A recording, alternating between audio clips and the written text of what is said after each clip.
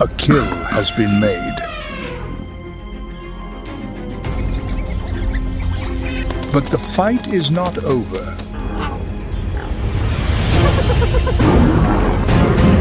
The fastest can lose everything. The strongest can be driven off.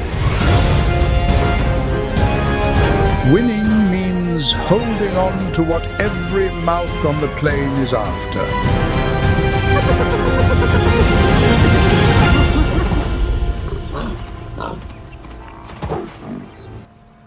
Dawn lays a thin wash of gold across the East African grassland.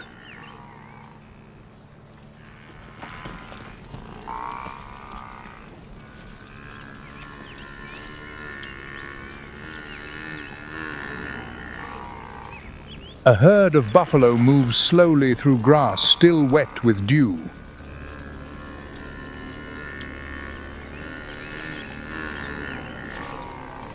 Few predators would test themselves against bodies this heavy and horns that can turn an attack into a fatal mistake.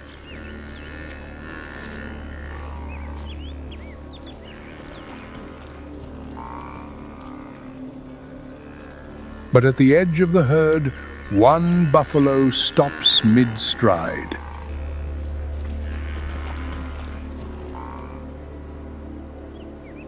In the distance, a few blades of grass tremble, then go still.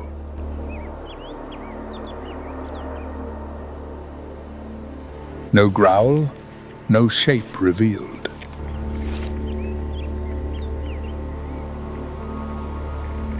Only pale gold, flickering between the stems. The lions were already there.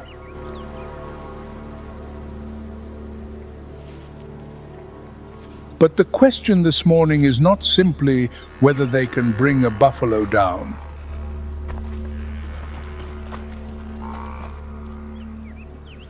It is who will own the meal when the dust finally settles.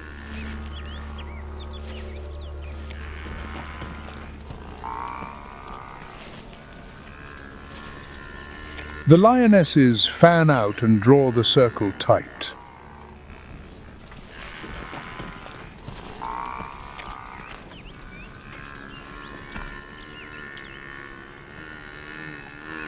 The buffalo at the back of the herd is losing ground with every stride.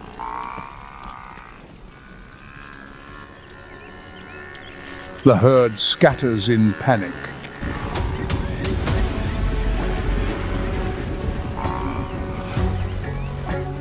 One drops her shoulders, barely brushing the earth, then breaks cover the instant the gap is small enough.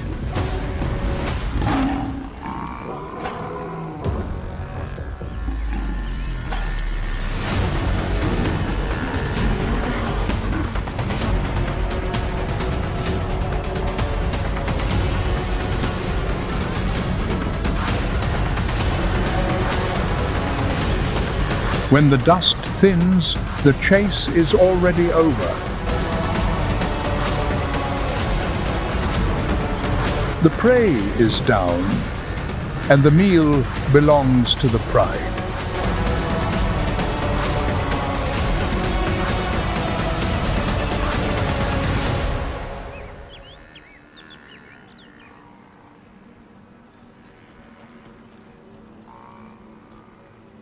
The pride closes in, and the old order reassembles itself layer by layer.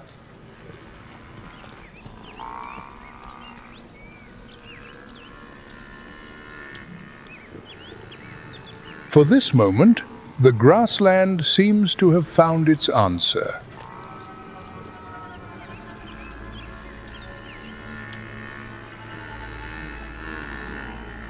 Out here, the smell of a kill stays a secret for a very short time.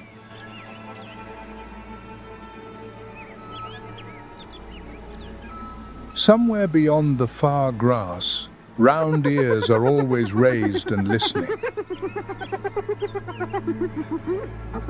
On these plains, bringing down the prey is only the first half of the story. The second half is about two very different kinds of power, and which one keeps the meat.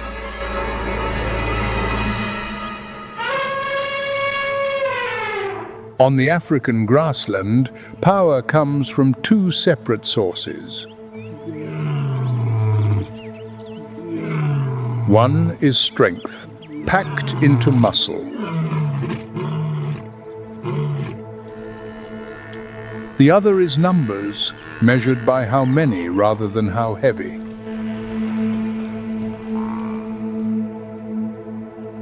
The lion stands for the first.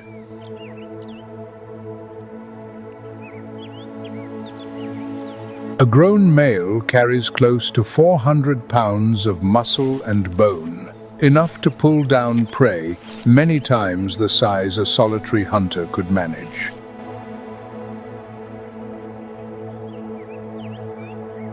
Yet that strength has a price.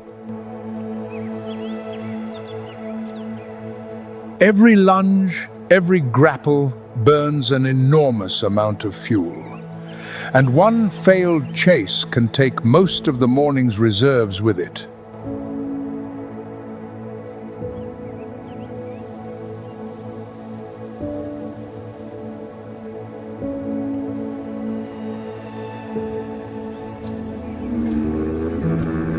A hunt like that empties everything.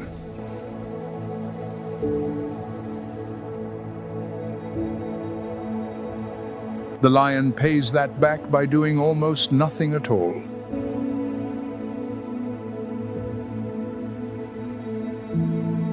It can spend up to 20 hours of the day at rest. That stillness is not laziness.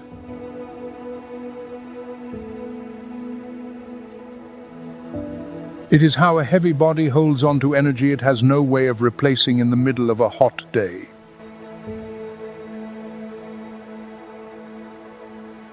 But a hunter lying down and breathing hard is still a hunter lying down.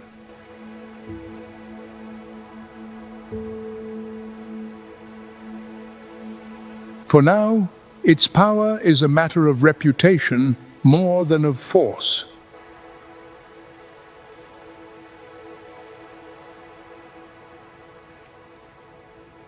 And it is into that gap that another animal walks.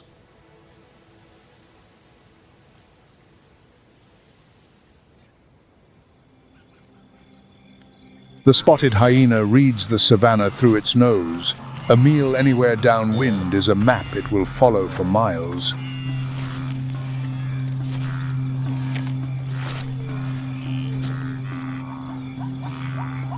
Spotted hyenas are usually thought of as animals that live on what others leave behind.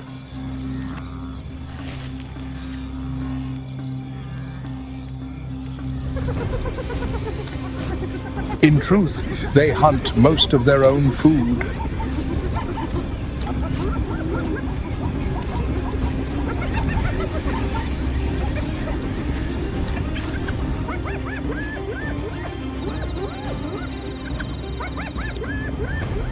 The secret sits in the heart.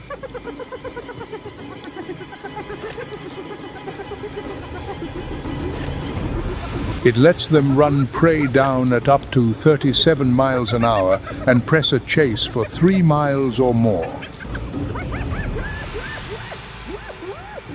They do not outrun the prey, they simply outlast it.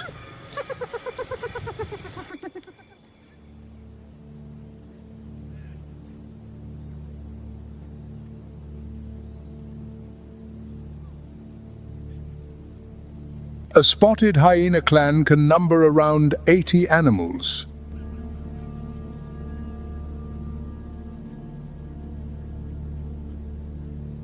Their strength lies not in any one of them, but in what the group adds up to.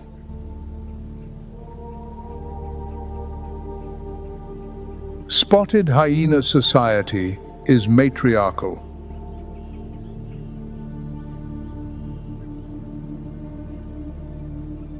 Females sit at the top of every rank, and even a full-grown male gives way to the lowest-ranking female in the clan.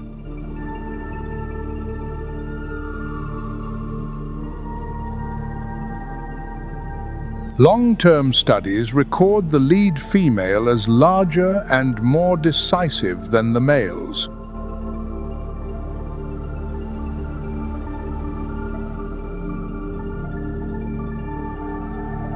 She sets the direction of a move, settles disputes, and decides when the clan goes in on a carcass together.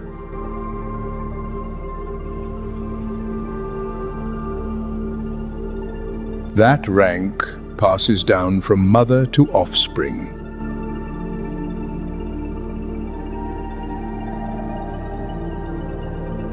A cub of the lead female already stands above most of the clan before it has learned to hunt for itself.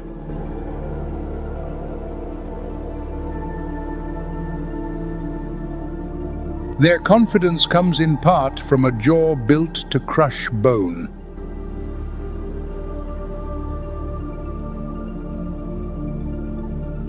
A spotted hyena can digest the shafts of long bones that other scavengers can only gnaw around and abandon.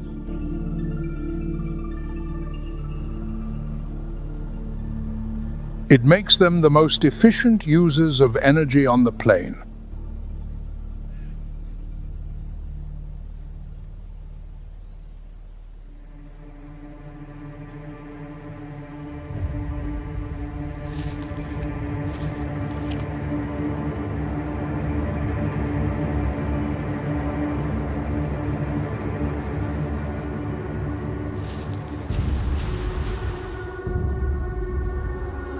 And here the grassland's arithmetic begins.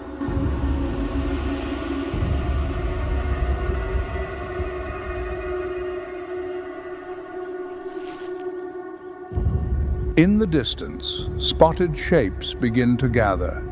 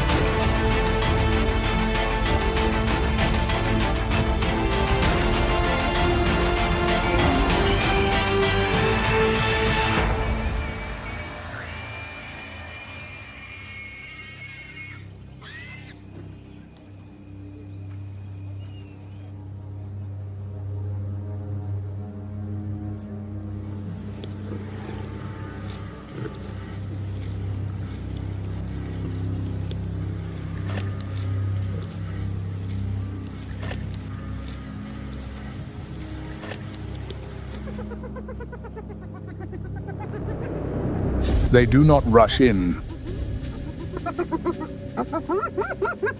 They walk wide circles instead, taking the measure of what stands in front of them.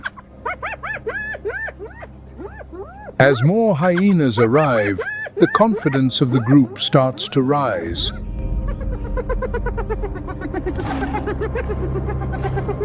But this time, there's a major variable in the equation: a male lion.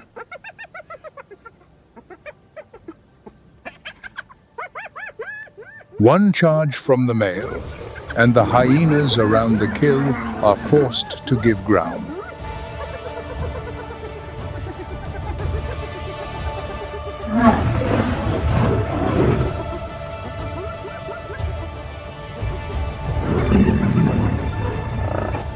The spotted shapes withdraw into the distance.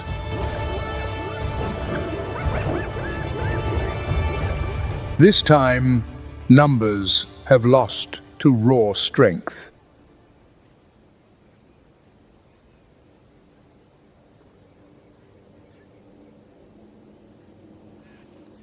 By midday, the plain shivers in the heat.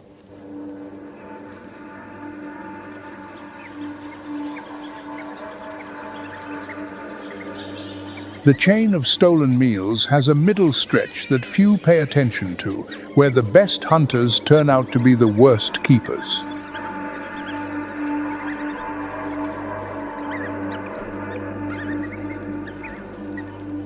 The animals there are not poor hunters, nor are they skilled thieves.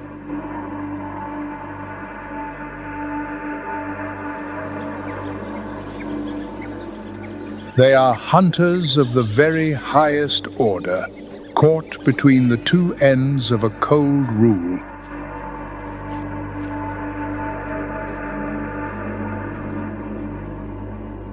They bring prey down faster than anyone.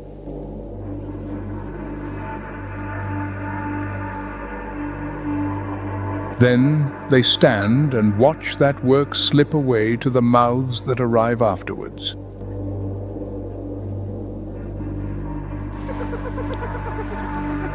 All of Africa runs on a quiet order. The one that makes the kill is rarely the one that eats it.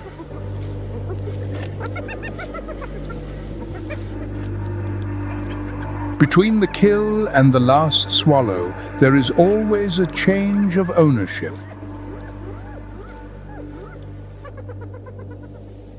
Three species, three answers to the same problem. Each has taken a different road to holding on to a meal. The question is not who bites hardest. The question is who carries the meal through to the end when the whole plain is hungry.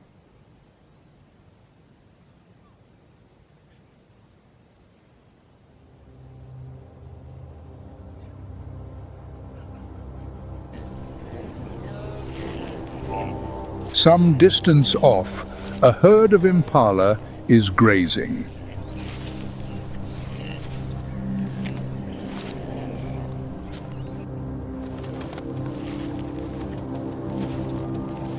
The cheetah eases down the slope, setting each foot without a sound.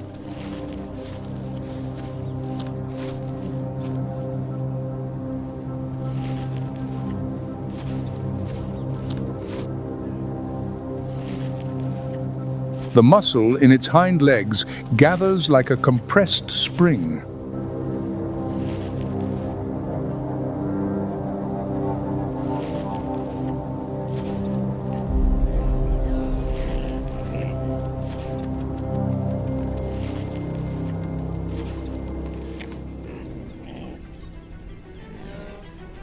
Then the cheetah explodes into a sprint.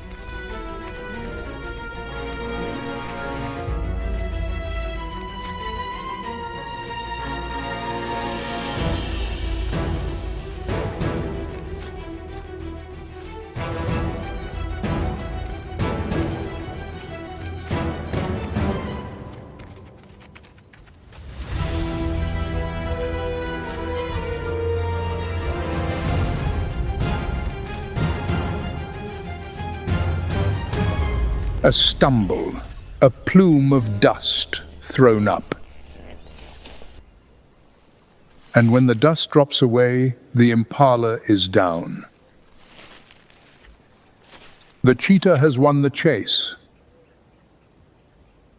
Only it cannot eat yet.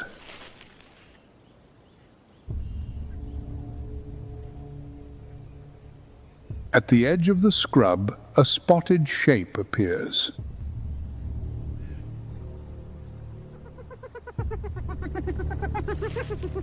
The hyena comes on slowly.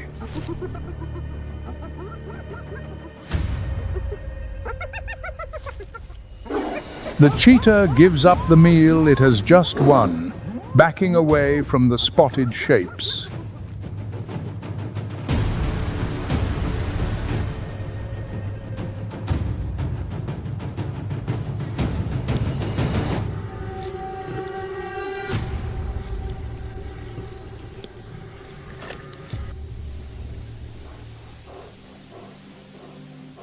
The fastest runner on the plain walks away empty. It did the hardest part, then lost everything to mouths that had to chase nothing at all. Speed wins the catch and loses the keep. Fragility is the price attached to a rare talent. Bringing something down is not the same as owning it. For a cheetah, the line between success and nothing at all is only as long as a few minutes of catching its breath. Across a cheetah's life, it will pour everything into the chase again and again, only to stand and watch another animal lower its head to the prize.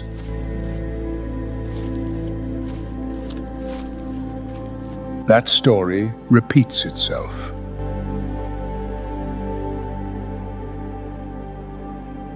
That is the private tragedy of the fastest species. Every advantage is spent on the sprint, and nothing is left for the argument that follows.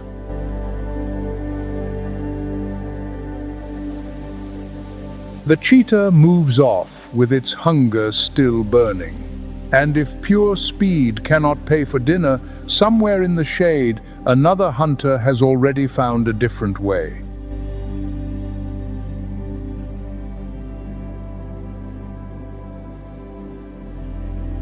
An answer that lies not in the legs, but in where the prey is put.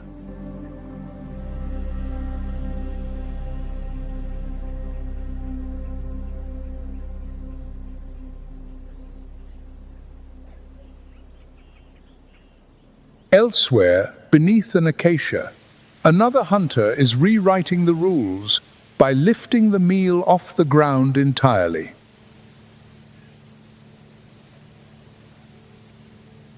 The leopard is shaped not for speed, but for power held quietly in reserve.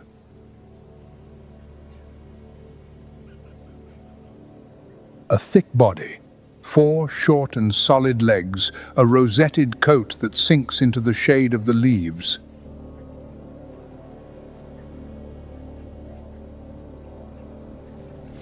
Every leopard carries a unique pattern of rosettes, much like a fingerprint.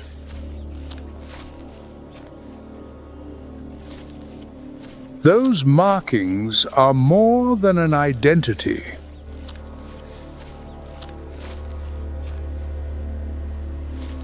They break up the outline of the body, dissolving the animal into the broken light and shadow beneath the canopy.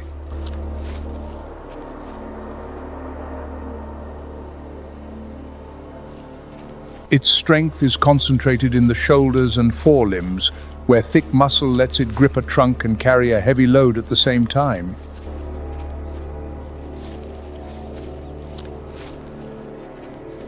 That build turns the high branches into 2 things at once: a store and a way out when the ground below gets crowded.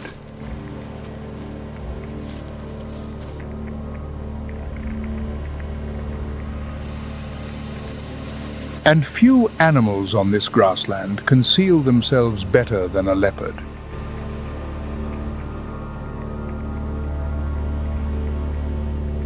It can lie a few paces from a game trail through an entire afternoon without a single animal noticing.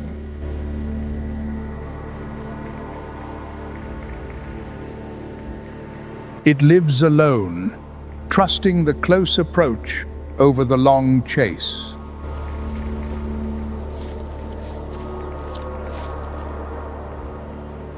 Every step is calculated, every calorie counts.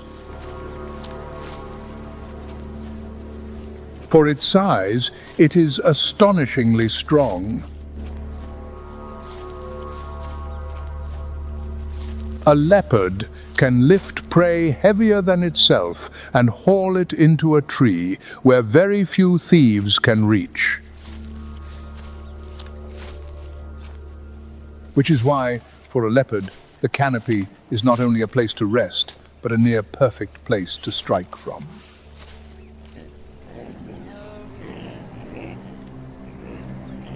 Beneath a large acacia limb, a group of impala graze with their heads down, unaware of what waits directly above them.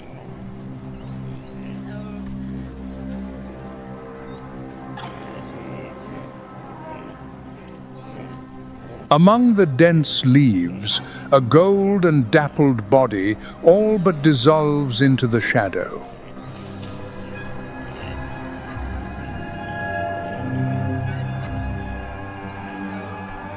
The leopard lies flat along the branch, its eyes fixed on the target below.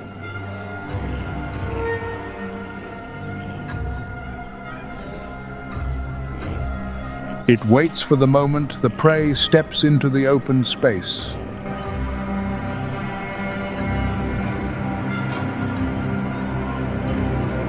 Then it launches itself from the limb without warning. In open country like this, a carcass on the ground is little short of an invitation.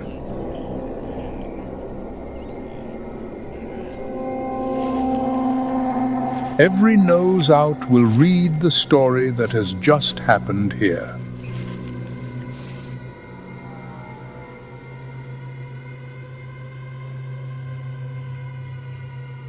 Before long, the rising whoop of a hyena carries from the far side of the streambed, and a second answers it, closer.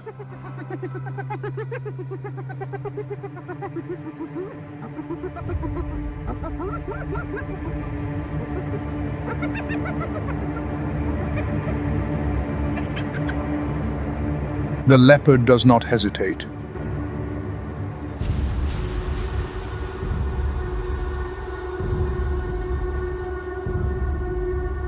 It drags the carcass straight for the nearest acacia trunk.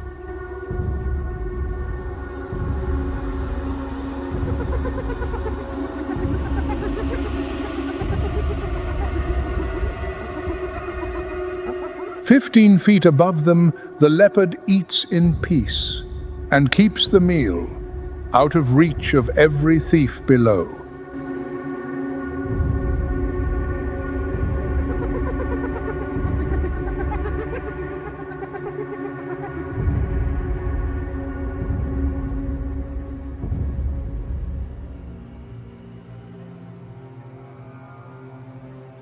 Height has solved the problem that speed could not.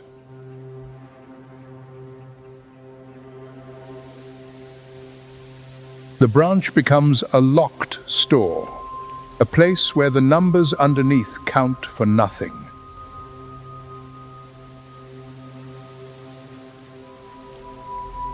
The leopard has traded open ground for a fortress of wood and leaves.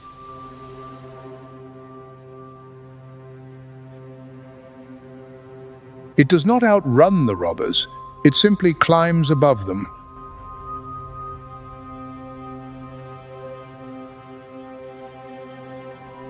Where the cheetah loses everything for want of size, the leopard keeps what it has by putting the prize out of reach.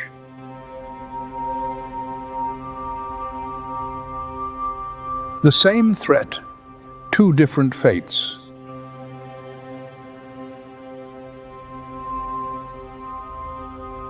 A tree is more than somewhere to eat.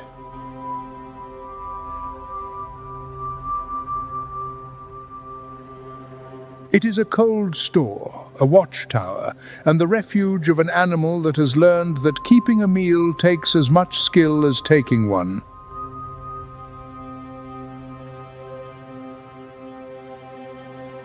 That is the lesson of the middle stretch.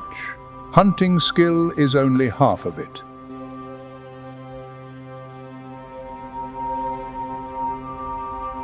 The other half is the craft of holding on to what has just been earned.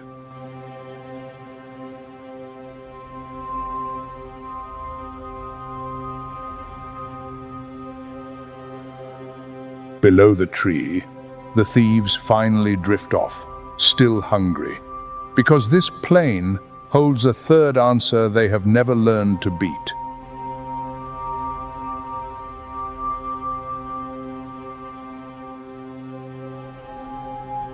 It rests on no single pair of legs, and it needs no tree at all.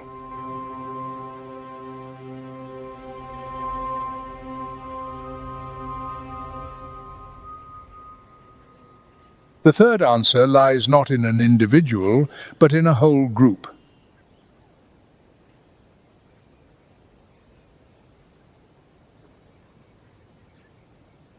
It steps out of the early light in the shape of an animal that looks like nothing much at all.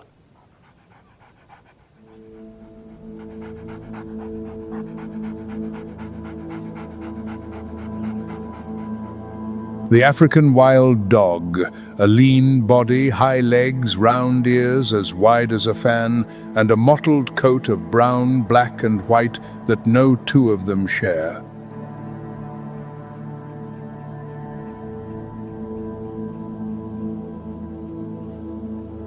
At first glance, it seems slight, outmatched beside the heavier hunters around it.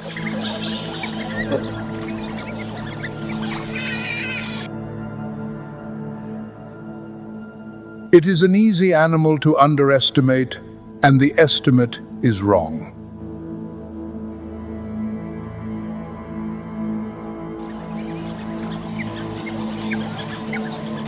Because among all of Africa's large carnivores, it is these packs that sit in the group with the highest hunting success.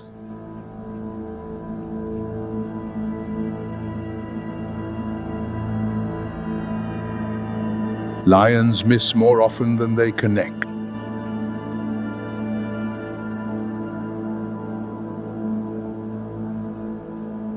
A leopard hunts 10 times and comes away empty for more than half of them.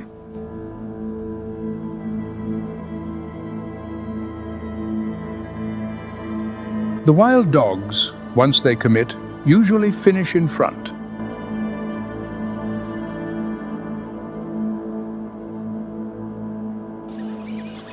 This is where the old definition turns over.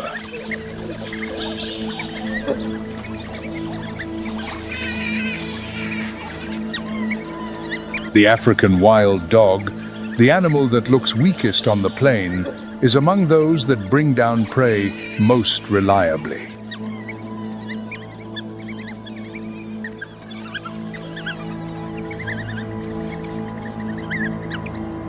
And yet even they do not escape the rule.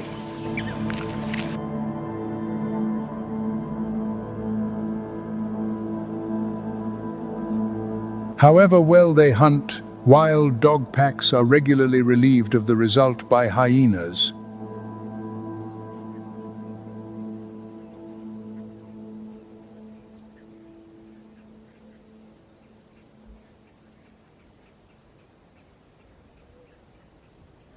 As evening falls, the pack gathers.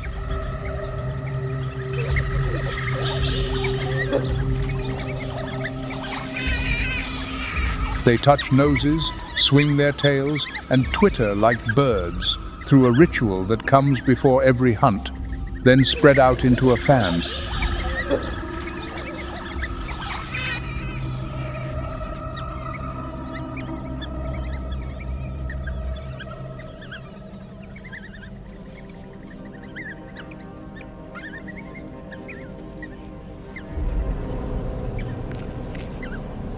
The dogs stretch wide across the open ground, separated from one another, but held together by soft contact calls.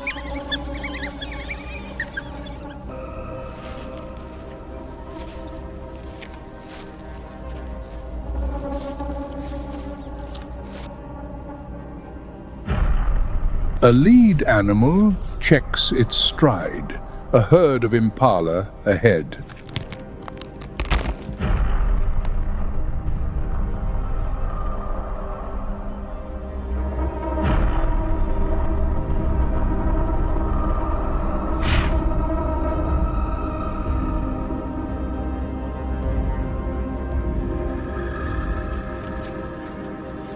There is no drawn-out stalk.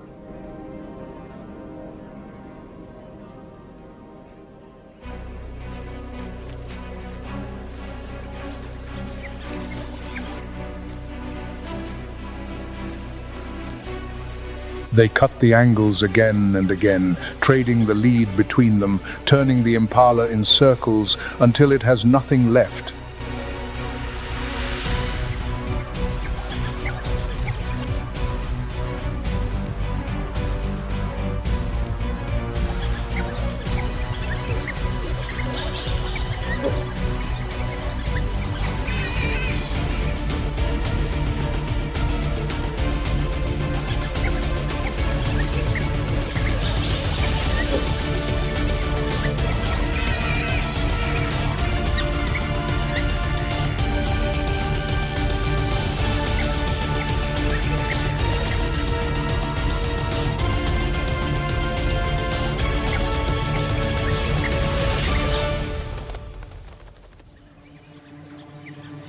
The pack charges as one, the impala goes down, and the meal belongs to the pack.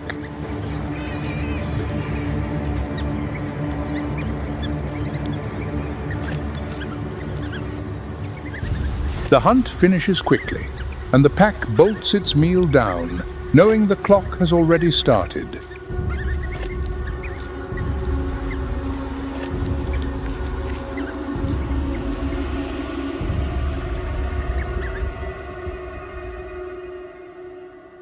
Out here, though, no kill stays quiet for long. On the skyline, a sloped-backed shape comes plodding into view.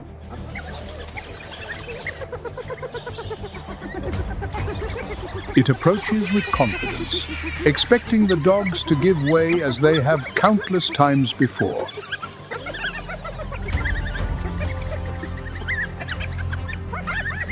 This time is different.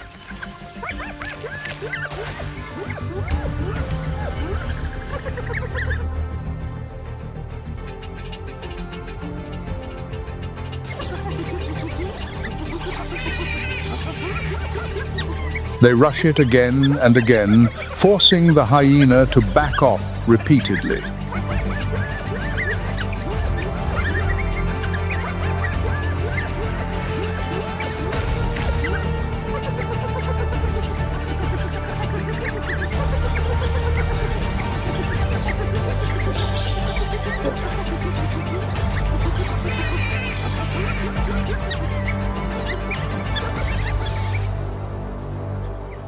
The hyena retreats, and the pack is quickly back at its meal. On the savannah, strength is not only a matter of size or of bone-crushing jaws. When a whole pack fights as a single body, even a practiced thief sometimes has to accept the loss.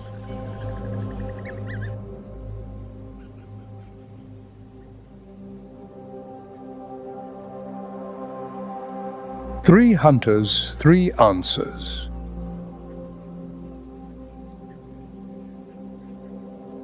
The cheetah trusted its speed and lost the meal.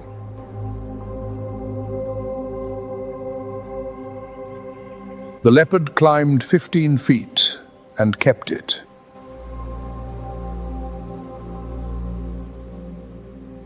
The wild dogs hunt best of all and still have to yield. The fastest, the strongest for its size, and the most accomplished hunter, all three are masters of their trade.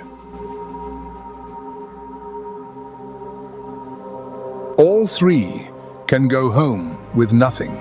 Out here, failure is the rule. Only one of the three found a way to truly win the argument that follows the kill, and it won not with teeth and claws, but with a tree. The top rank on this grassland has never belonged to the quickest bite or the strongest legs. It belongs to whoever thinks one move further ahead. The middle of the chain is where talent meets loss, where a flawless hunt can still end with empty jaws.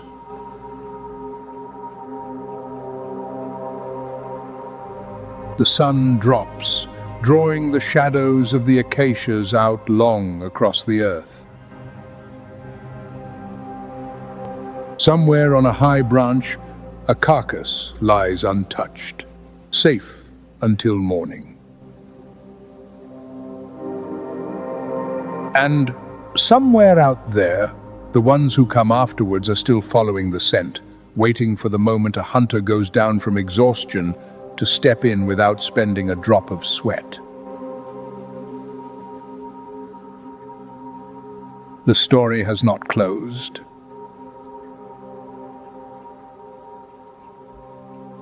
Because above even these careful keepers, there is a force that has not yet made its move.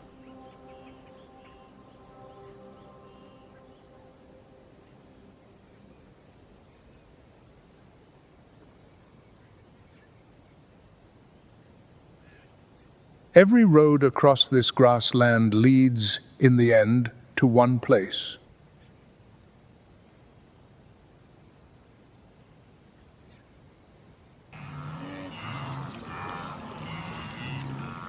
Where the herds are forced to lower their heads, where thirst grows larger than fear, and where a quiet bank decides who stays and who does not.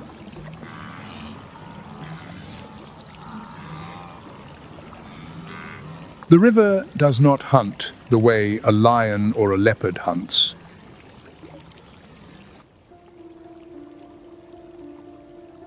It has no need to stalk or to chase.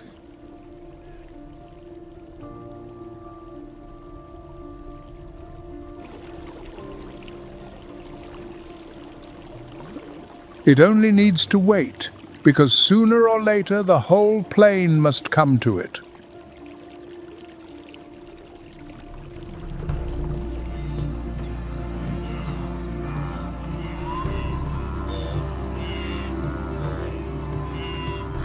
Each year, more than 1.5 million animals, wildebeest above all, follow the rains across 500 miles of grassland. This is the largest overland migration left on the planet. And every road of that journey has to cross a band of water. At the crossing point, wildebeest gather in their thousands.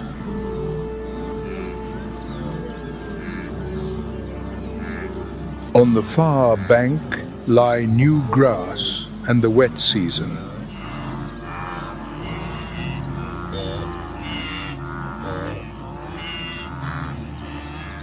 Between them and that promise is a stretch of muddy water, flat enough to be suspicious.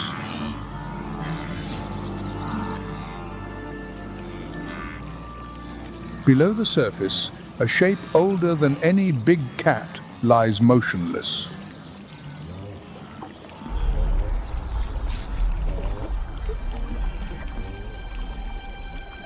Nile crocodiles have waited at bends like this through migration after migration, and they know the herds are coming.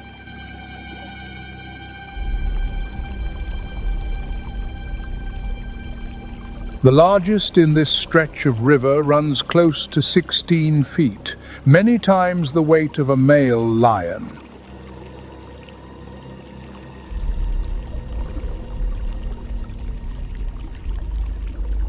Its jaws close with one of the strongest bite forces ever measured in a living animal.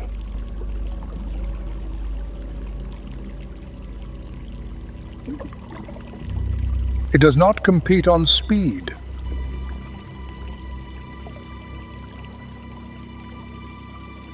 It trades everything for a single moment, when a foreleg comes down at the water's edge and the whole weight of the animal lands where it is most exposed.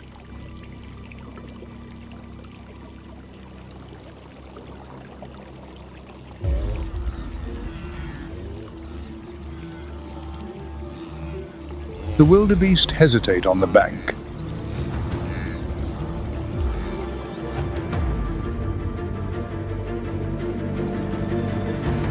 The first one plunges in, and like a broken dam, the herd pours after it.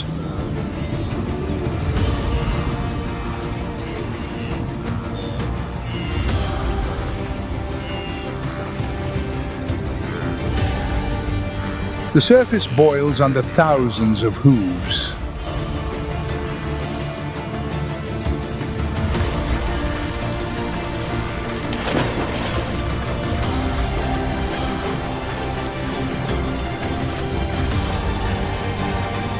The water erupts.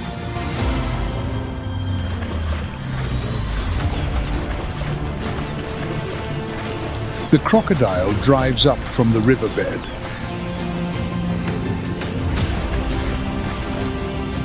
The jaws close in less than a tenth of a second.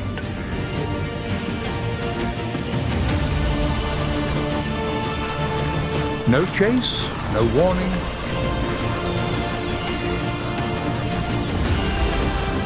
Only weight, timing, and a footing the prey rarely finds again. The Nile crocodile's whole argument. On the surface, nothing remains but rings of water spreading steadily wider.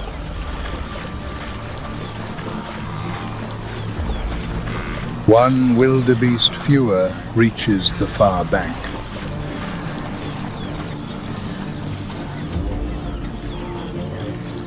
The herd behind does not stop. It cannot. The pressure from the bank leaves each animal with something close to a single option. Keep going and trust that today's target isn't you.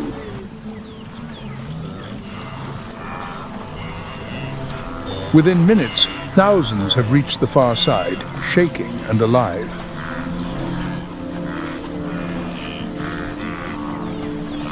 The price of that crossing stays under the water, paid to the one that waited longest. The river keeps what it has caught.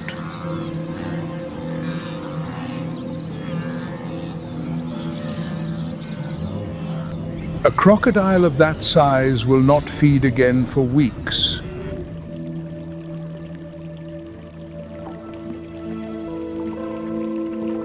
Across the whole dry season, a single moment like this is enough to carry a crocodile through.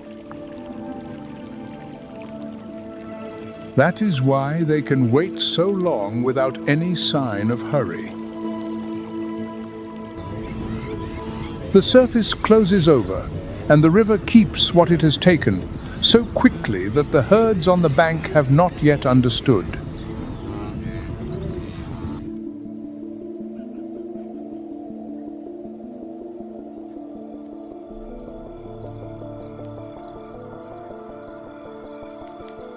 When the sun goes down, the African grassland does not fall asleep.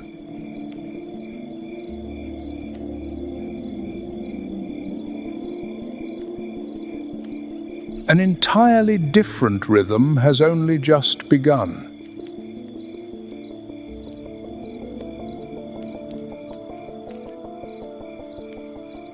Hippos leave the river and the pools one after another.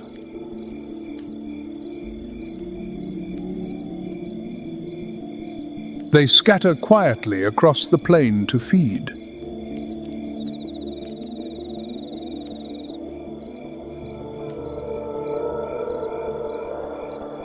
Over a single night, one animal may walk several miles before the water draws it back again.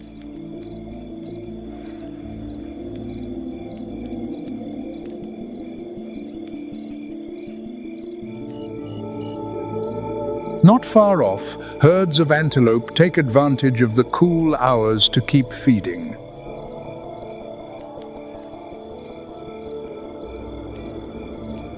They take turns watching the ground around them.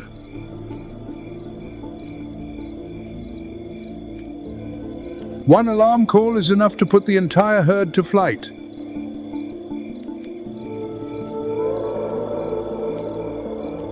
That vigilance is the only thing standing between them and the dark.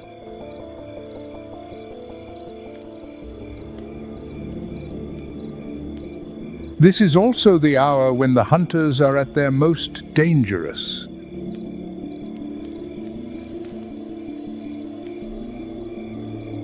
The drop in temperature lets a lion spend less to do the same work.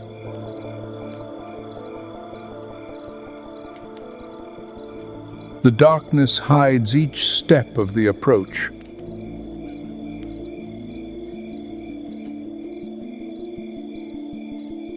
They can close the distance before the final rush is ever launched.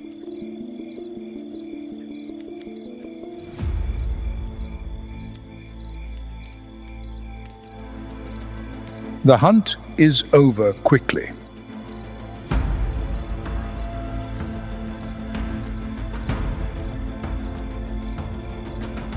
The prey goes down under a strike it never saw. The real contest, though, is only beginning.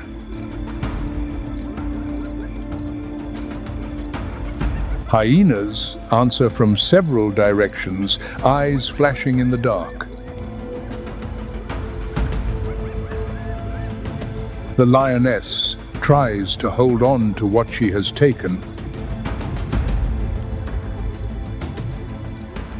The hyenas surround her, pressing in and harrying from every side.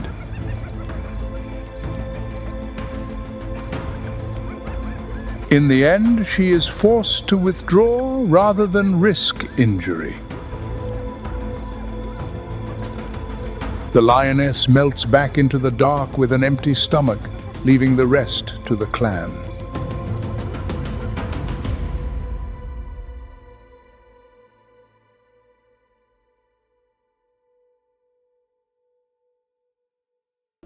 The grasslands still hold a trace of green from the last rains of the season.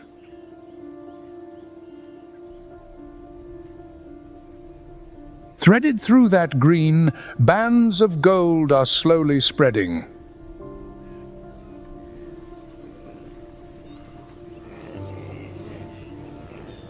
And from the south, a sound begins to arrive on the wind.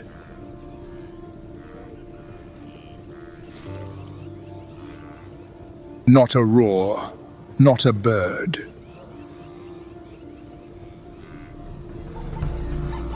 It is the sound of millions of hooves moving forward. The Great Migration has reached the Masai Mara.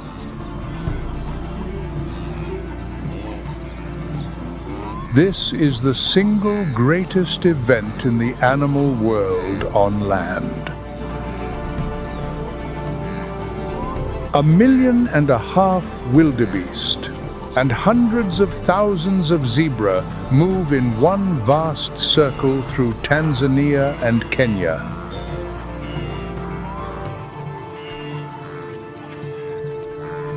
Following the rain, following the grass, following something no map can draw, yet every animal in the herd knows.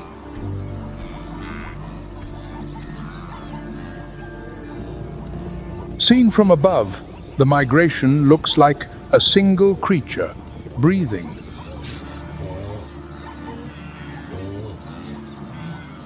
Contracting, then swelling, flowing around thickets, splitting through shallow gullies, then closing again into a current. Nothing can stop. And at any point along that current, something is waiting.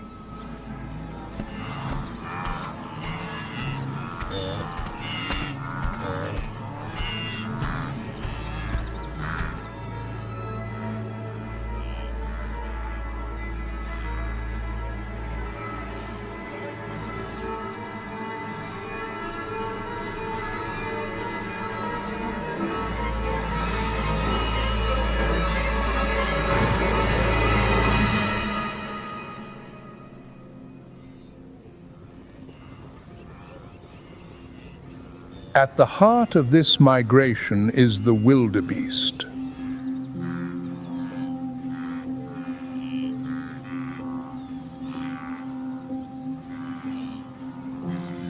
The wildebeest does not migrate out of courage. It migrates because standing still is more dangerous.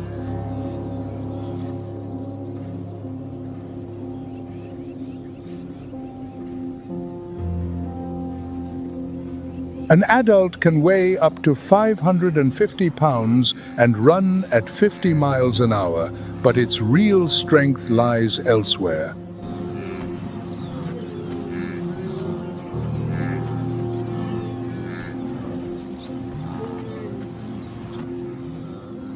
It lies in numbers.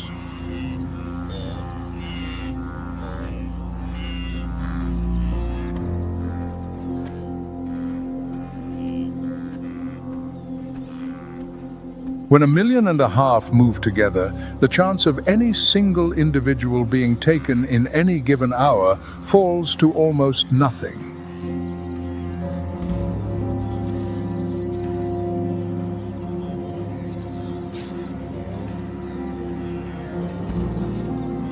Ecologists call this the dilution of risk, a strategy that rests not on individual strength, but on becoming part of something too large to be hunted efficiently.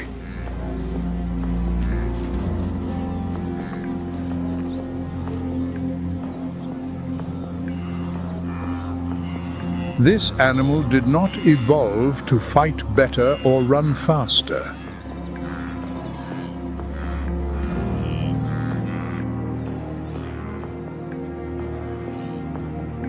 It evolved never to stand alone.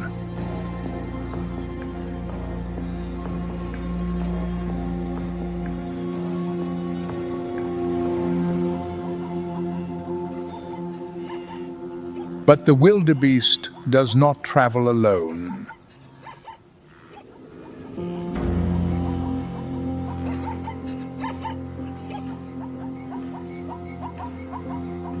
Alongside the herds move the zebra, and the bond between the two species runs far deeper than it appears.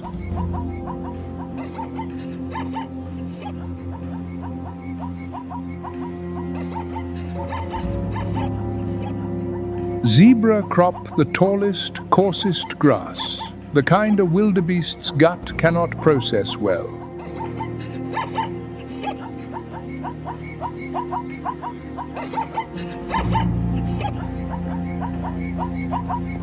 Behind them, the soft young growth below is exposed, exactly the grass the wildebeest needs.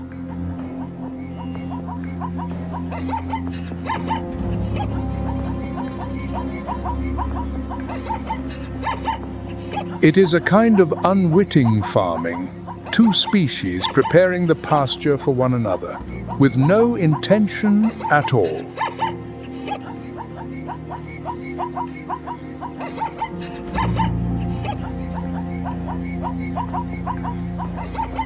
Together, the warning systems of the two species are almost impossible to beat.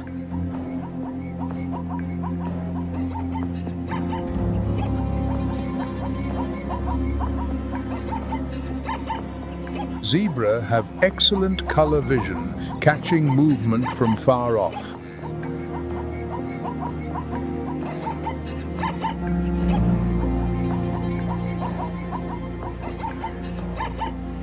Wildebeest have an especially sharp sense of smell and hearing, picking up a predator's scent from more than 500 yards downwind.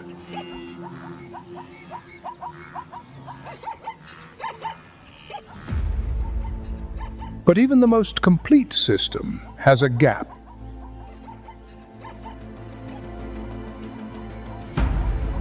And the hunters of this plain have spent their whole lives learning where those gaps are.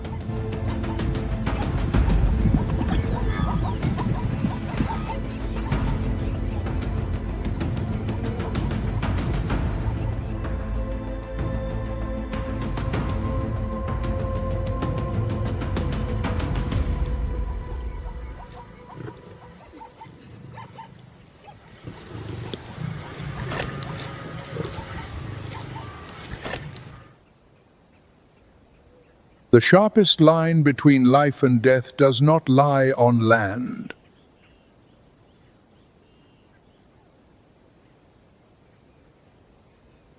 Today, that gap lies at the Mara River.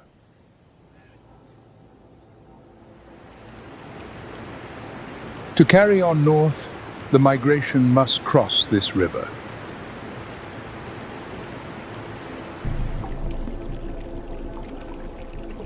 And beneath the murky red-brown water, Nile crocodiles have been waiting for weeks.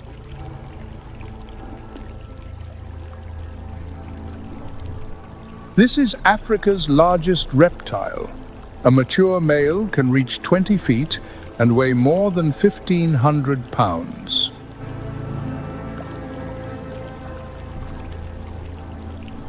It can go a full year without eating, its metabolism so slow that a single large meal fuels the whole body for months.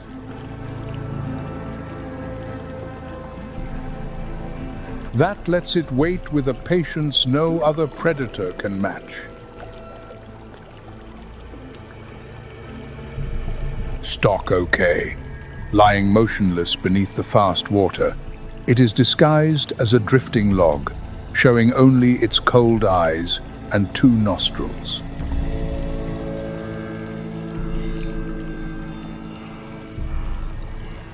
Along the rim of its jaws lie thousands of hypersensitive sense organs able to detect the faintest ripple on the surface.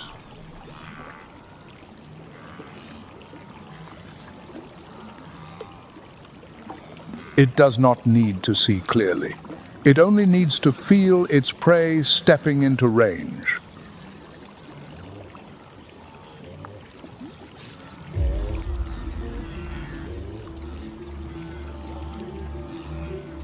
As the wildebeest begin to enter the water, the crocodiles do not move.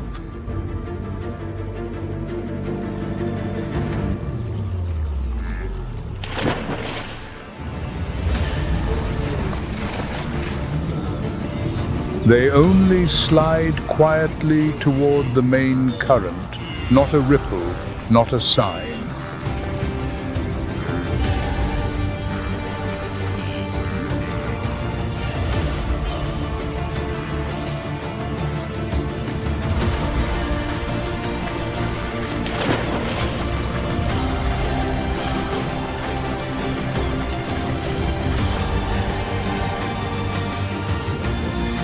The strike comes without warning.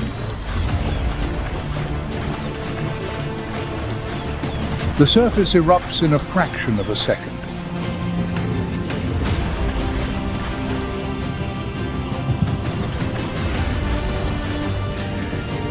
A large Nile crocodile can bite down with several thousand pounds of force per square inch, among the most powerful bites ever measured in a living animal.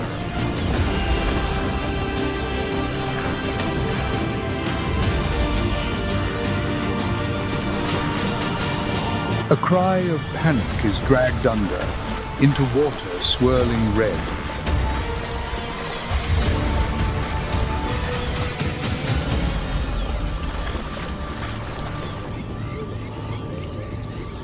But around that spot, the herd swims on, not stopping, unable to stop.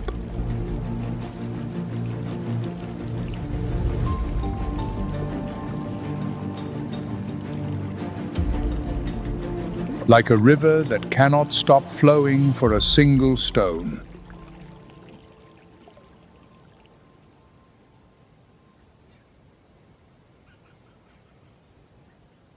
Fearsome as it is, the crocodile does not decide how the river itself works.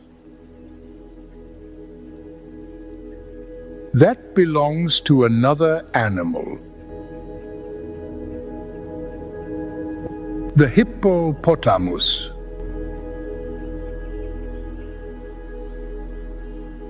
A bull's territory is measured not in acres of grassland, but in the length of a stretch of river.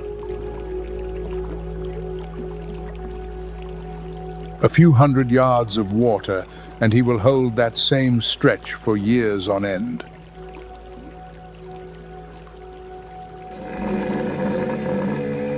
His lower canines reach 20 inches, never stop growing, and sharpen themselves each time the jaws close.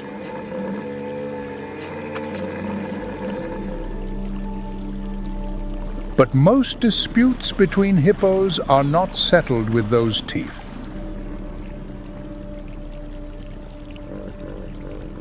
They are settled with sound.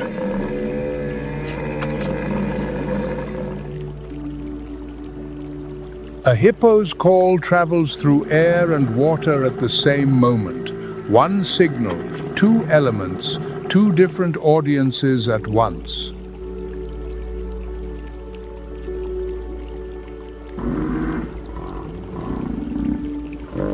In 2022, researchers found that hippos recognize the calls of their neighbors and tell them apart from the calls of strangers.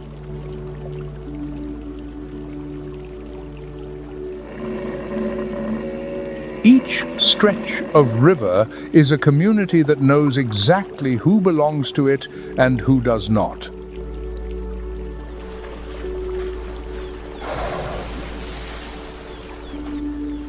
And in holding its place, the hippo leaves a mark no other animal can leave.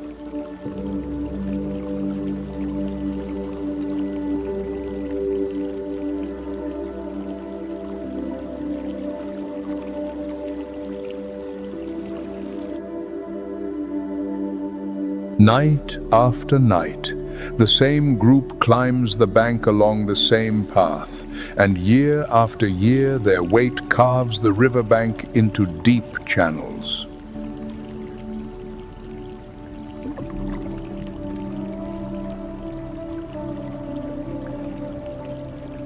Those channels guide rainwater back into the river and become the way down to the water for many animals too weak to cut a path through the steep bank themselves.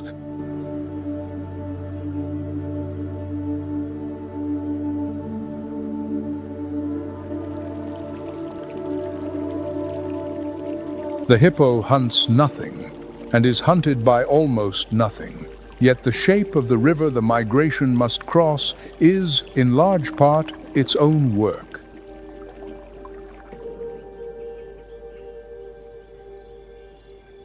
The proof of that untouchable status is clearest after dark.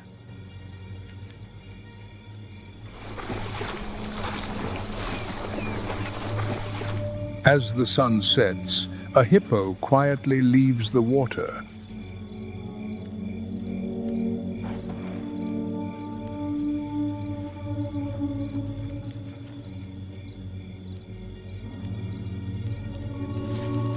Three tons of flesh ambling across open ground is the ultimate temptation for a pride of lions watching nearby.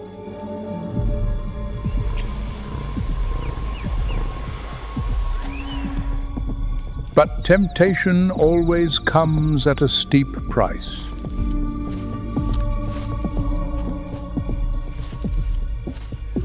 Without a trace of fear, the hippo slowly turns.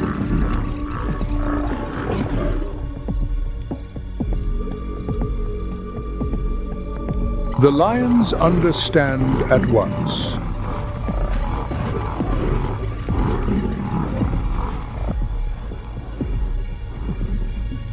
They turn away and leave, surrendering the darkness to the true king of the river.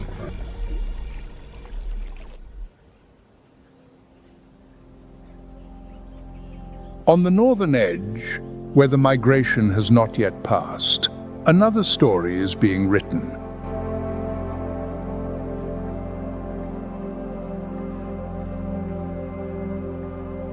A story that needs neither speed nor endurance.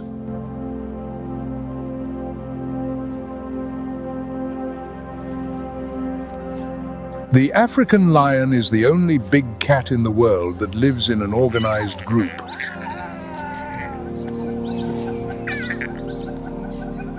and that group is built around its females.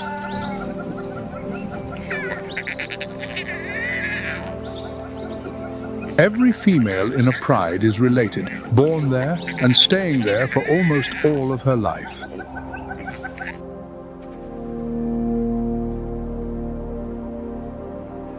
They give birth at the same time, nurse one another's cubs, and carry out nearly all of the hunting.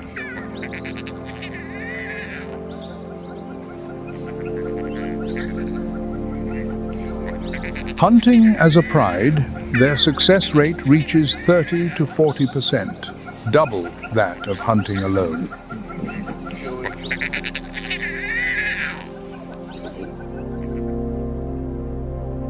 The males take a different road. At around 3 years old, they are driven out of the pride.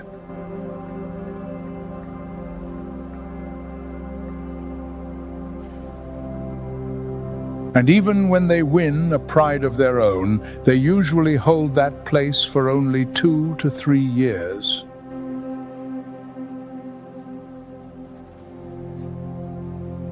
What endures in a pride is not the males, but the line of females that has held this same ground across many generations.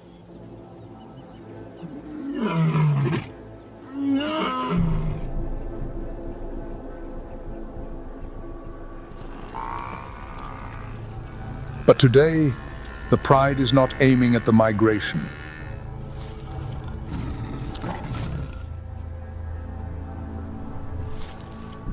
It is aiming at what stayed behind.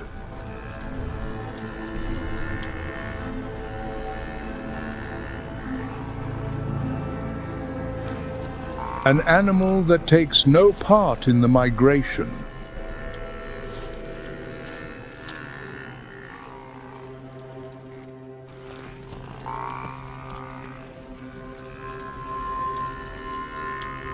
The Cape buffalo takes no part in the Great Migration.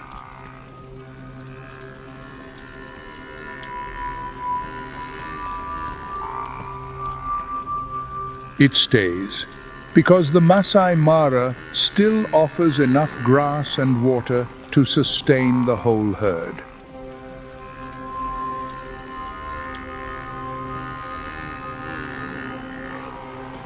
The buffalo is the most dangerous prey a lion regularly faces.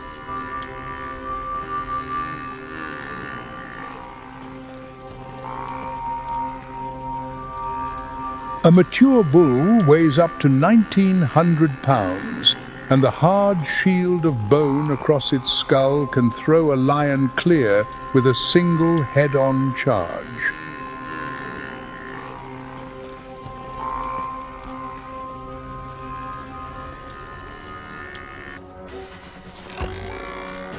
Since first light, the pride has been shadowing the herd in silence.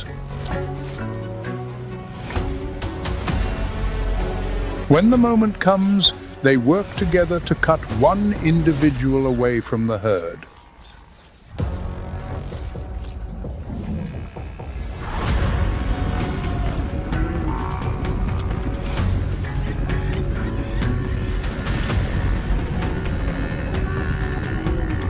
The attack is sudden and savage.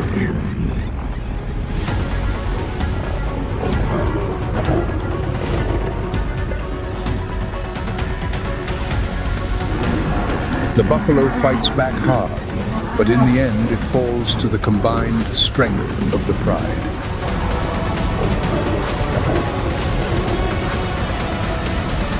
On this plain, no meal comes for free.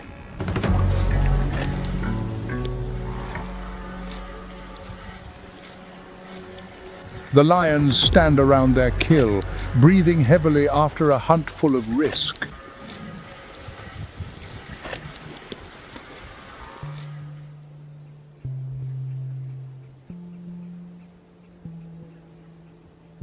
At the edge of an acacia grove, a giraffe stands taller than everything around it.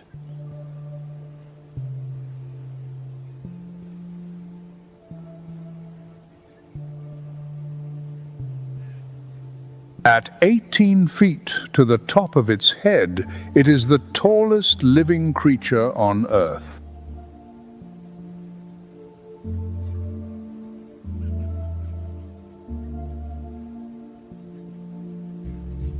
From that height, it can see the lions feeding half a mile away.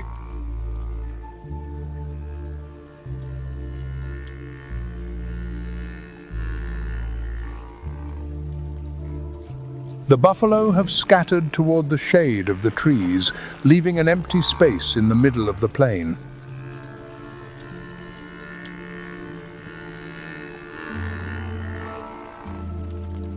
And the migration still flows on, like a river that never stops.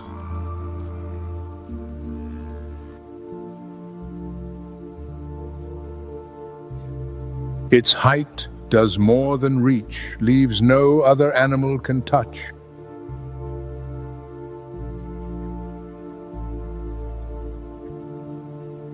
It is also the finest early warning system on the plain.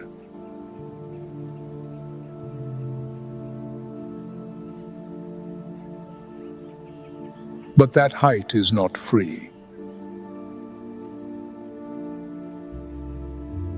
To pump blood up to a brain that sits nearly 6 feet above the heart, a giraffe's heart must generate a blood pressure twice that of any other mammal.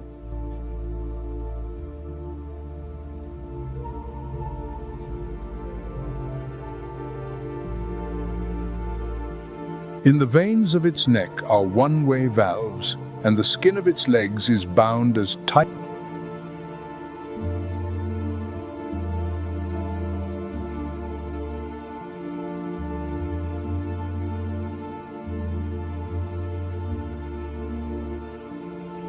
And each time it bends down to drink, a fine mesh of blood vessels beneath the base of the skull holds the flow back, so it does not faint.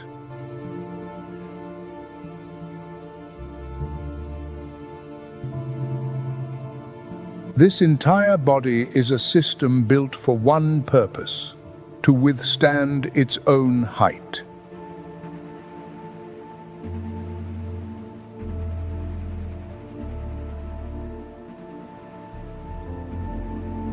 In return, that size is a passport across the whole of this plain.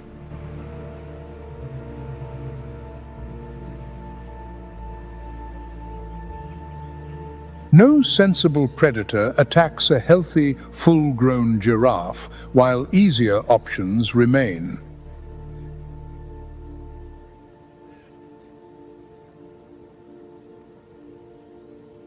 Sometimes the best way to survive is to become something not worth the attempt.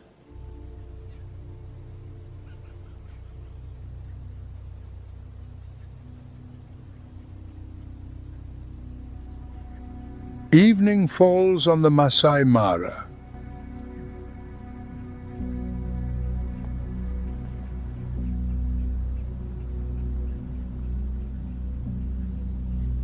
The last light of day turns the swaying grass to gold in the soft wind.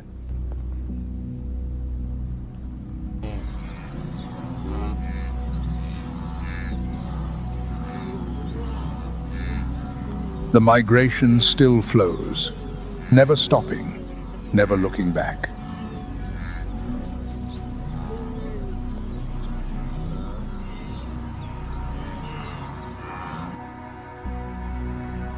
The lions rest, eyes closed but ears still listening.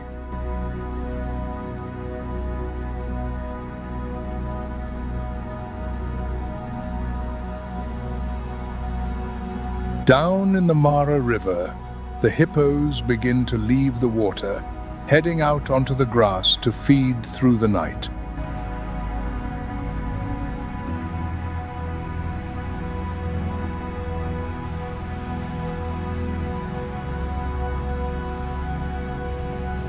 The giraffe still stands there, looking down over the whole plain in the fading light.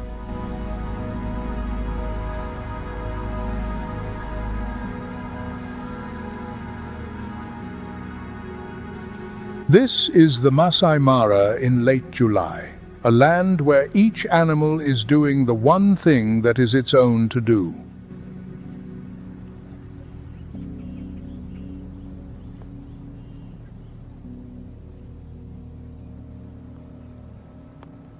Every day, without pause,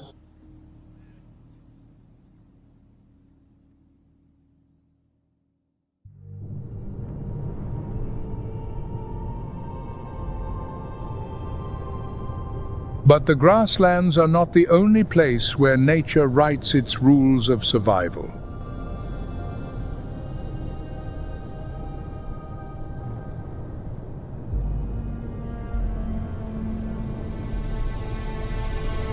On the other side of the hemisphere, an immense mountain range running down the South American continent has created a wholly different world.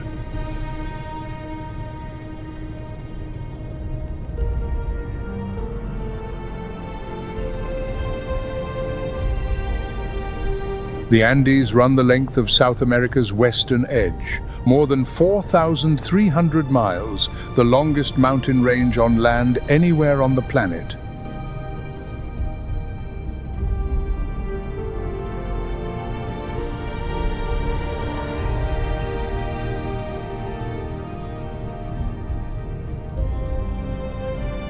It crosses 7 countries, rising into a wall of rock and ice that divides the continent in two.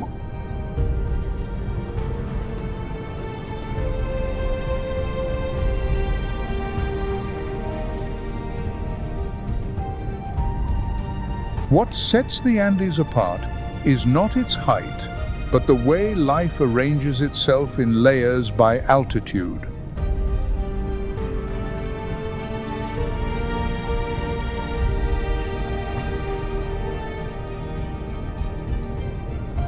Climb a few thousand feet, and the climate changes, and a different world of living things takes its place.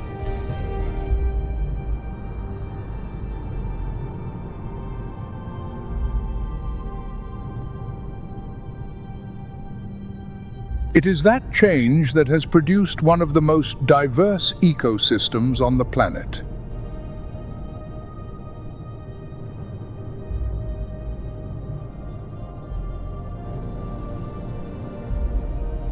This story begins in the middle of the range, on a cold grassland, with the animal at the top of its food chain.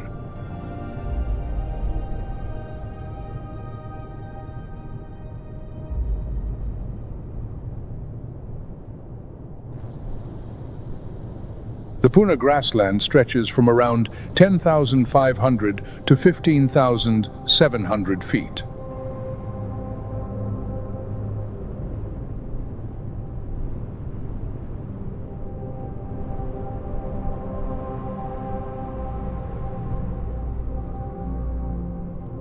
The grass is low, tough, and slow-growing, and the air here holds only about half the oxygen found at sea level.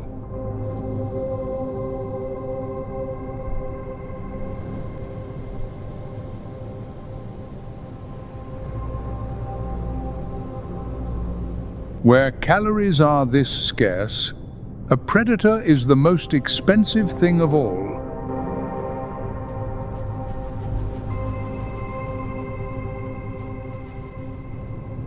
And yet the puna still supports a big cat, the puma, the most widely distributed cat in the Americas.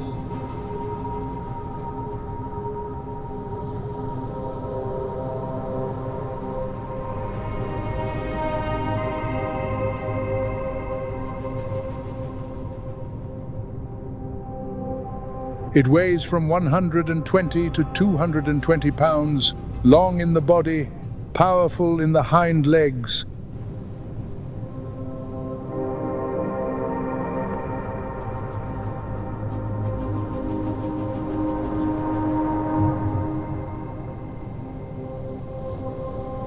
The puma holds a curious record. It has more names than any other animal on the continent: cougar, mountain lion, catamount, panther.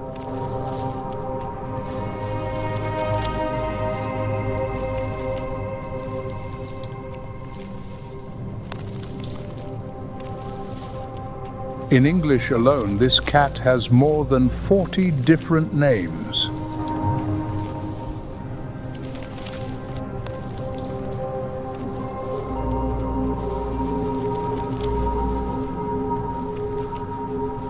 Its range runs from the Yukon in Canada down to the far south of Patagonia, through forest, desert, and ice.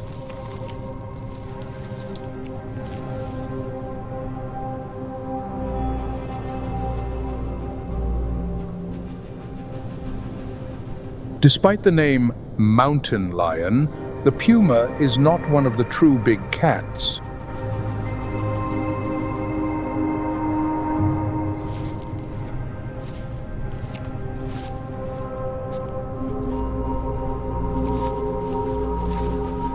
Genetically, it is closer to the domestic cat than to the tiger or the leopard.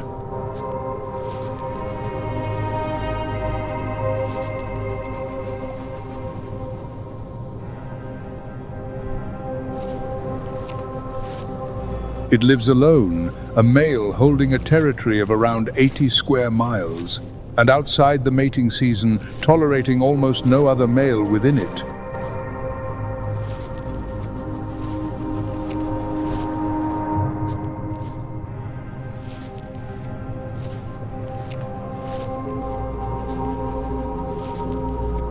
The puma is most active at dusk, and before dawn, the hours when the light is just weak enough to erase the outline of its body.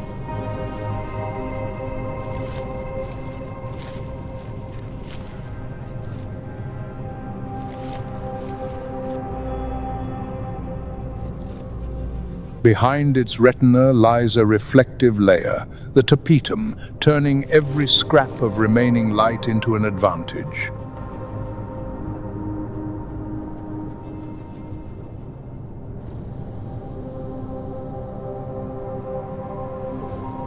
In that half-light, it reads every movement on the ground long before its prey can see it.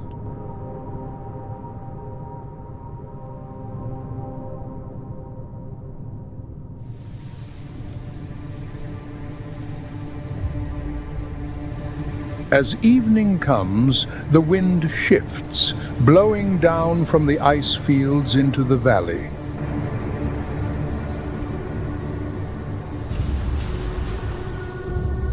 The puma lowers its body, becoming a still, sand-colored shape in the dry grass.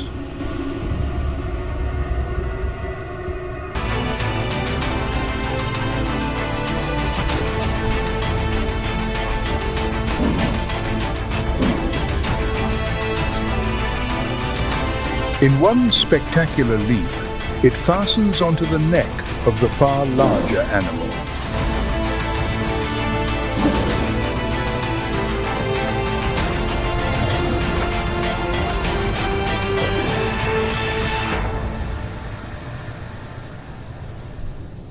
In this harsh land, most hunts end in failure, but this time, one small lapse has delivered a stunning victory.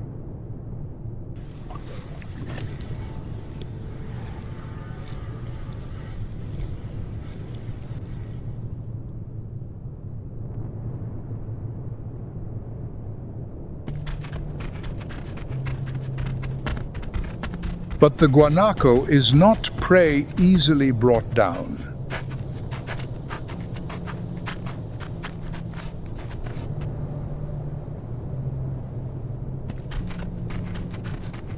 On this barren grassland, they are among the toughest survivors of all.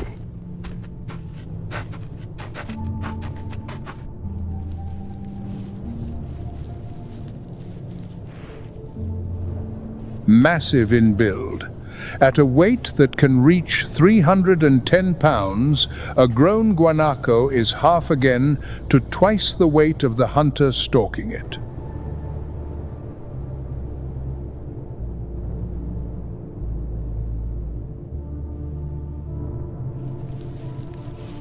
To keep this vast biological engine running in a land so short of calories, nature has given them a flexible, split upper lip.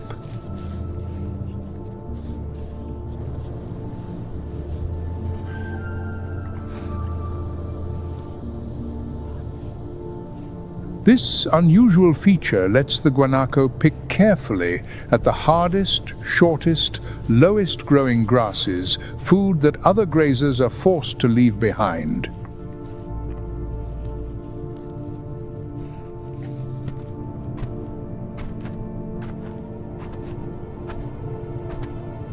They can even wring the last drop of moisture from bone-dry plants, going for weeks on end without drinking.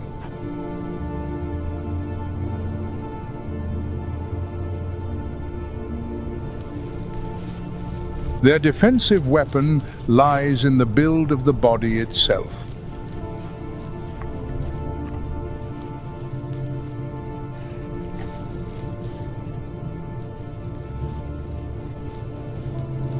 The long, raised neck is wrapped in skin as thick as armor, ready to blunt a killing bite from an enemy.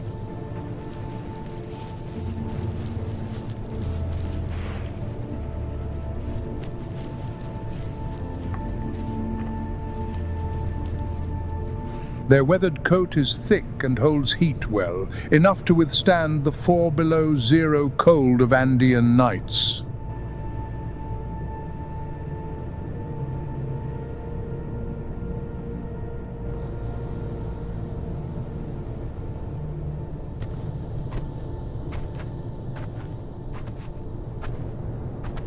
But the guanaco's real strength lies in the discipline of the herd.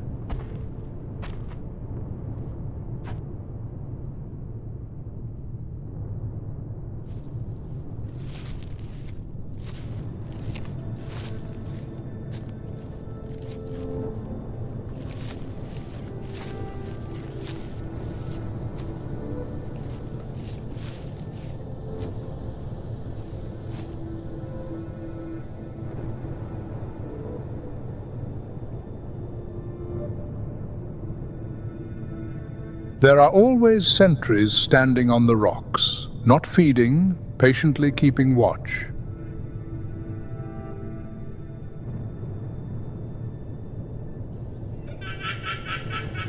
One alarm call, and the whole herd flees at once.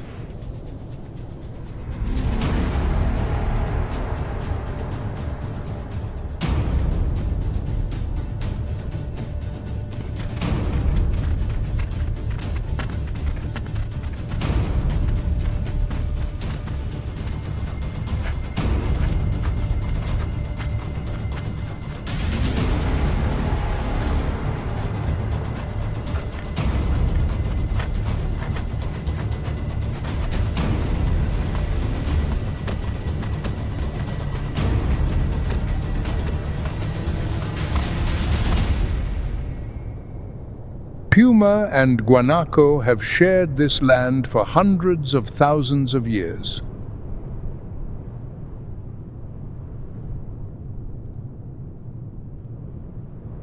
Long enough to build an endless race of survival between them.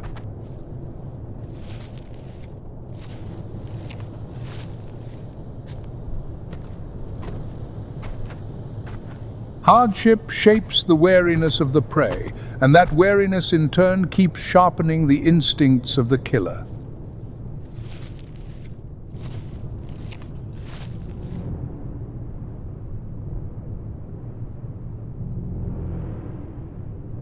Overhead, where the air is already too thin for most winged things, a dark shape has been circling for hours, the Andean condor.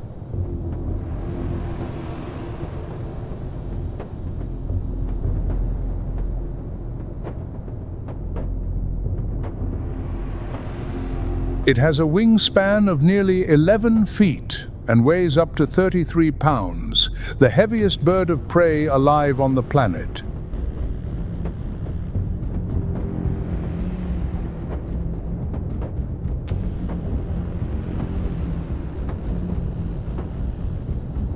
At that weight, flapping continuously is all but impossible.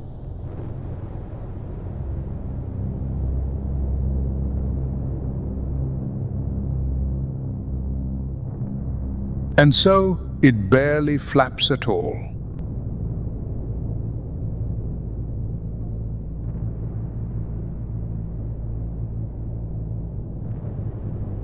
Trackers fitted to wild birds show the Andean condor beats its wings only about 1% of its flight time. One bird flew for more than 5 hours without a single flap.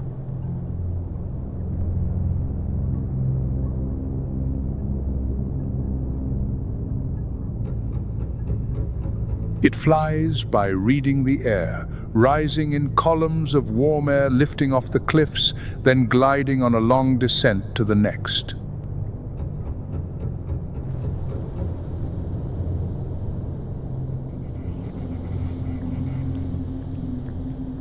In this way, it patrols hundreds of miles a day at almost no cost.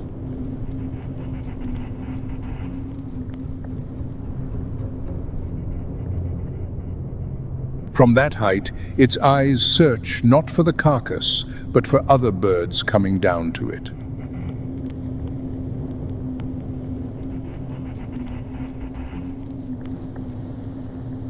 When it sees them converging on a single point, it folds its wings and drops.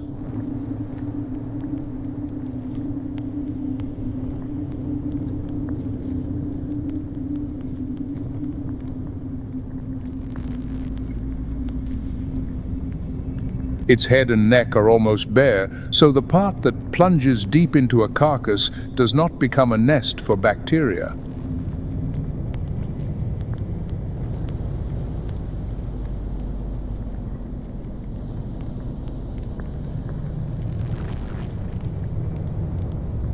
Its hooked beak can tear through the thickest hide, which no smaller bird could open.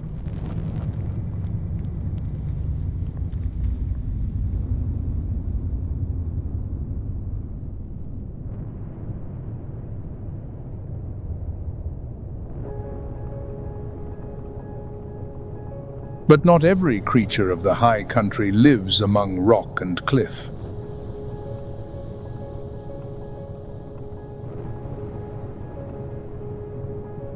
In mountain hollows with no drainage, meltwater has gathered over thousands of years, forming salt lakes up among the clouds.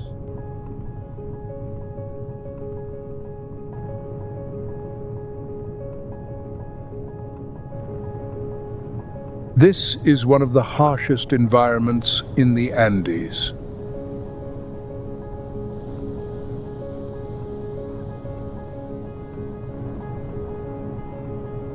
Lying at around 14,000 feet, the water here is bitterly salty, highly alkaline, laced in places with toxic minerals, and skinned with thin ice at night.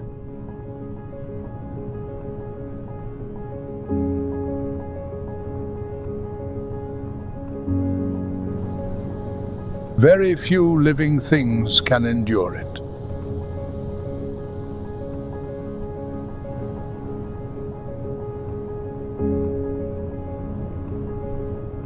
And yet the surface of the lake still glows a faint pink.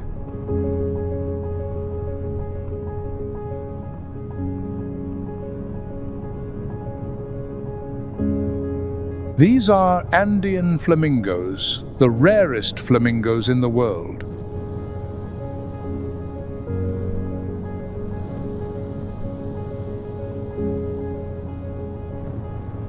It is bound for life to these high salt lakes, where the greatest threat is not claws, but the level of the water.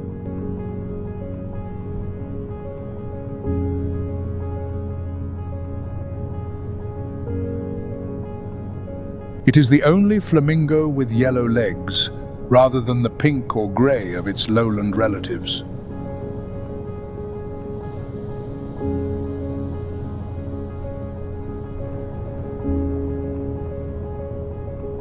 That small detail sets it apart from every other flamingo.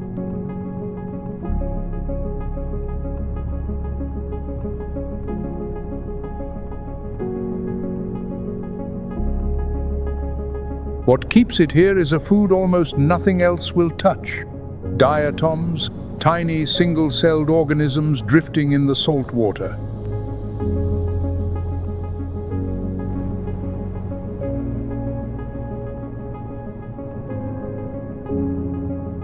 Its beak is a filtering machine.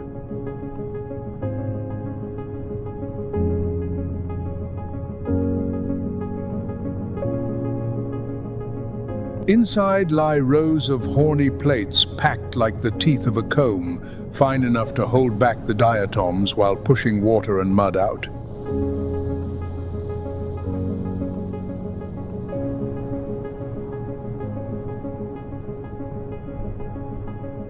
It feeds with its head turned upside down, sweeping the beak back and forth through the shallows, filtering out the tiniest nutrients from water that looks to the eye like nothing but murk.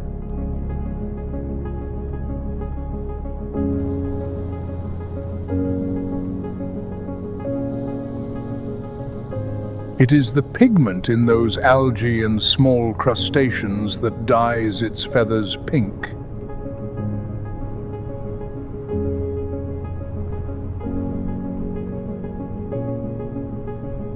A chick is not born pink.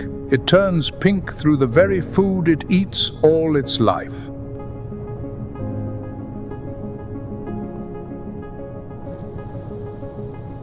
But that life is a fragile one.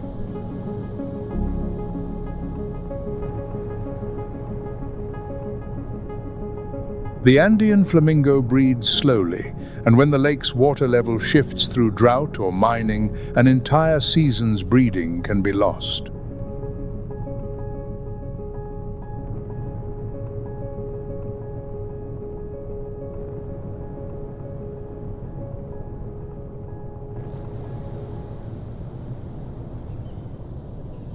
Leaving the high lakes behind, following the damp eastern slope, the Andes begin to fall away into a wholly different world.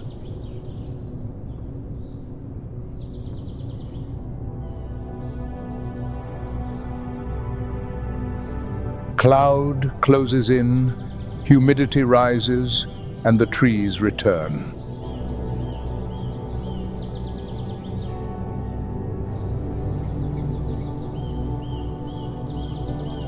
This is the Andean cloud forest.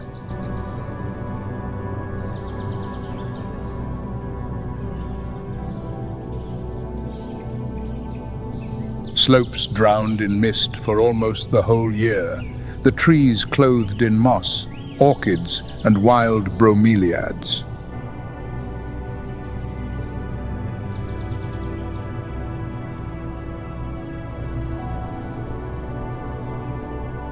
After the emptiness of the high country, this place is packed with life.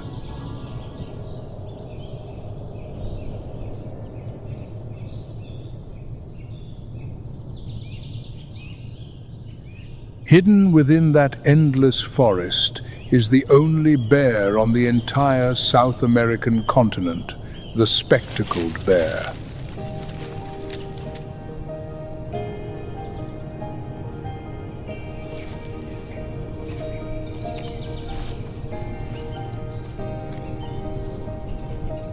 It is also the last surviving descendant of an old line of short-faced bears.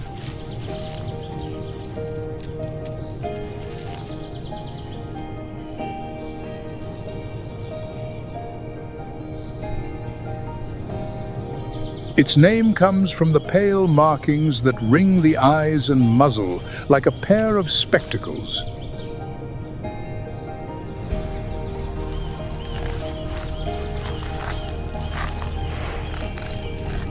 This pattern is unique. No two individuals ever quite the same.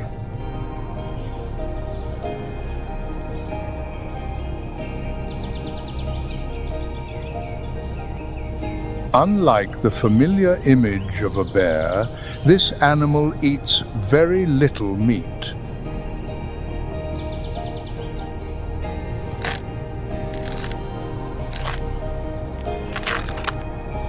Most of its diet is plants, fruit, young shoots, and above all the soft core of the wild bromeliad.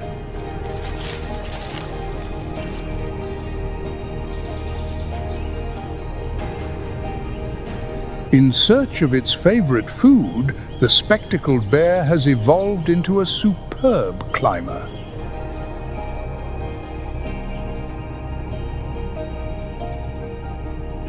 It can climb to the very tops of tall trees to gather fruit, and even bends branches into hanging beds where it lies to eat and rest for days at a time.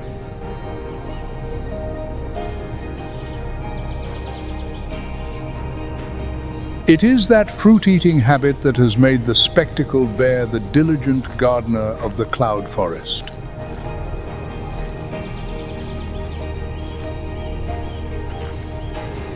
Seeds travel with it across the slopes, then are sown back into the forest soil through its gut.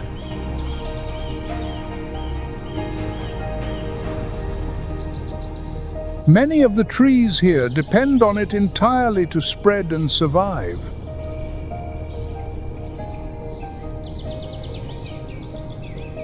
For all its importance, the spectacled bear lives a deeply secretive life, thinly spread and rarely seen.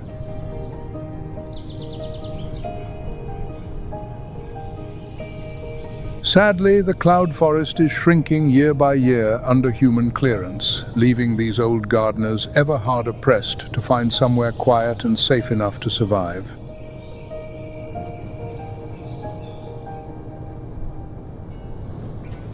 The Andes are not one mountain range. They are many worlds stacked upon one another, and the borders between them lie not on any map, but in altitude.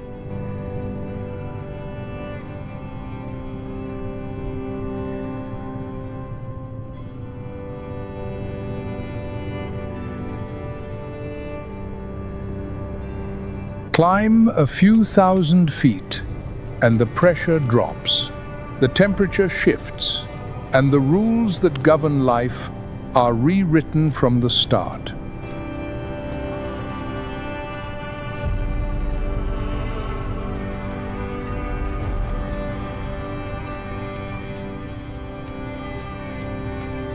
A coat thick enough to keep warm at one level becomes a useless burden at the next.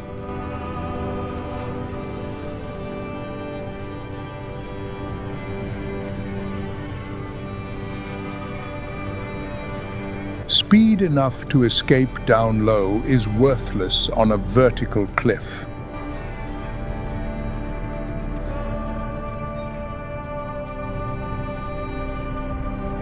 And so, almost every living thing here is locked into a single band of altitude.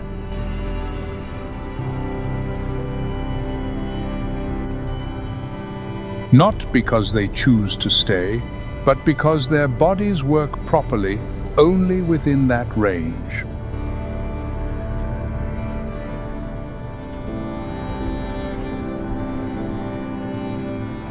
Only a very few have learned to move through many layers.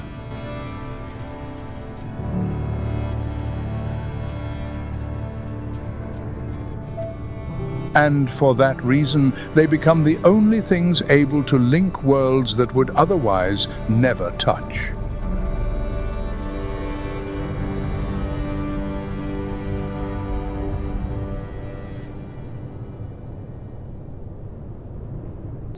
As the first rays of sunlight pierce the Serengeti mist, the Savannah does not awaken. It merely changes shift.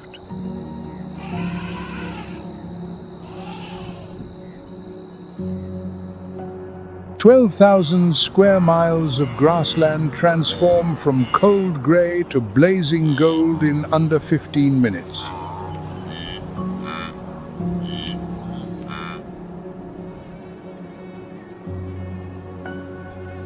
And in that brief moment of dawn, 3 empires begin to stir.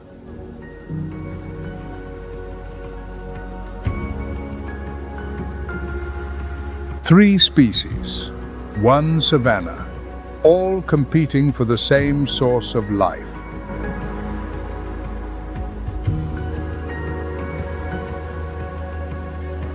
Yet 3 entirely different survival strategies, and each carries a price no one willingly pays.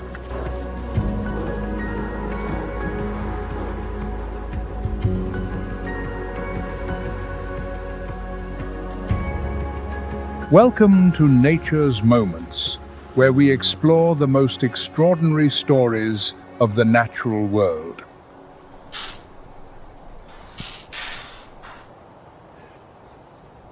In the sun-bleached grass, chest high and swaying, a solitary lioness creeps forward in silence.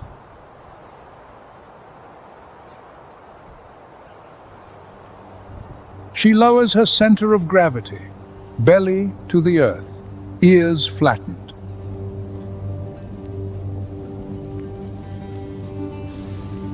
Her tawny coat dissolves completely into the surrounding landscape.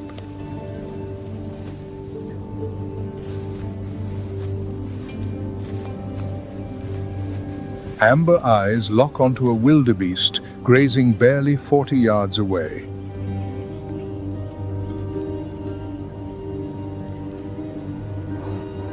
The male lion possesses the mane, the roar that carries 5 miles, the 650 psi bite force.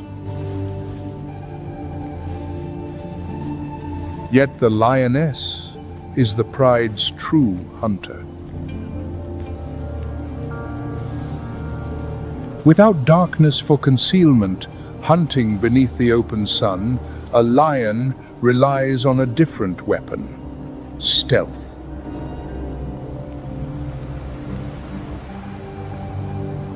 Across the vast grassland, she is virtually invisible until the prey realizes it is already too late.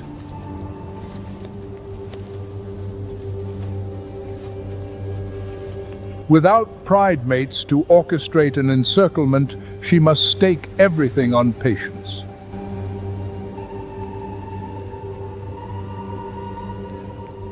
Each footfall lands without a sound, closing the distance with lethal precision.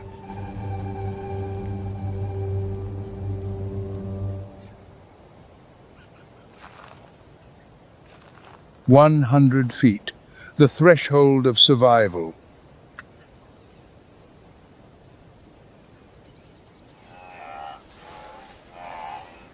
70% of the muscle fibers in a lion's legs are fast twitch, explosive to 50 miles per hour, yet sustainable for only about 600 feet before exhaustion sets in.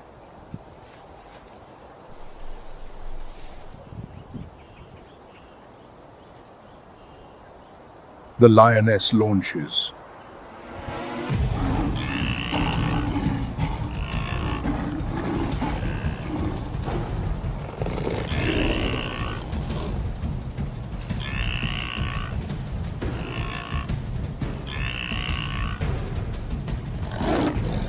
Jaws clamp down on the neck of a wildebeest weighing 300 pounds.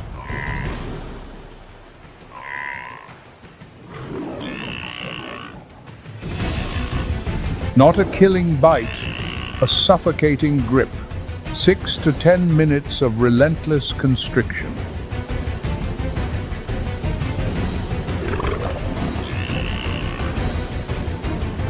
A lion does not kill with fangs.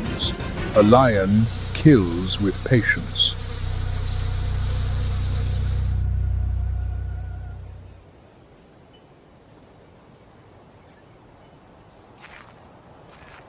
Yet the stark truth remains: only 2 or 3 of every 10 hunts succeed.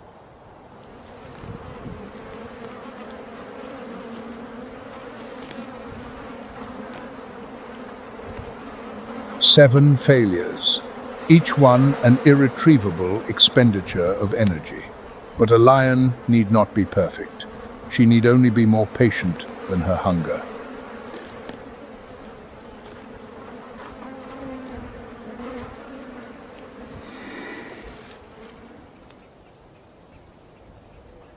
Less than half a mile away, through shimmering waves of heat rising from the baked earth, countless cunning eyes fix upon her.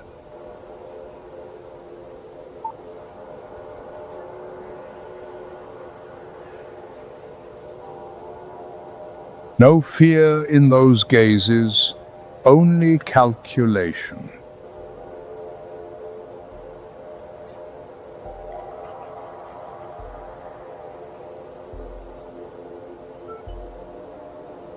A laugh rings out. No, that is no laugh. It is a rallying cry.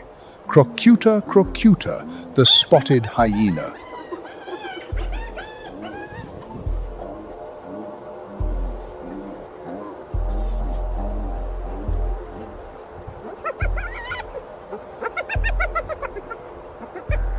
Most people dismiss hyenas as mere scavengers. They could not be more wrong.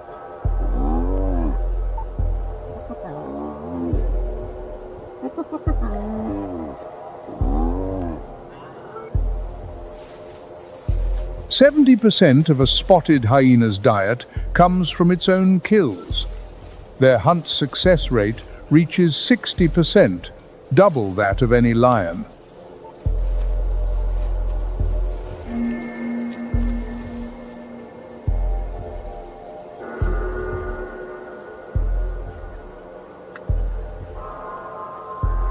But plunder always costs less than pursuit.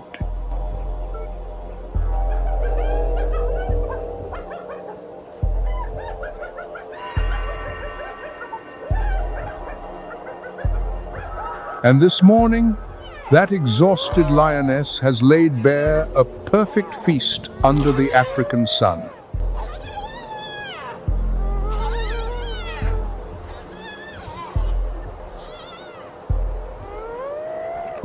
The clan moves, not in a sprint, but at a sustained grinding pace.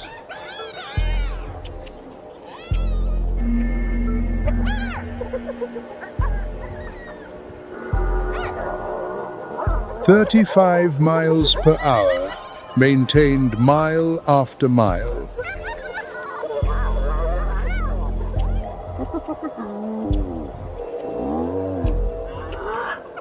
An oversized heart, cavernous lungs, and long legs concealed beneath that deceptively ungainly frame.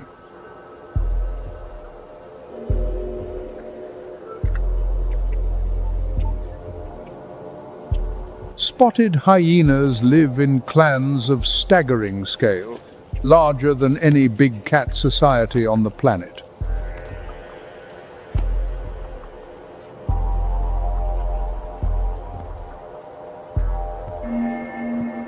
And that society operates under absolute matriarchy.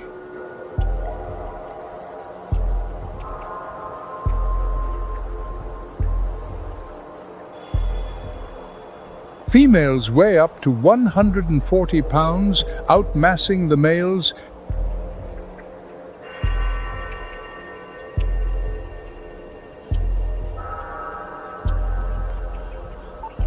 The lowest-ranking female still outranks the most dominant male.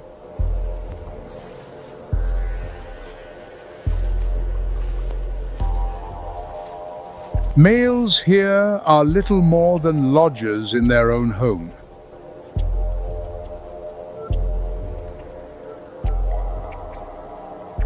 Yet the hyena's most fearsome weapon is not clan discipline. It is the jaw.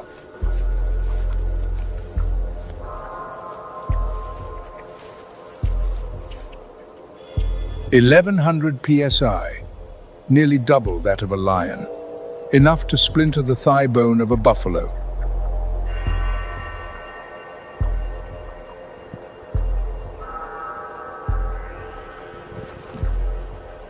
Hyenas waste nothing: flesh, bone, hide, hooves, teeth.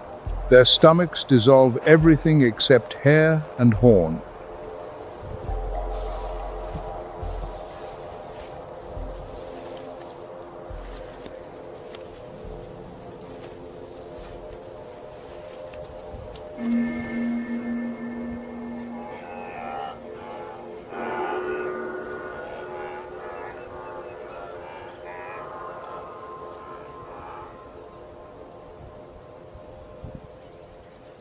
The spotted hyenas close in. A frantic chorus of shrieks and manic whoops fills the air, fixed intently upon their quarry.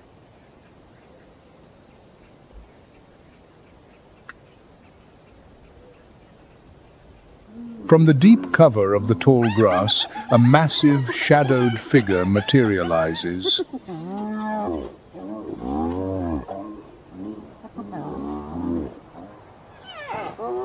The male lion, the undisputed sovereign of this open savanna, has finally arrived.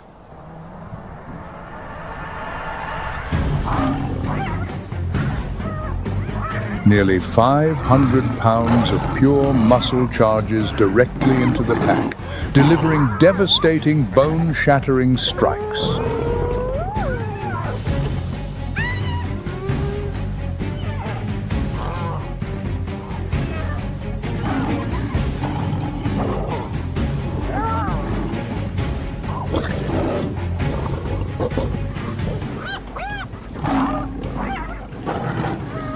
Those triumphant whoops instantly transform into frantic squeals of sheer terror.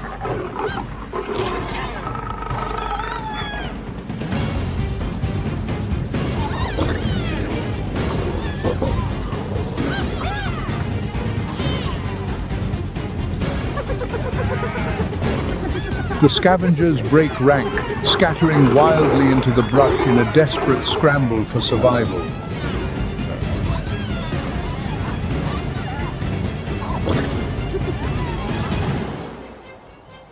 The formidable male stands a vigilant guard, allowing his exhausted mate to rest in absolute peace.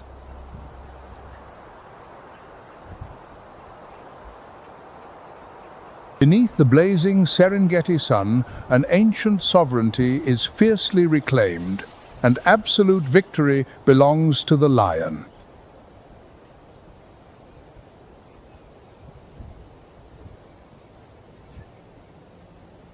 The sun stands directly overhead.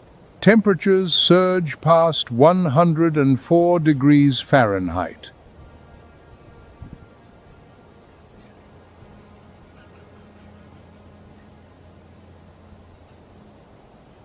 The scorching heat forces both lion and hyena to abandon the carcass and retreat, panting, into whatever shade they can find.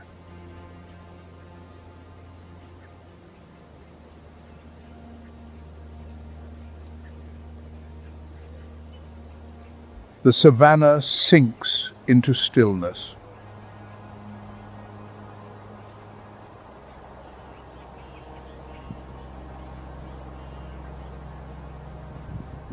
Yet precisely when every creature flees the sun, a third predator emerges.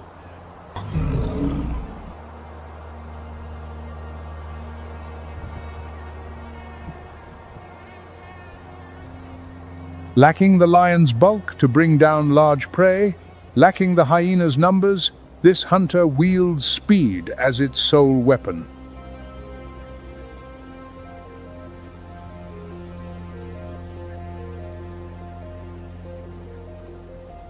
Through the searing glare, a pale gold silhouette glides across the plain.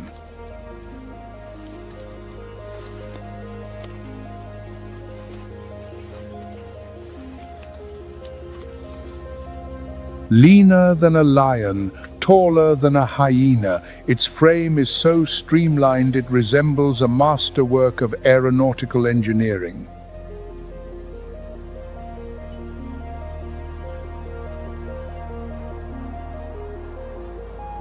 The cheetah, the fastest land animal on Earth.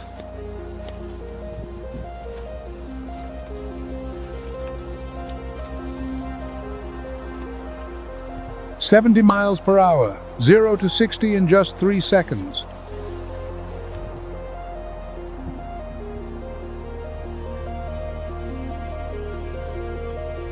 Acceleration that humbles most supercars.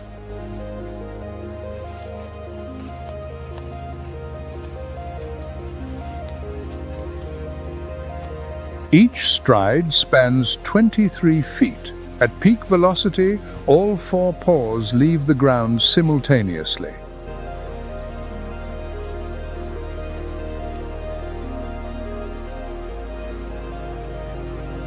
The cheetah does not run, it flies, across the grass tops.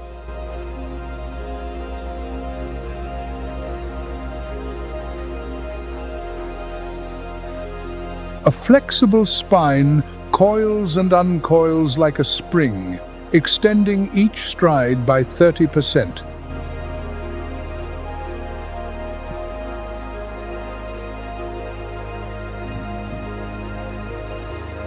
Nasal passages flare wide to gulp air.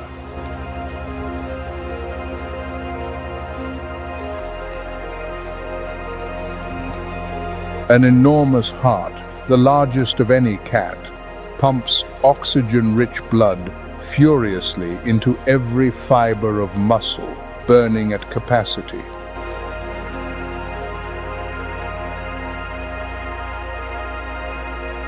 Semi-retractable claws grip the earth at all times, like the spikes on a sprinter's shoes.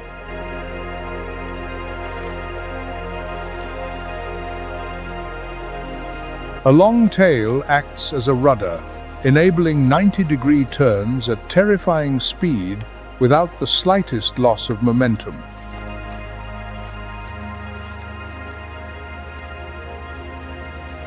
Under the harsh sun, two black lines running from inner eye to mouth, the tear marks, reveal their true purpose.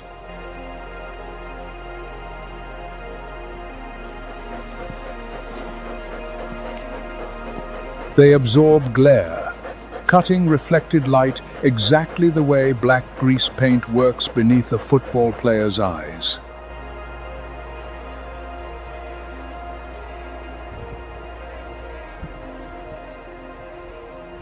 Every detail of the cheetah's body serves one singular purpose: to run.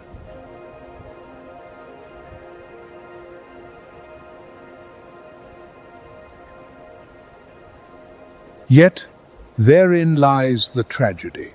The most perfect biomechanical machine is also the most fragile.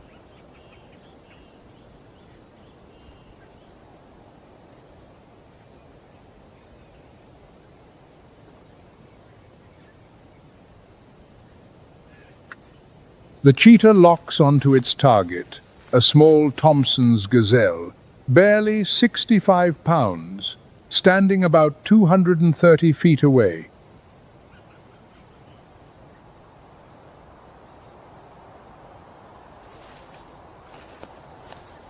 The cheetah wastes no time stalking.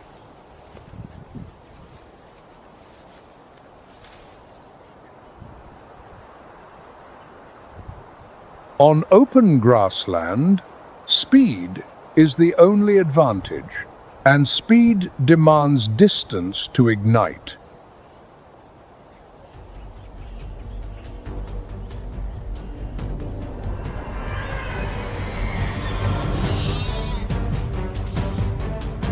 It explodes forward. Dust billows beneath the midday sun.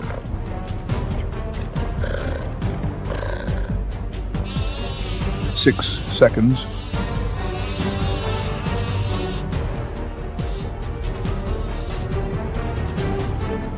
The race for survival ends in precisely 6 seconds.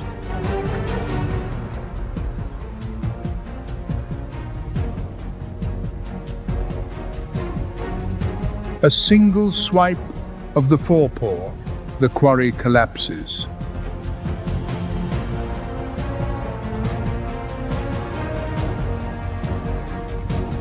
Jaws close over the throat. A cheetah's bite force is modest, only 400 psi, so it must clamp the windpipe shut until the gazelle suffocates.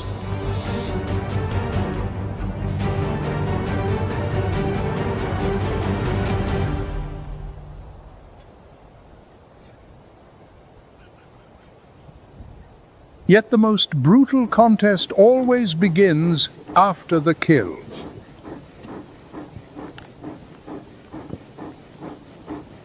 Hunting at midday is a gamble. The cheetah's core temperature rockets to 105 degrees Fahrenheit after a chase, the threshold of brain damage.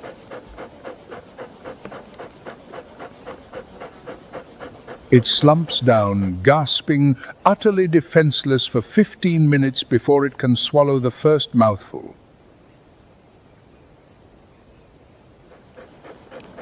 15 minutes of vulnerability. That is the window every thief on the savannah craves.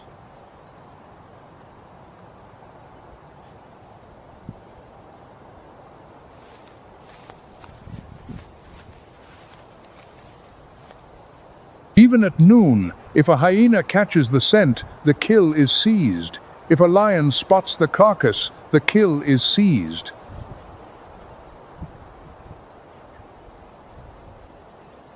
In certain regions, cheetahs lose up to half their hard-won kills to larger predators.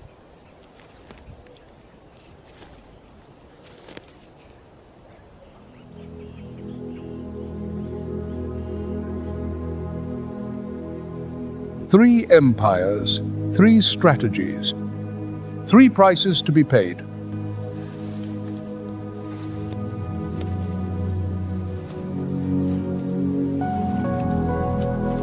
The lion pays with heaviness. Those long hours sprawled on the grass are not laziness, but a careful hoarding of every calorie for a single explosive moment that may never arrive.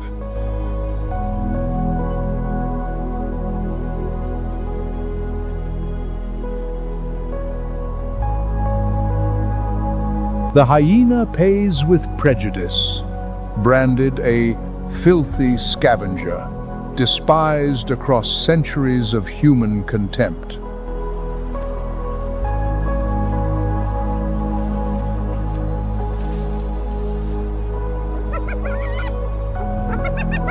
When in truth, they rank among the most efficient hunters with one of the most sophisticated social structures on Earth.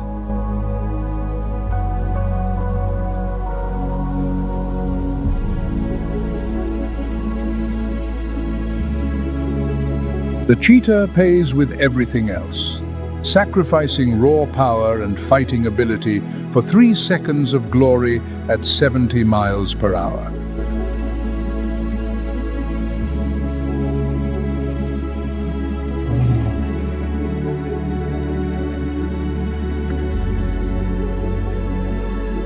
Yet all three share one truth. None of them chose their battlefield.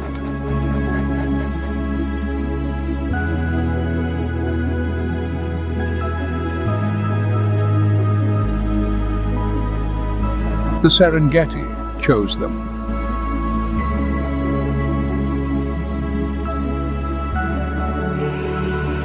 Two million years of evolution on the same scorched earth, beneath the same blazing sky, and nature has sculpted 3 radically different answers to the same brutal question.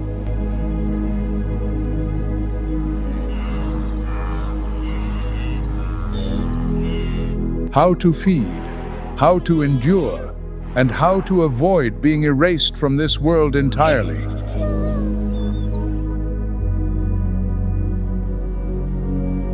And that is the most astonishing truth about life on this planet. The same pressure, yet never the same answer.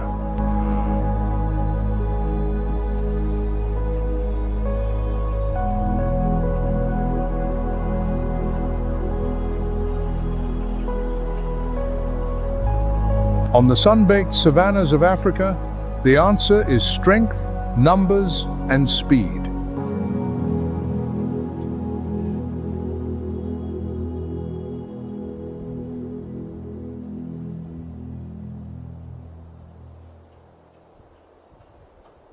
But take that same question, how to survive when everything conspires toward death, and pose it where oxygen is halved, temperatures plunge to -40 degrees Fahrenheit, and winds lash at 70 miles per hour.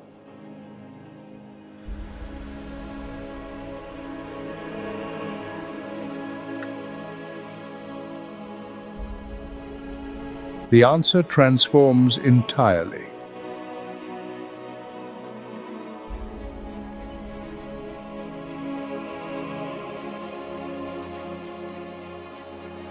The Himalayas, Home to 14 peaks above 26,000 feet, the rooftop of the planet, are not one world. They are many worlds stacked upon each other.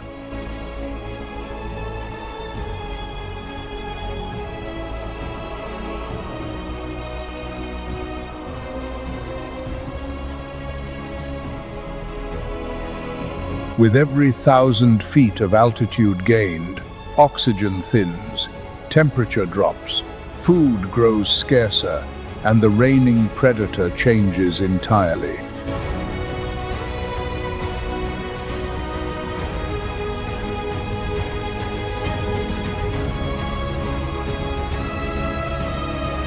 At the mountain's base, humid tropical forest conceals one of the most formidable hunters on Earth.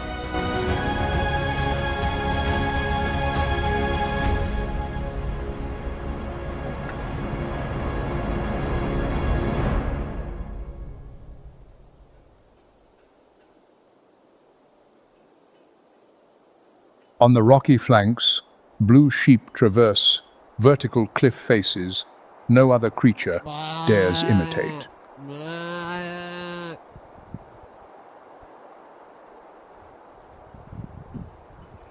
And at the summit, wolves, whose howls pierce the Valley Patrol Plateau where oxygen has all but vanished.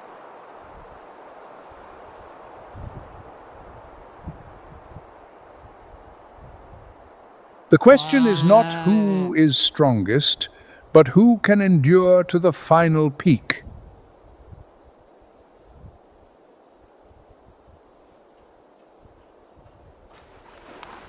Yet the phantom on the cliff is not alone.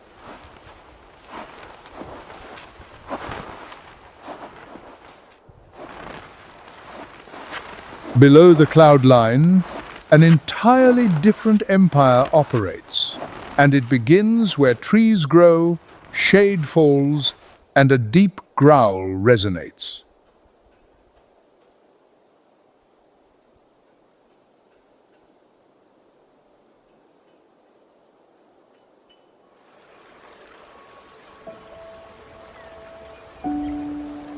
Between roughly 3,000 and 8,000 feet, the Himalayan foothills are cloaked in tropical forest, where sunlight must struggle to reach the ground.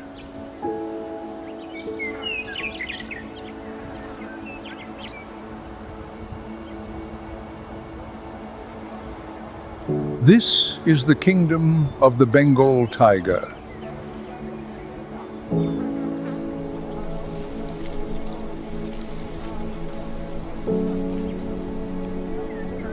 Weighing 400 to nearly 600 pounds, the Bengal tiger is the second largest cat on the planet, surpassed only by the Siberian tiger.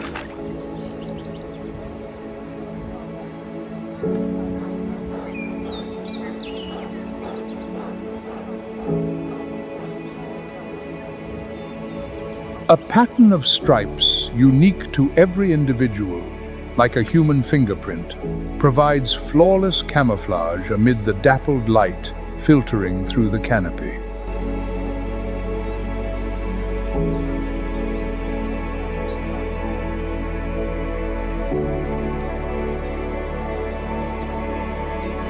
Canine teeth exceeding 3 inches in length, the longest of any living cat.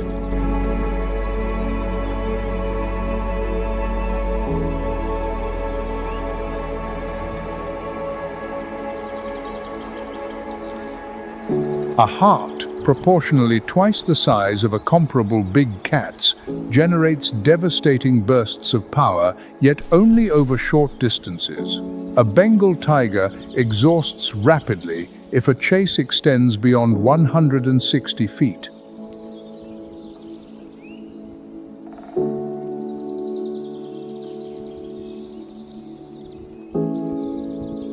A tongue armored with razor-sharp keratin spines, capable of stripping flesh clean from bone.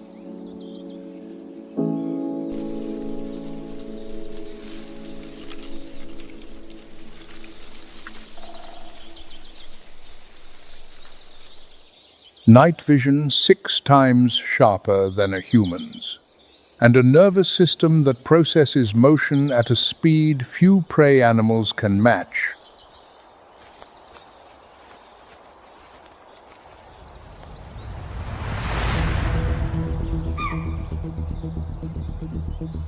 Beneath the canopy, a herd of chital, Axis axis, one of the most abundant deer species in the Himalayan foothills, browse tender shoots among the bamboo.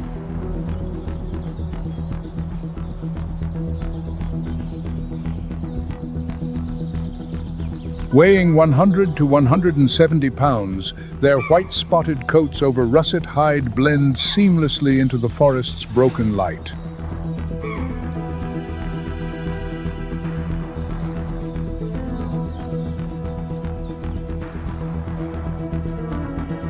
Ears rotate ceaselessly, eyes scan the shadows. They know the enemy is always near, but never where.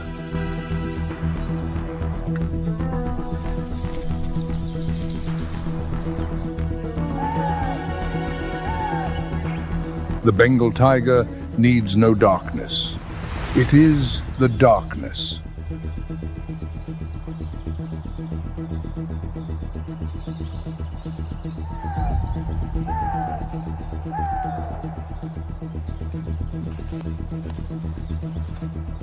An adult Bengal tiger can consume up to 40 pounds of meat in a single feeding, then fast for days on end.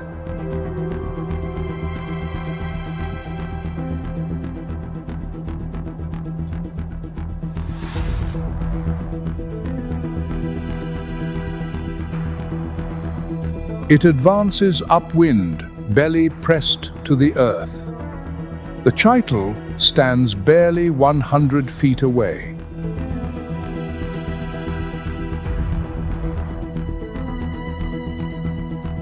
Hunt success rates hover around 10 to 20%, meaning for every 10 ambushes, 8 or 9 end in failure.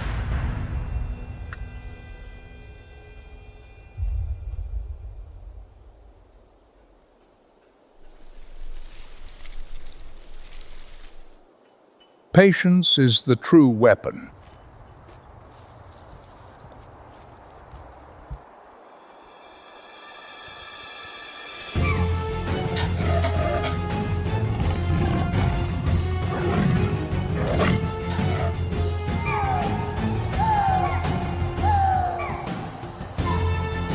£400 of muscle erupt through the tall grass. 3 seconds, no more. The Bengal tiger drags its quarry into the forest shadow, vanishing as though it never existed.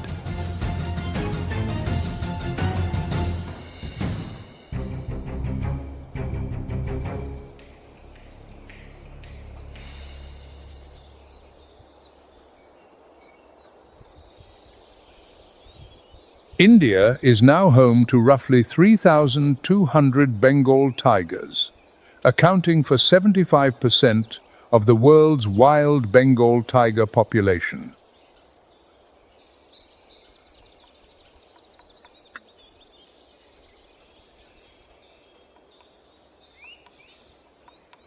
The IUCN lists the species as endangered. Its green status assessment for 2025 rates it critically depleted, meaning that despite rising numbers, the population remains vastly below full ecological recovery.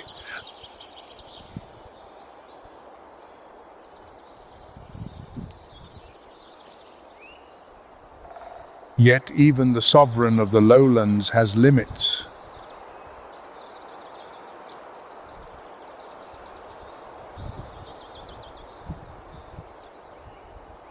The Bengal tiger's supremacy depends on forest canopy and the dense, oxygen-rich air of lower elevations.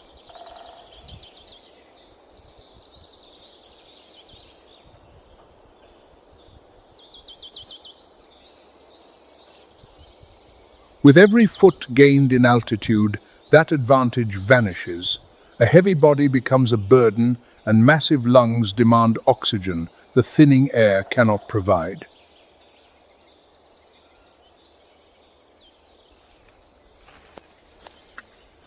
The Bengal tiger never climbs too high. This is not a choice. It is biology.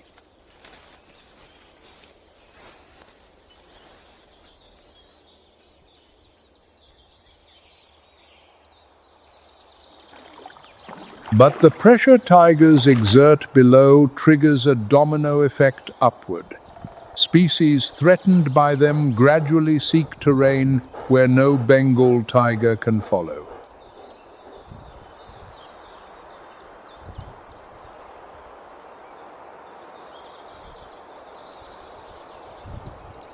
That terrain is sheer cliff face, where survival is measured not by strength, but by the ability to grip bare rock.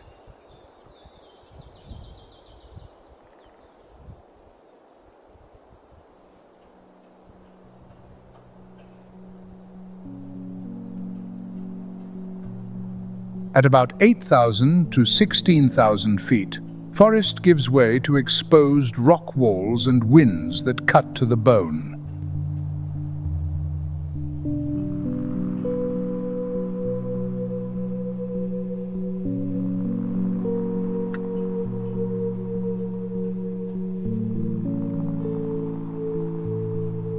On near vertical surfaces approaching 90 degrees, faces that from a distance appear to offer no foothold whatsoever, one mammal moves with uncanny confidence.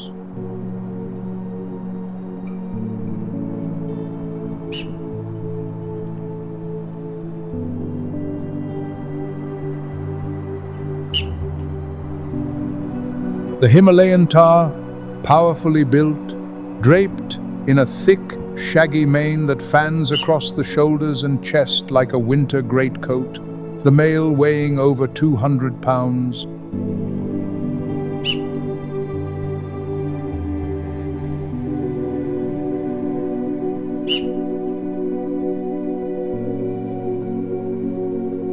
Tahr live in herds of 15 to 40 individuals.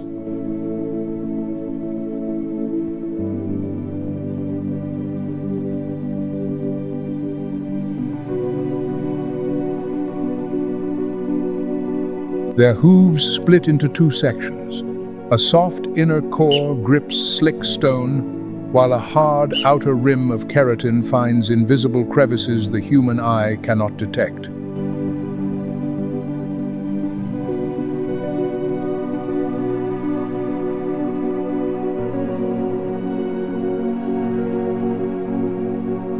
Every step a tahr places on a vertical wall is a problem in physics. Weight distributed, friction calculated, center of gravity shifted, all executed in a fraction of a second without conscious thought.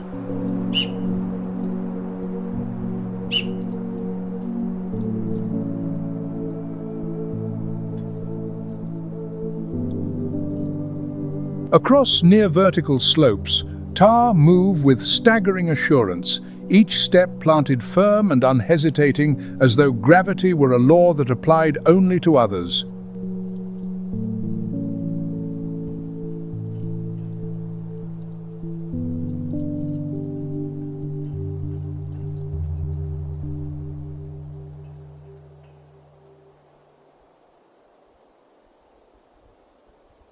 Tahr are not alone on these mountainsides.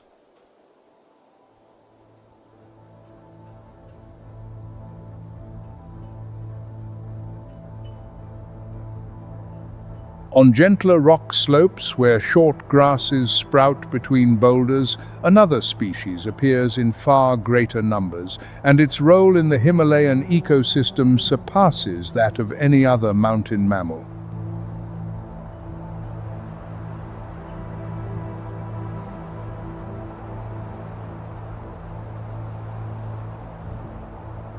Pseudois near, a scientific name meaning false goat, because taxonomists debated for decades whether it was goat or sheep.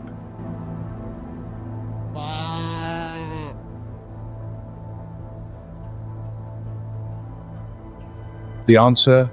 Neither, but a distinct evolutionary lineage that diverged from a common ancestor roughly 15 million years ago.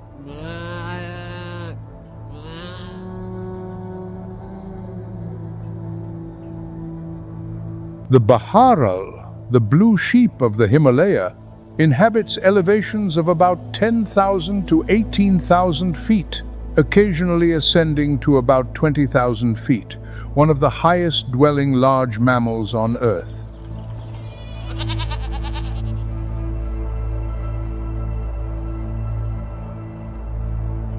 Its blue-gray pelage, a color born from the interplay of gray and brown hair shafts, blends so seamlessly into granite that a herd of 50 can vanish before an observer's eyes simply by standing still.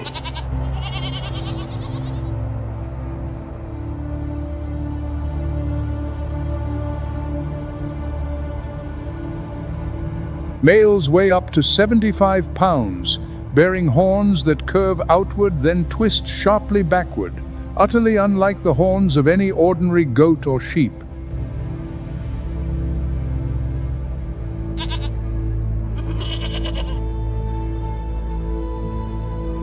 Females weigh 35 to 55 pounds, with smaller, straighter horns.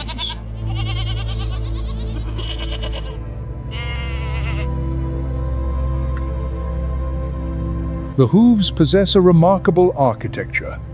A hard outer rim grips rock crevices, while a soft inner pad increases friction on flat surfaces, permitting a sense of near-vertical cliff faces without a single slip.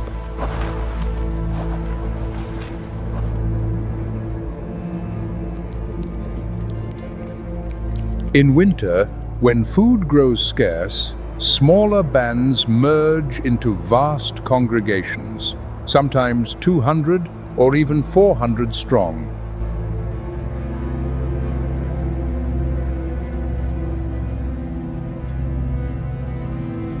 Baral are the cornerstone, the central prey species sustaining every major predator across the Himalaya.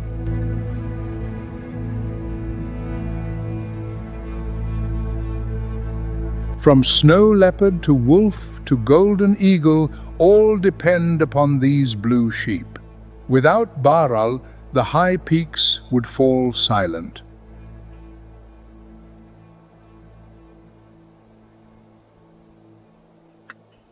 The snow leopard, the tiger's closest relative on the evolutionary tree, yet 4 million years of divergence have carried it down an entirely different path.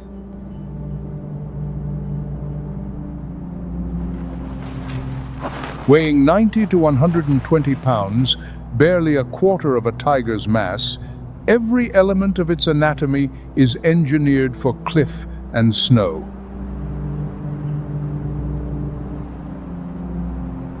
A tail measuring 90% of its body length serves as a counterbalance during leaps and wraps around the nose during sleep to warm each inhaled breath.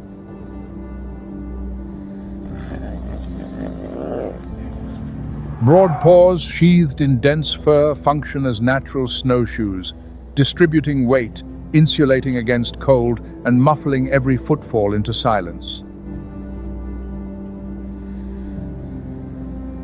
Enlarged nasal cavities warm and humidify frigid air before it reaches the lungs.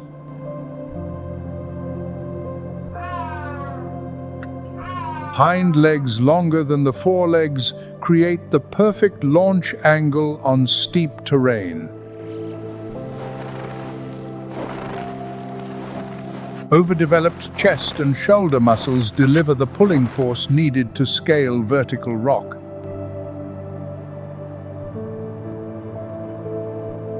The snow leopard is the only great cat incapable of roaring, owing to a uniquely structured hyoid bone.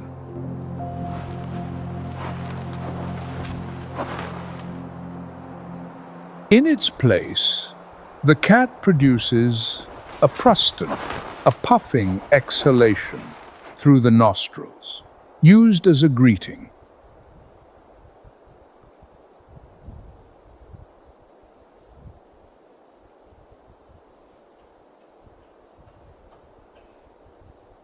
A single Baharal has separated from the herd, climbing toward a far slope in search of fresher grass.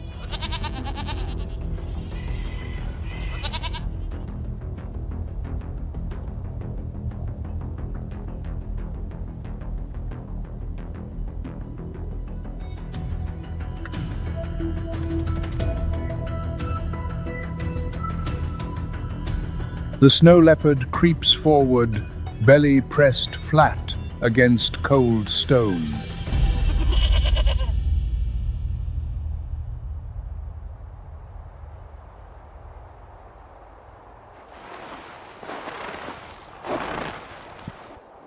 The distance shrinks.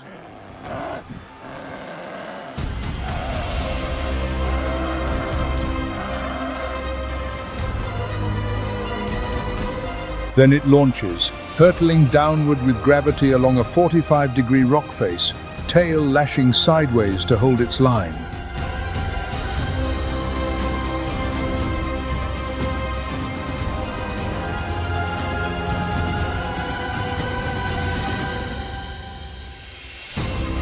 The outcome is decided in under 2 seconds.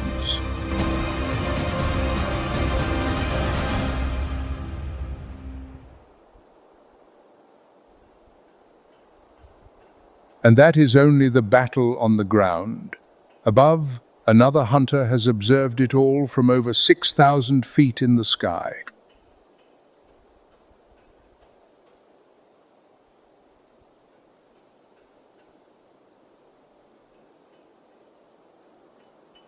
Its weapon is neither claw nor fang. It is gravity itself.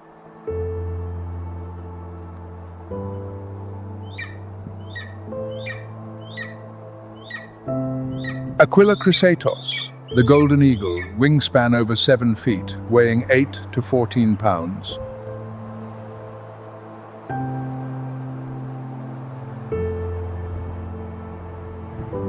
The nape feathers gleam gold in sunlight, the trait that bestows its name.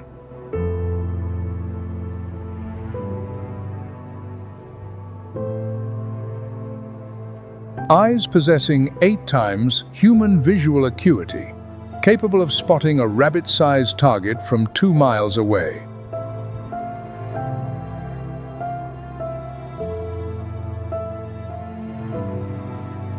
Two foveae in each eye, one for distant vision, one for close range.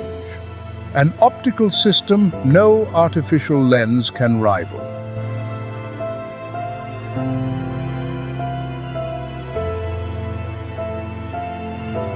Talons exerting a grip exceeding 400 psi, stronger than a crocodile's jaws.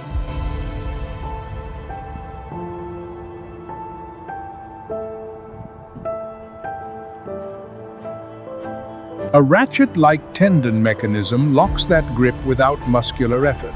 Once the talons close, prey has no chance of escape.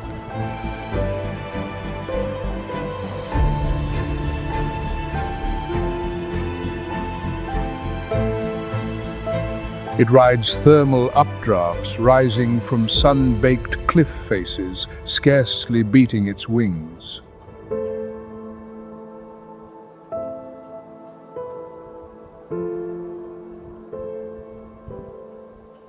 From over 6,000 feet, those eyes sweep the ground below and lock onto a brown speck moving between 2 boulders on the plateau beneath.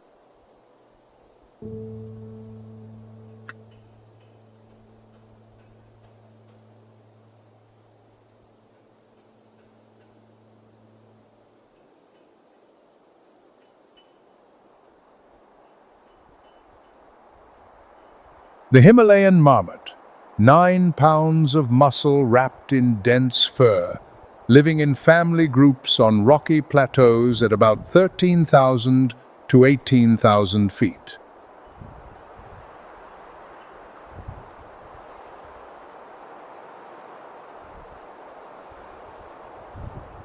The largest rodent of the high Himalaya, body length reaching 24 inches, a tail of 6 inches, tawny brown fur along the back, a darker belly, and a face marked by distinctive dark patches.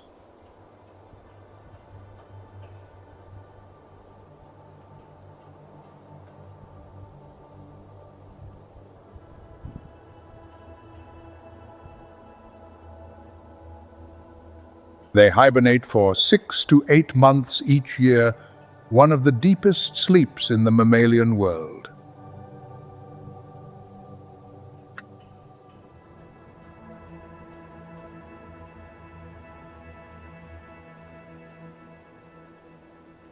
Heart rate plummets from 200 beats per minute to just 30.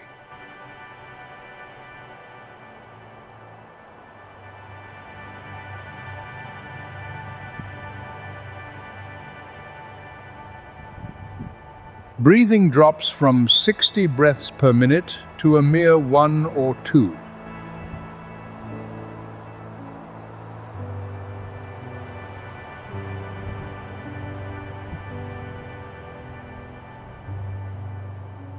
Metabolic rate collapses to less than 5% of its summer level.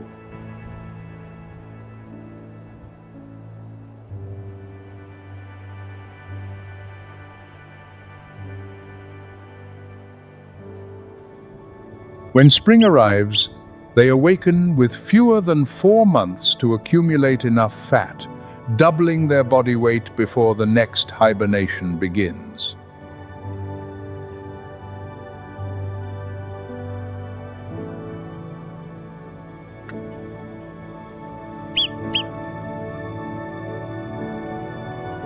Every single day is a race against time.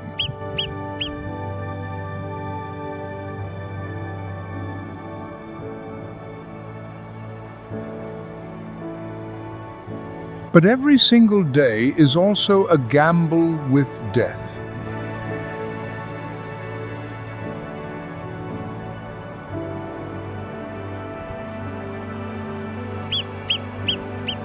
To survive beneath skies rife with peril, the marmot family maintains a magnificent early warning system.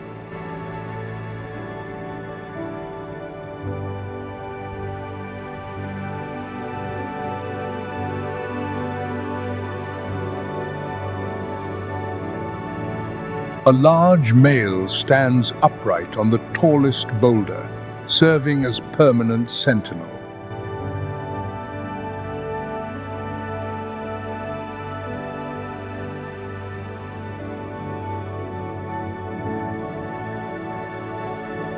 Its eyes scan the sky without pause.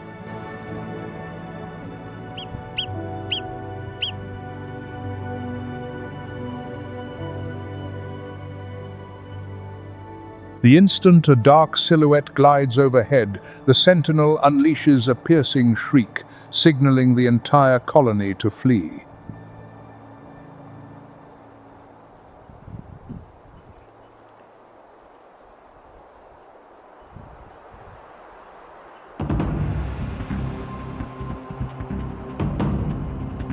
And at this very moment, a golden eagle materializes in the sky.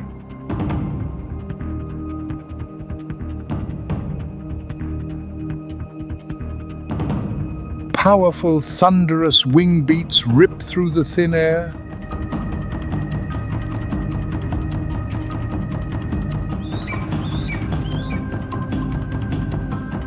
The eagle drops to hug the terrain, borrowing momentum as it slices across the mountainside at terrifying speed. Its vast shadow races over the grass.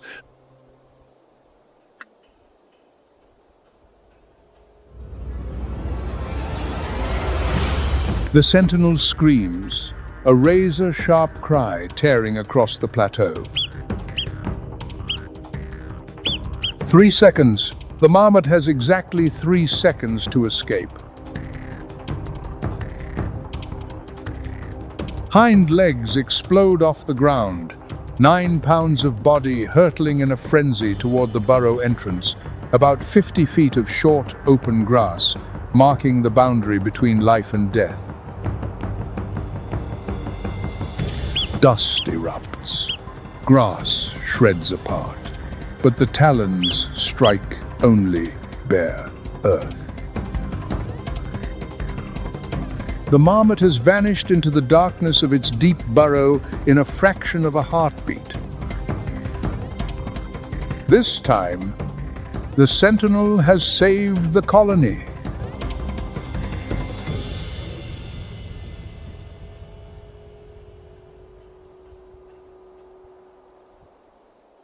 And here lies the supreme paradox of the Himalaya.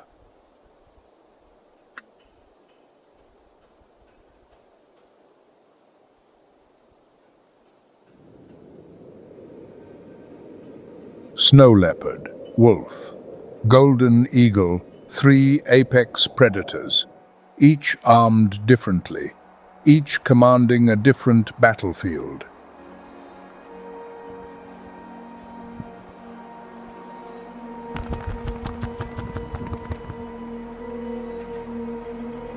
All of them depend upon the smallest creature on the range, the marmot, 9 pounds.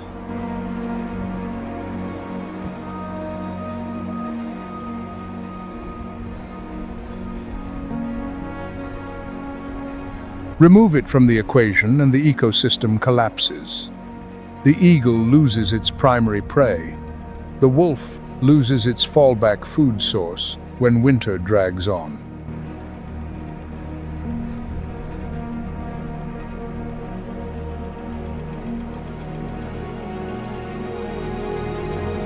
Abandoned marmot burrows no longer create the microhabitats that sustain grasses and insects.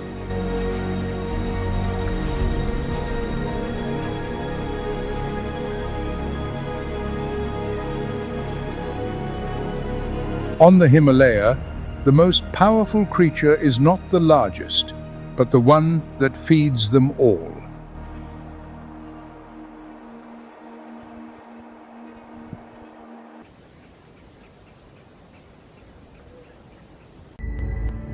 Across the entire planet, only one great cat lives in social groups, and only that group dares contest power in ways no other predator has ever attempted.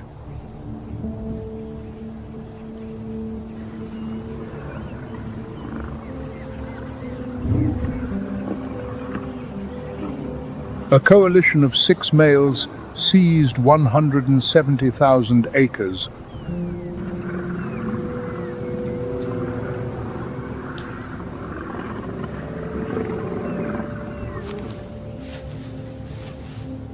The new king slaughtered cubs to erase the old bloodline.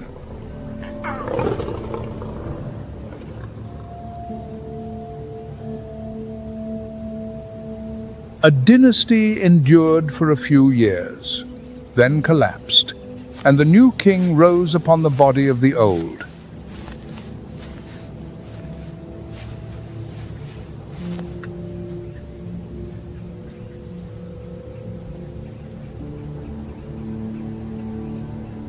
This is the lion, the only species to turn the savannah into a political battleground where every mane, every scar, every roar carries the weight of power.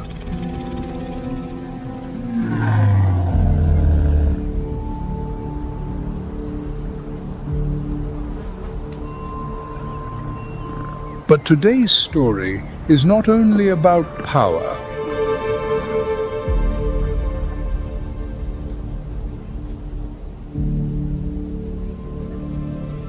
It is about identity, the force that compels one species, sharing the same genome, to produce utterly different kings on every stretch of land.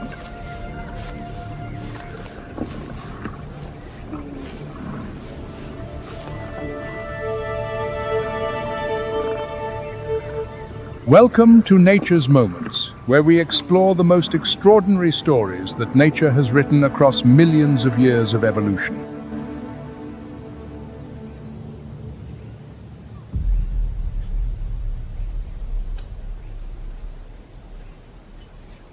From the highlands of Tanzania to the Namib Desert, from India's Gir forest to Kenya's Savannah, each land has forged an entirely different version of the king.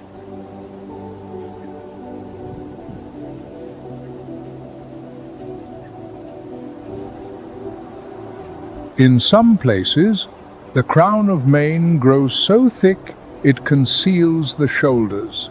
In others, the mane vanishes entirely, yet the king still reigns.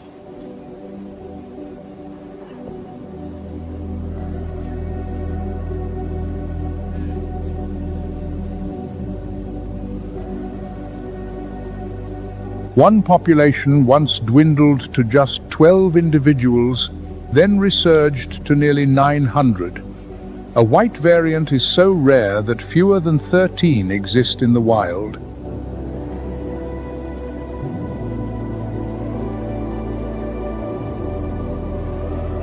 One question runs through this entire journey. When the land demands that a king surrender his very crown, what remains?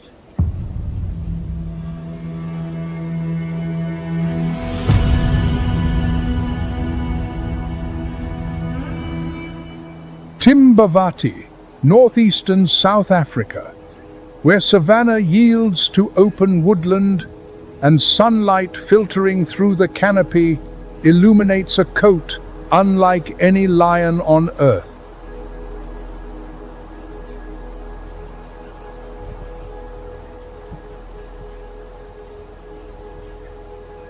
White, not albino, the eyes retain pigment, the paw pads hold color. This is leucism, a condition entirely distinct.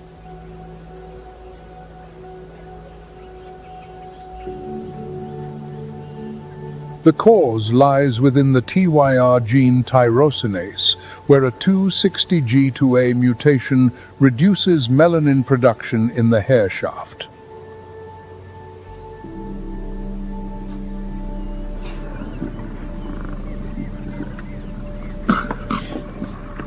This mutation is recessive. Both parents must carry a copy for offspring to be born with a white coat.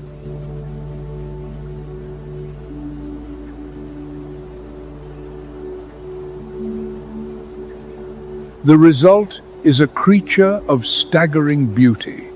But in the wild, such beauty is a death sentence.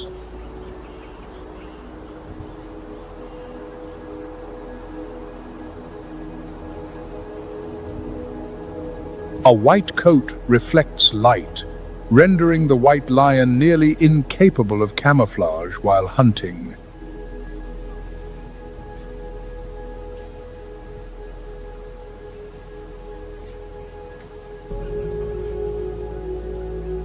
On the golden savanna, they stand out like snow in midsummer.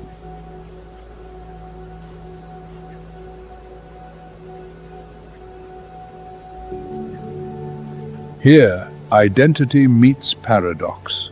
The very trait that makes the white lion unique is also what threatens its survival.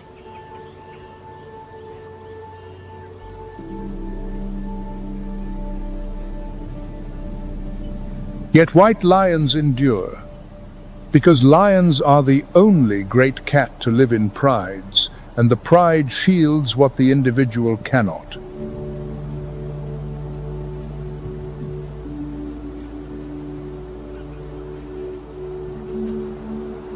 When a white lion cannot ambush alone, the pride drives prey toward it. When it is too conspicuous to enemies, the dark-maned lions hold the front line.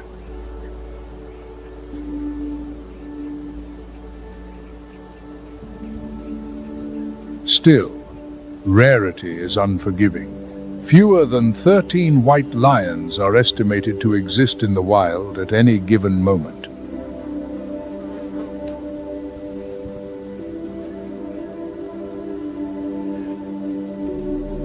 The Global White Lion Protection Trust, headquartered in Timbavati, works to reintroduce individuals bred under conservation conditions back to their ancestral lands.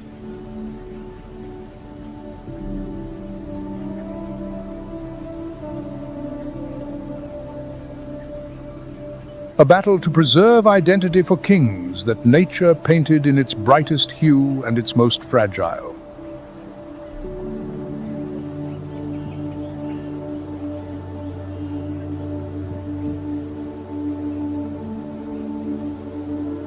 If the white mane is the rarest, then at the opposite end of the spectrum lies a mane so dark it seems to absorb the night itself.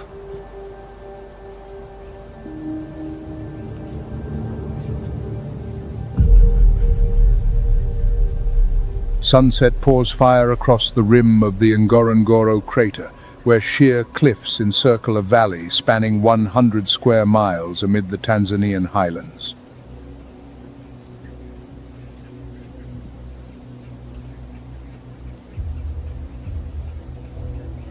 Beneath the dew-laden grass, a dark shape moves slow, commanding, and utterly silent.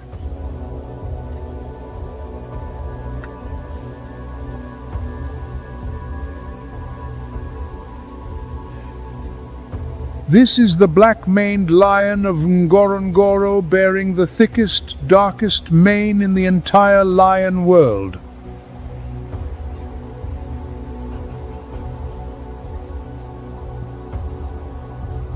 At an elevation of 6,500 feet, average temperatures hover between 66 and 73 degrees Fahrenheit, markedly cooler than the plains below.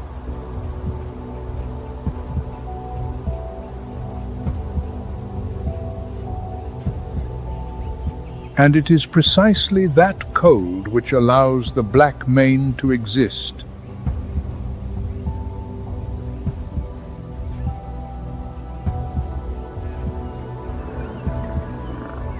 For the black mane is no ornament, it is a burden.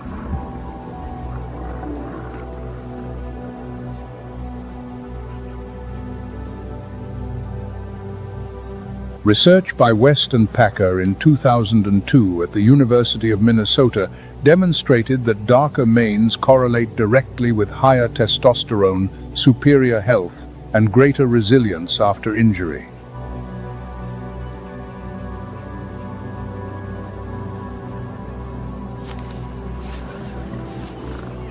But a black mane also absorbs heat. In hot regions, it becomes a curse, draining the lion faster, diminishing its hunting success, and shortening its life.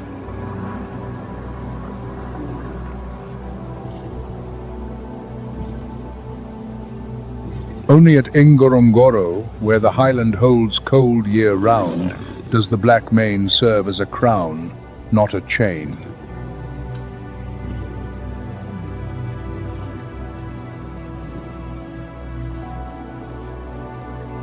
Experiments using model lion decoys revealed that females consistently preferred darker manes, while rival males avoided them.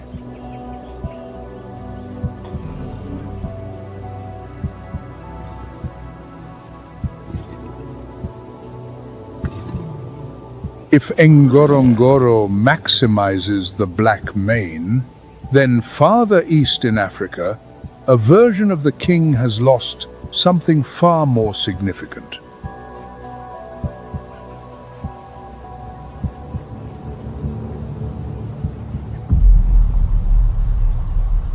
Tsavo, Kenya, 3 degrees south of the equator, 8,500 square miles of dense thorn bush, where daytime temperatures routinely exceed 95 degrees Fahrenheit.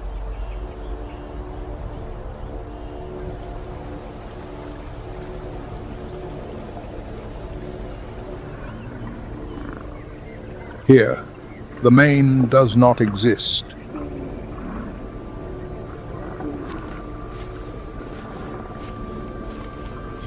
Male Tsavo lions are nearly bald, smooth heads, bare necks, without a single notable strand of mane.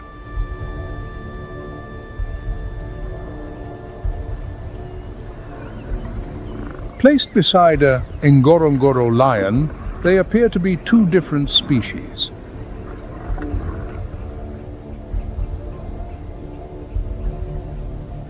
But they are one, same species, same core genome.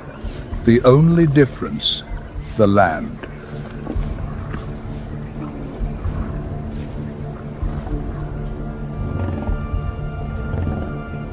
Extreme heat combined with dense thorn bush, where every step means threading through walls of razor-sharp thorns, has stripped the mane from the Tsavo lion.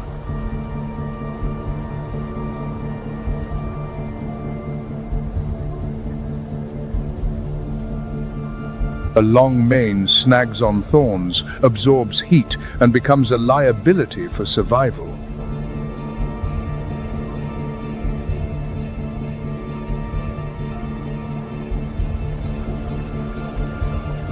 Researchers hypothesize that testosterone in Savo lions remains high, yet its outward expression has changed completely.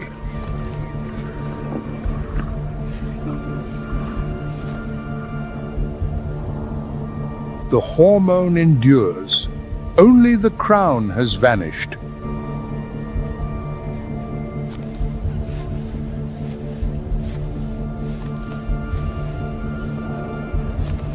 No mane, but greater agility in dense scrub. No visual signal for rivals, but fewer wounds across treacherous terrain.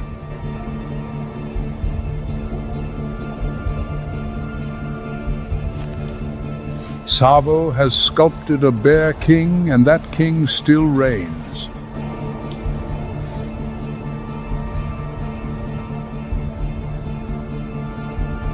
This contrast strikes at the heart of the central question: does identity reside in the mane or in the blood?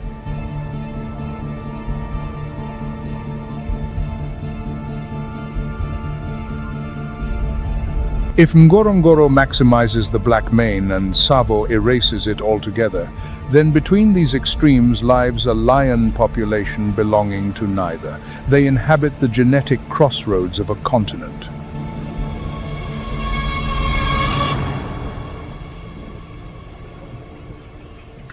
Ethiopia, the highland where Africa meets the Arabian Peninsula,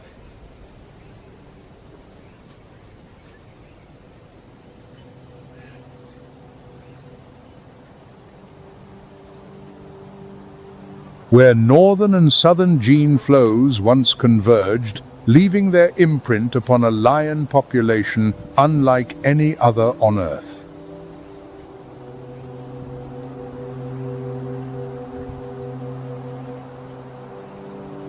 DNA microsatellite and mitochondrial analysis reveals that Ethiopian lions are a genetically distinct population, the last bridge between Africa's northern and southern lineages.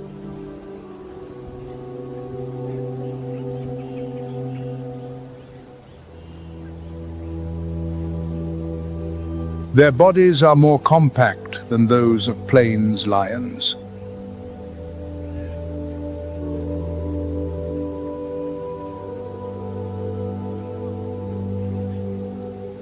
The dark mane near black extends down to the belly, creating an unmistakable silhouette found nowhere else.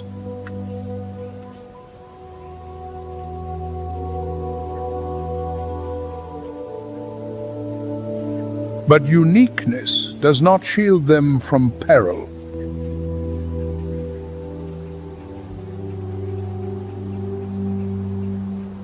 Only 800 to 1100 individuals remain, fragmented across 3 isolated regions: Babil, Kaffa, and Alatash.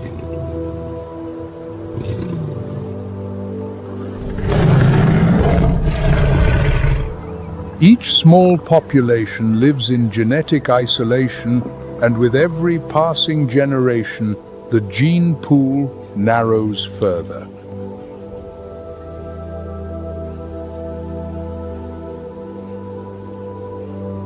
This is not merely the story of lions losing habitat.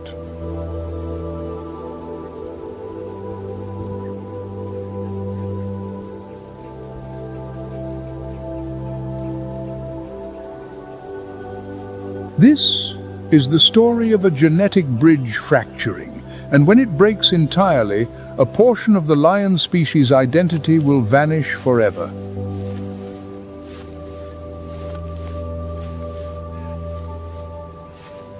Conservationists have proposed classifying Ethiopian lions as a separate management unit, acknowledging that losing them means losing irreplaceable genetic diversity, not merely numbers.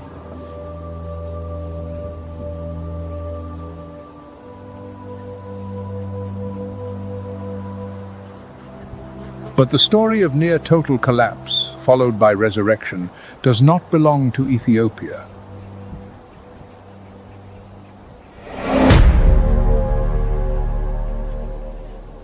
Dusk vanishes abruptly over Ngorongoro. In the darkness, the black-maned pride awakens.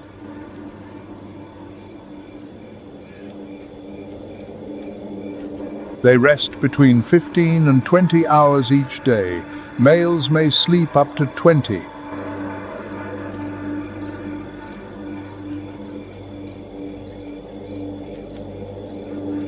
This is not laziness.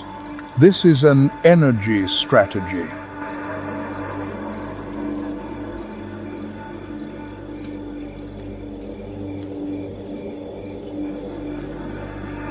Every calorie stored through the long day is unleashed in those decisive moments when nightfall transforms the savannah into the hunter's stage.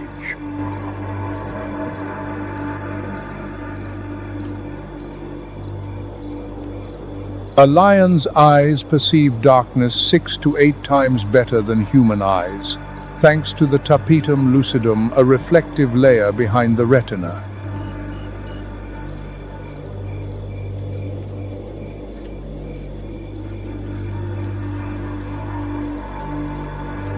Moonlight that appears faint to humans is enough for a lion to read every movement of its prey.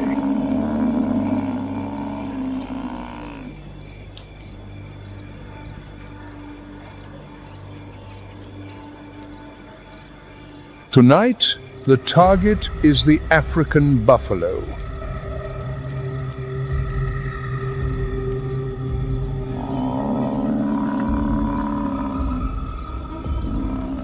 A mature bull weighs up to 1,900 pounds.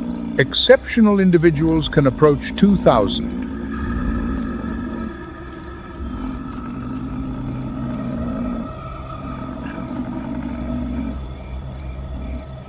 Fused horns atop the skull form a bony shield called the boss, hard enough to withstand a lion's fangs.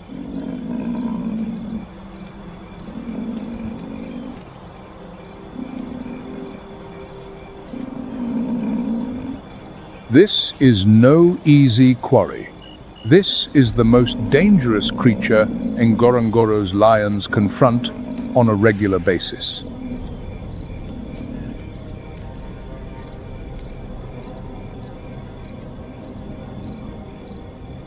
Their dark manes merging seamlessly into the night, the phantoms of Ngorongoro glide silently upwind.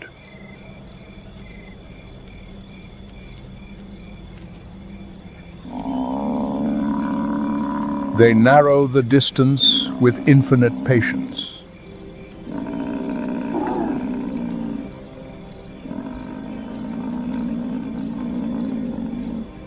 The instant the prey lowers its head to graze less than 100 feet away,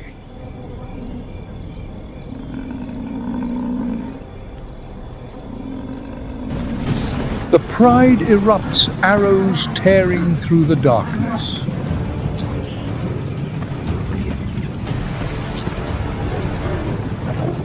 The lead hunter seizes the nape, channeling full force into a lethal bite aimed at crushing the trachea before the colossal beast can counter.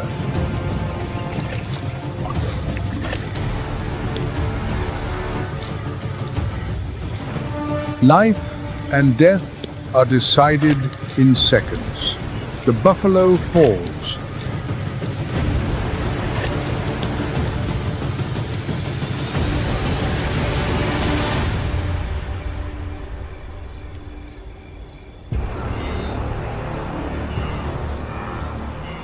Buffalo are not the only target.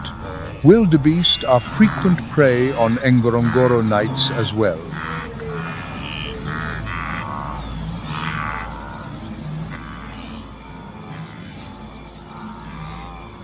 Wildebeest can sprint up to 50 miles per hour, but sustain that pace only briefly.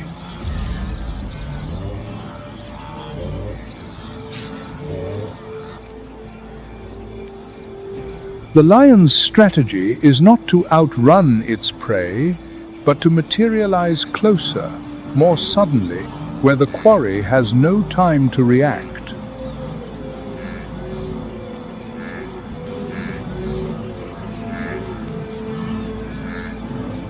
At night, a wildebeest's detection range shrinks dramatically, and that is all a lion needs.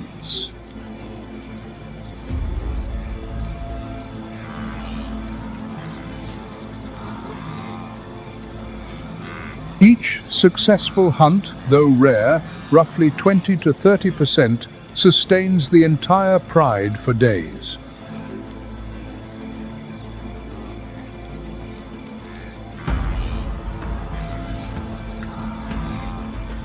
Each failed hunt squanders precious energy, pushing the lions closer to the threshold of starvation.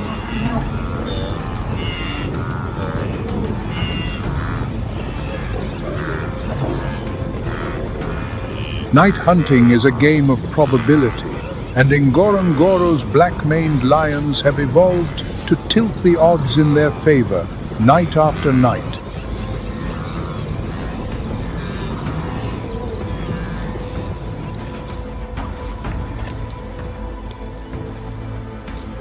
But individual prowess, however formidable, has its limits.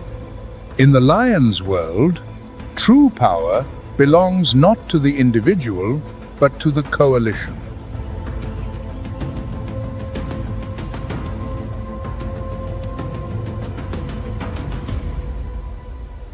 Sabi Sands, northeastern South Africa, 2006.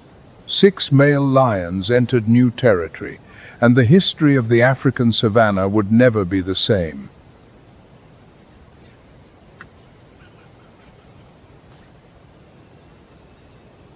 They were called the Mapogo, named after the Mapogo, a Mathamaga security company in South Africa, a name that evokes order imposed through force.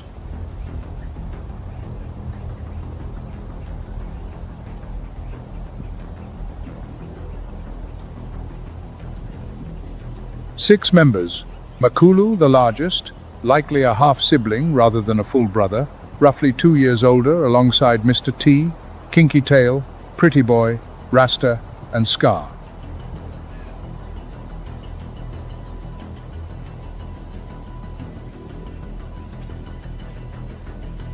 For 6 years, the Mapogo controlled approximately 170,000 acres, double the average territory held by a lion coalition.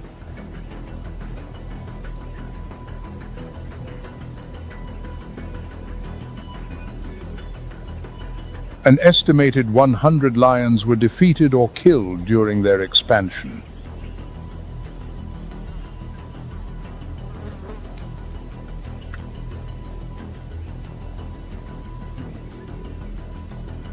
Eight prides of females fell under their dominion.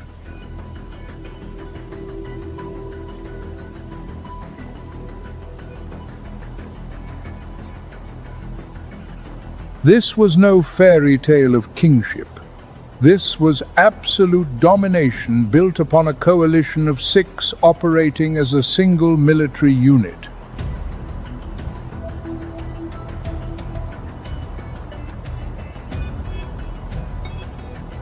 The Mapogo's strength lay not in any single individual, but in coordination.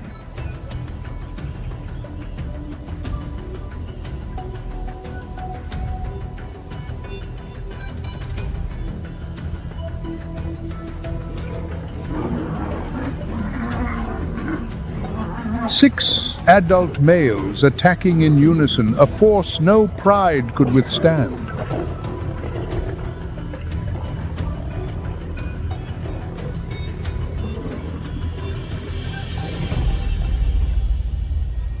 But absolute power does not endure forever.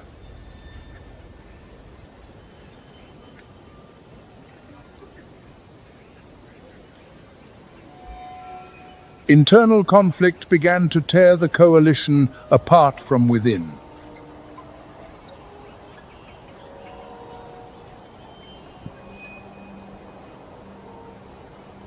and pressure from outside a younger, hungrier coalition was closing in.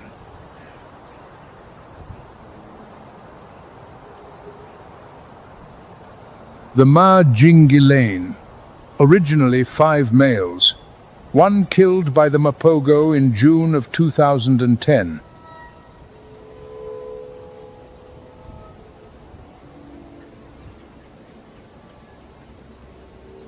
The surviving 4 matured and ultimately replaced the Mapogo, ruling for approximately 8 years until around 2018.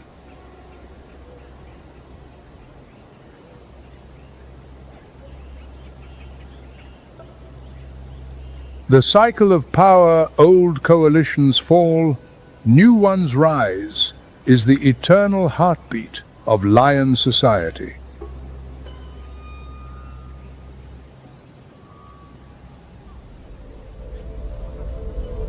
But the Mapogo were not the only legendary coalition. Across the continent, another band of brothers wrote their own saga.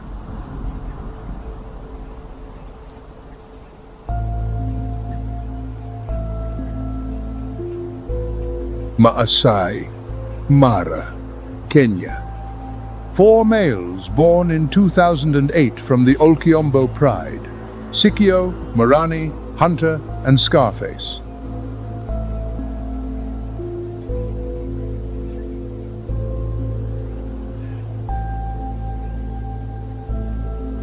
The world called them the Musketeers.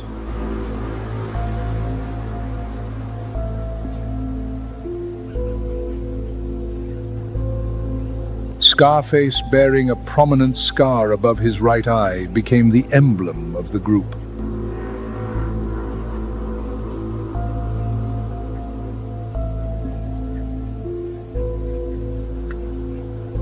A face that anyone who had watched BBC's Big Cat Diary would recognize in an instant.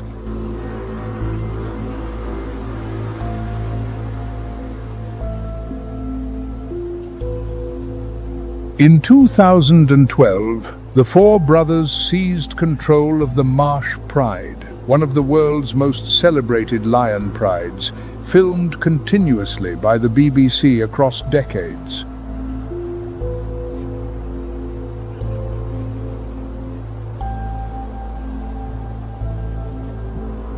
They replaced the previous males, Romeo and Claude, and founded a new bloodline, not preserving the old lineage, but imposing a new order, a new generation.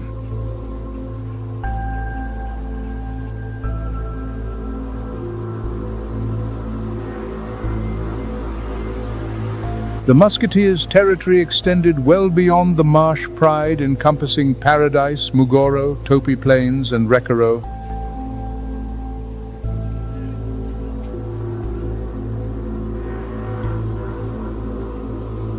Scarface died of natural causes in June of 2021, at approximately 13 years of age.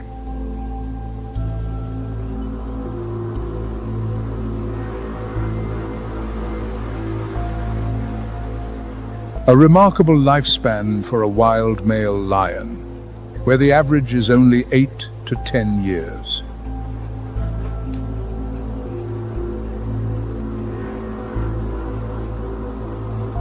From Mapogo to Musketeers, 2 coalitions, 2 continents, 1 law. The power of a male lion is temporary, measured in years, not decades.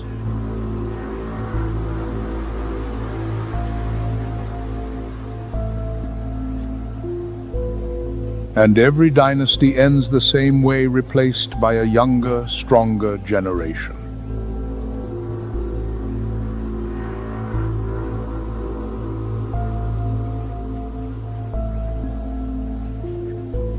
But while male lions battle over territory and mating rights, another struggle unfolds more quietly yet no less fiercely.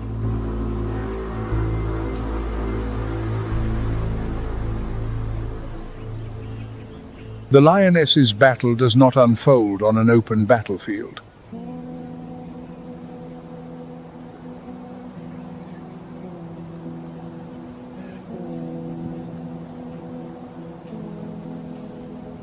It plays out in the distance between den and prey, a distance where every step carries the life or death of the next generation.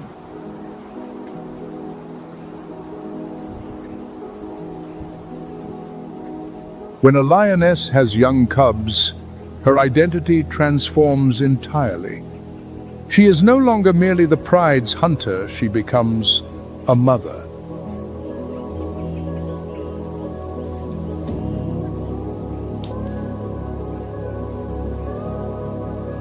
The crèche system, where several lionesses raise cubs communally, forms the very foundation of cub survival.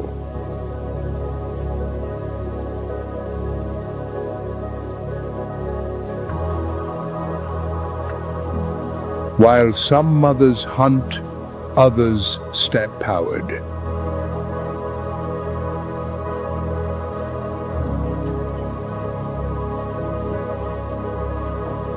Lion cubs are born nearly blind, weighing less than 4.5 pounds, and wholly dependent on their mother's milk for the first 6 to 8 weeks.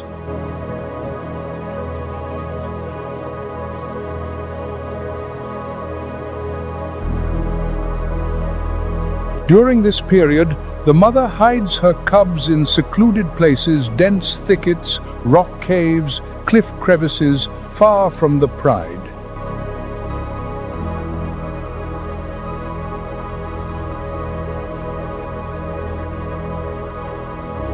The greatest threat sometimes comes not from enemies beyond the pride,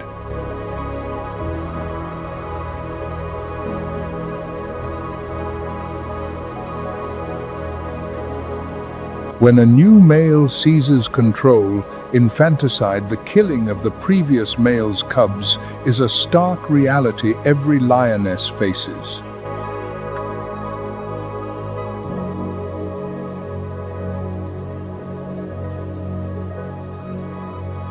Defending cubs is not only about fending off enemies, sometimes it means defying the new king himself.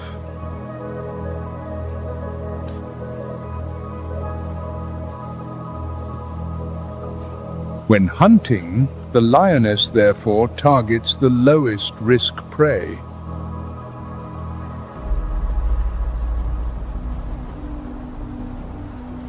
Warthogs, a common target, yet even warthogs pose danger.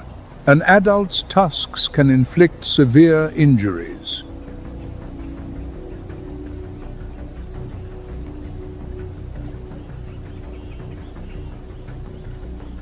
Lionesses often prioritize young warthogs, minimizing risk while securing energy for their cubs.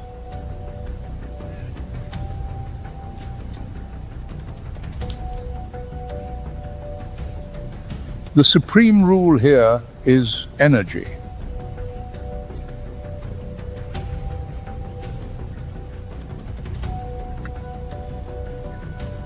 A lioness will abandon a chase after just 50 yards of failed pursuit, refusing to waste a single calorie.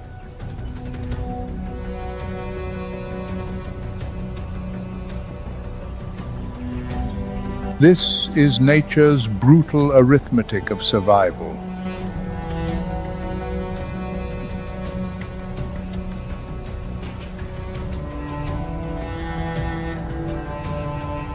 But on the savannah, hunger is not everything. The true threat also comes from other predators, more cunning and faster than any lion.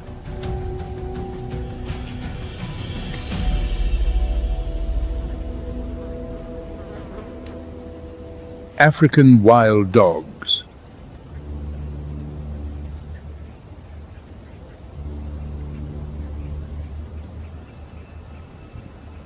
Packs of 10 to 20, with stamina-based pursuit and the highest hunt success rate among Africa's large carnivores, roughly 60 to 90%.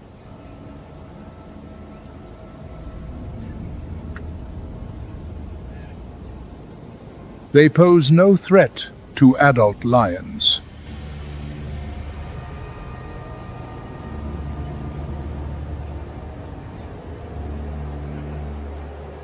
But for cubs, especially when the mother is away, wild dogs are a genuine peril.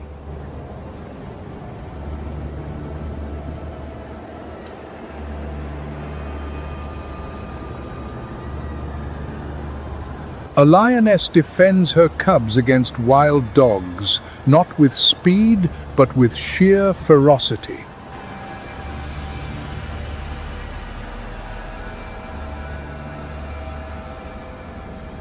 One swipe, one roar, enough to drive back an entire pack. Size is the decisive advantage in direct confrontation.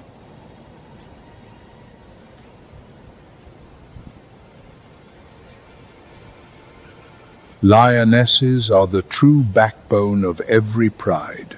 They remain for life, while males come and go.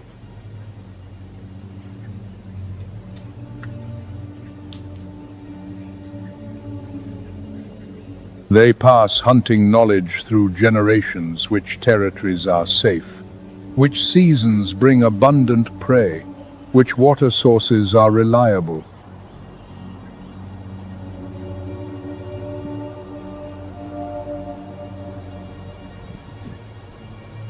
The lioness's identity lies not in a mane, nor in territory.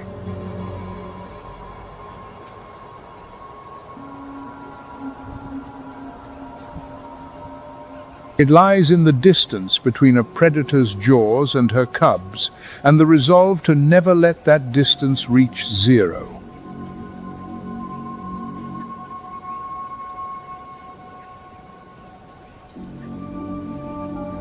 If the male fights to claim a throne, the female fights to preserve a bloodline.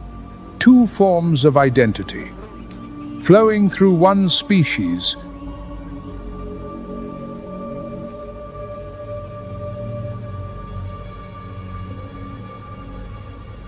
Yet both male and female share a boundary of power that neither crosses easily.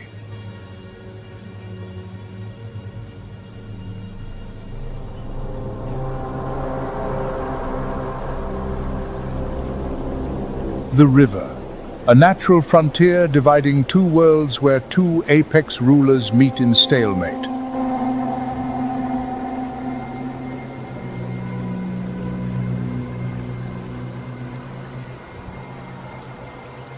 On the bank, the lion reigns. Beneath the water, the Nile crocodile holds absolute dominion.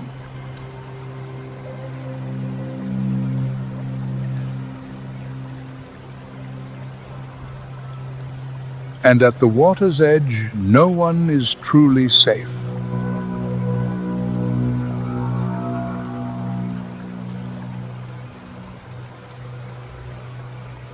The Nile crocodile possesses hardened scales, scutes covering its back and flanks, forming a suit of biological armor.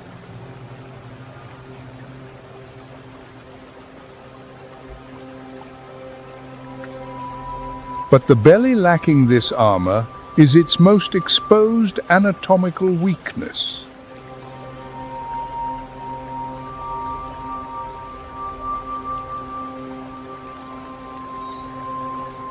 When lions must cross a river to follow migrating herds, to expand territory, or simply to reach water, they are forced to enter the crocodile's domain.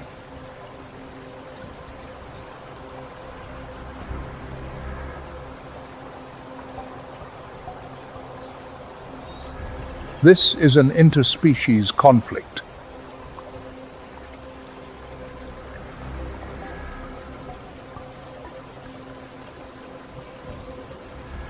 Not revenge, no complex emotions at play.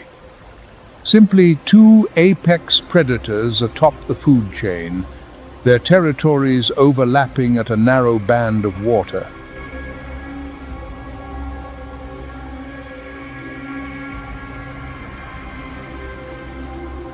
Lions typically choose the shallowest crossing, where the current runs weakest, but crocodiles know this too. Both rulers read the terrain, and both wait at the same point.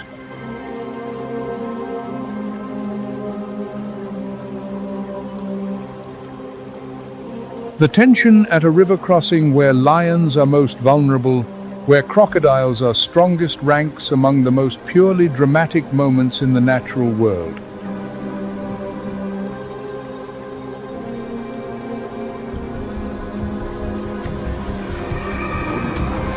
Neither side wins forever. The water boundary endures, and both sides respect it, each in their own way.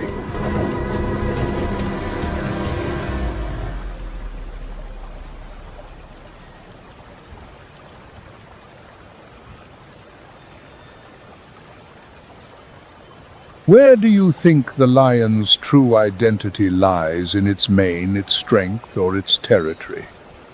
Share your thoughts in the comments below.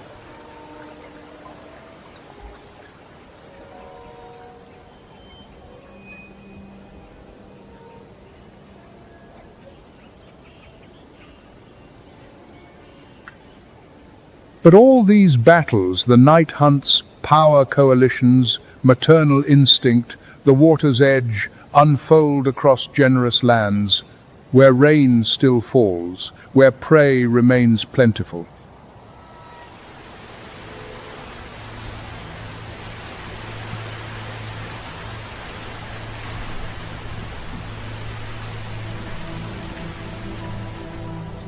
But when the land takes everything, when rain ceases, prey vanishes, and the coastline holds nothing but bones, can a lion still be a lion?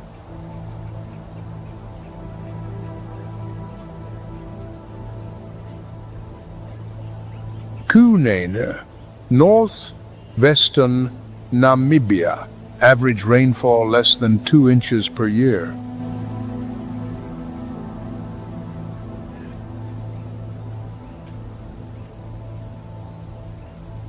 Some coastal stretches receive just half an inch. This is one of the driest places on Earth where lions still survive.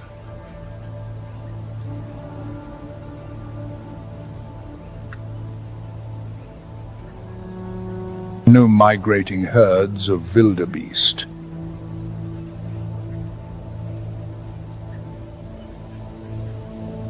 No endless grasslands.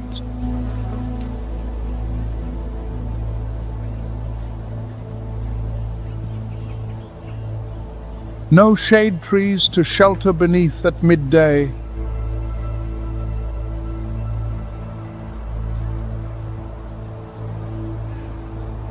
Only sand, rock, and an empty horizon.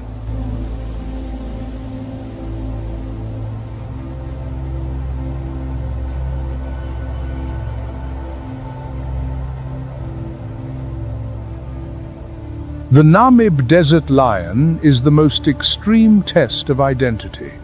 When the land strips away everything a lion needs, prey, water, shade, what remains?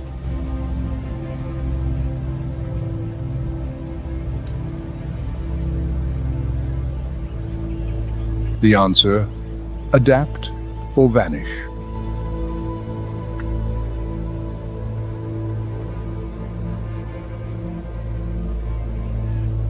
Lions here cover greater distances than any population in Africa, sometimes more than 30 miles in a single night, searching for prey scattered across vast expanses.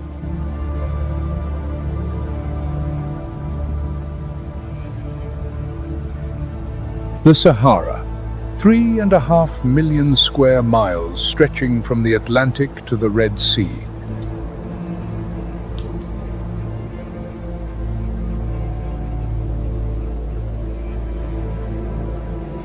The largest desert on Earth, where daytime temperatures can exceed 120 degrees Fahrenheit and nights plunge below freezing.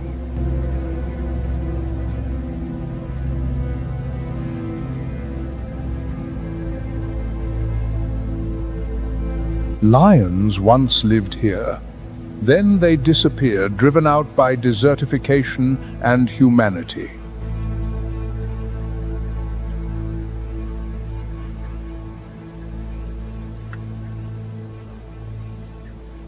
But the desert is not empty.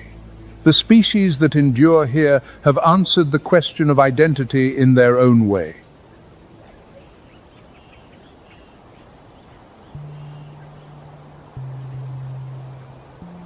The dromedary, the one-humped camel, originating from the Arabian Peninsula, domesticated roughly 3,000 to 4,000 years ago.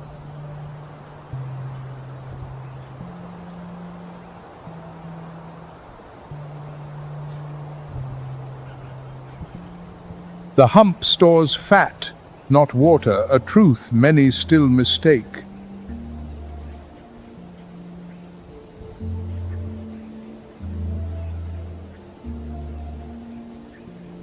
The camel's body is an engineering triumph against heat. Core temperature fluctuates between 93 and 108 degrees Fahrenheit, adaptive heterothermy, minimizing sweating and conserving water.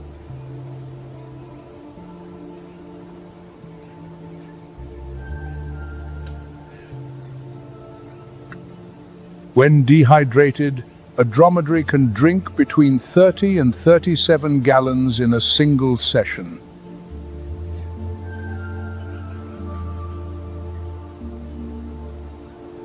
Yet, even the camel, so perfectly adapted, still needs humans.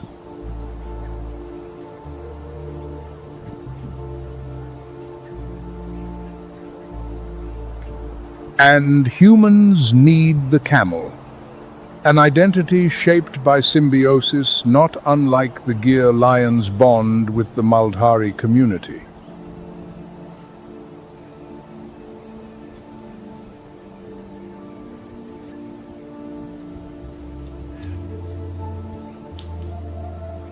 But not every species has a partner. In the heart of the Sahara, one species is counting down its final individuals.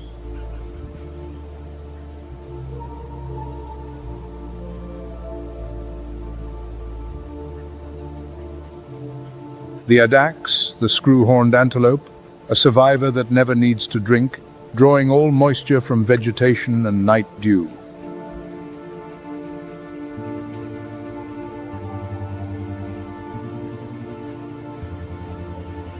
Horns measuring 28 to 33 inches on males, elegantly spiraled, serving as both weapon and heat dissipation tool.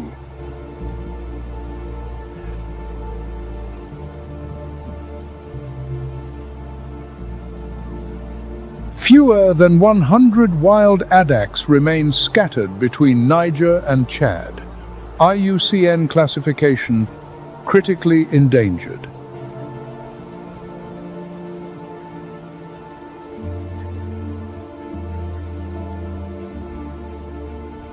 Addax disperse seeds through dung and enrich soil by digging for plant roots.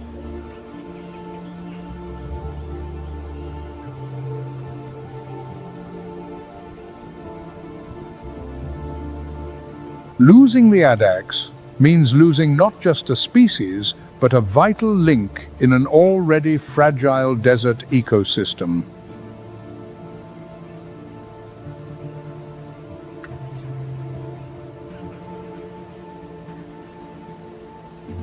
Fewer than 100.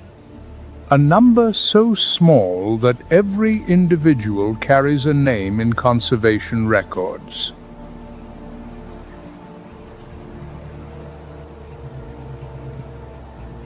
Every death is counted. Every calf born is a statistical miracle.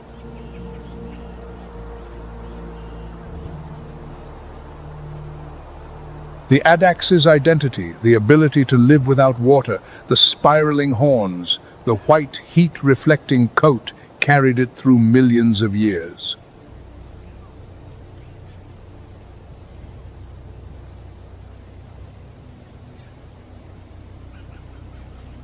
But identity cannot stop bullets or the off-road vehicles of poachers.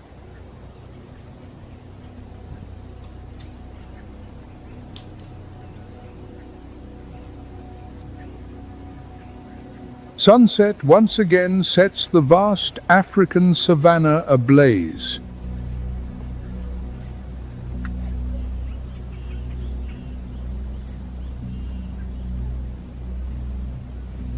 The wild sovereign stands in silence across the plains, beneath skies where its ancestors roared through thousands of generations.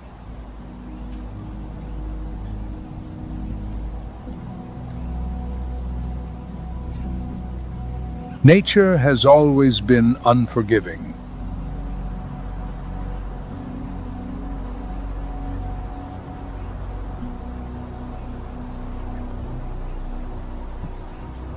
When survival demands that kings shed their proud outer crowns, what defines them is no longer the mane but the killer instinct and an unbreakable will.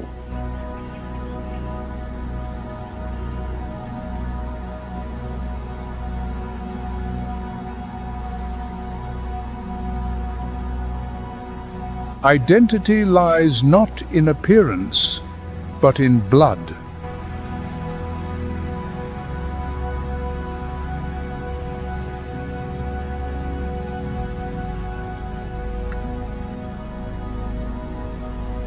And that wild bloodline will flow on so long as there remains a kingdom for them to belong to.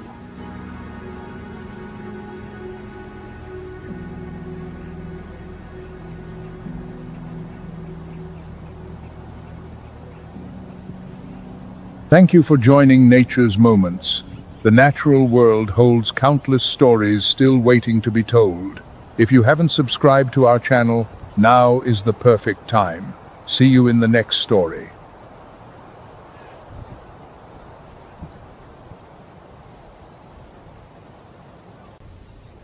Dawn blazes across the boundless grasslands, a kingdom where time is not measured in minutes but in a prey animal's final breaths.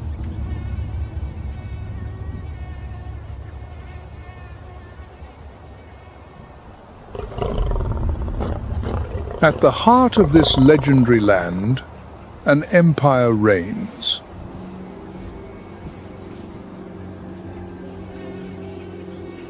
But its grandeur has always come at the brutal cost of survival.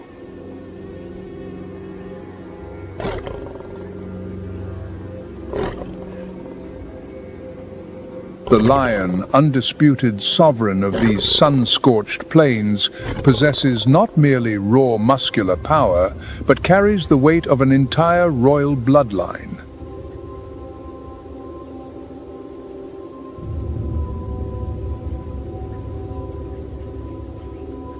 The dominant male stands atop a rocky outcrop, his mane rippling in the wind like a banner of absolute authority, scanning the horizon with unwavering vigilance.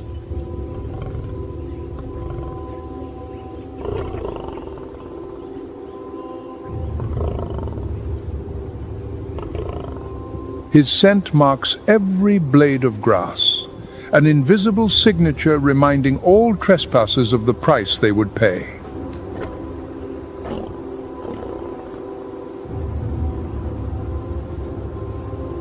His territory stretches across dozens of square miles, land where every inch must be defended with blood.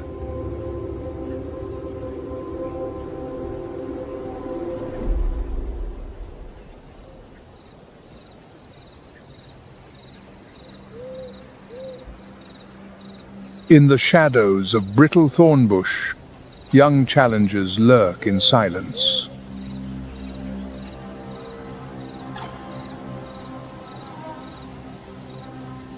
They wait, patient, cold-blooded.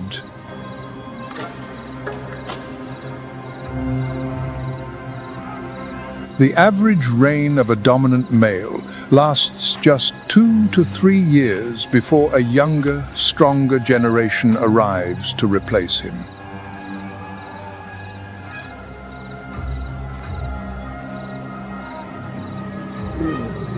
His roar carries up to 5 miles through the still night air, a declaration of sovereignty that every creature must heed.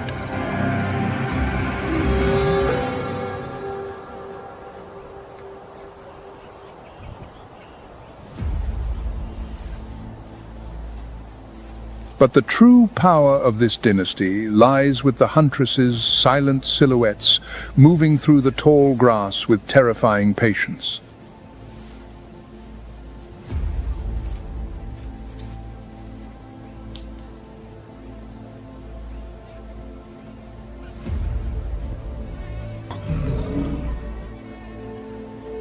They hunt in coordinated groups, each lioness occupying a specific tactical position, like players on a field, moving in concert without a word.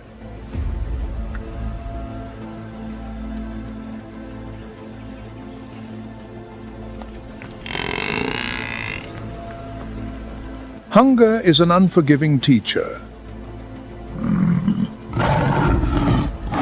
It drives them to execute high-risk pursuit strategies beneath the scorching sun of the dark continent.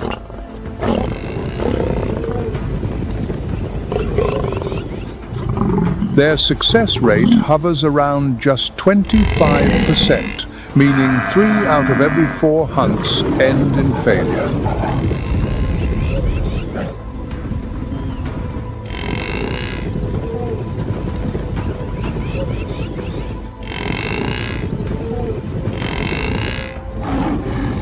But failure never stops them from trying again.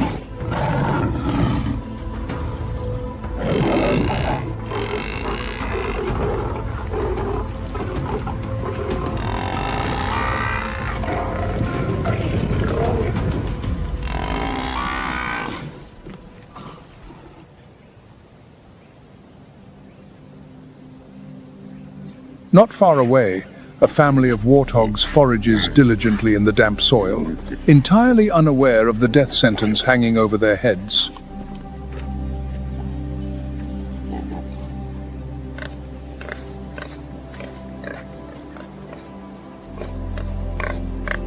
The scent of freshly turned earth is enticing, but it is also the very signal that betrays their location.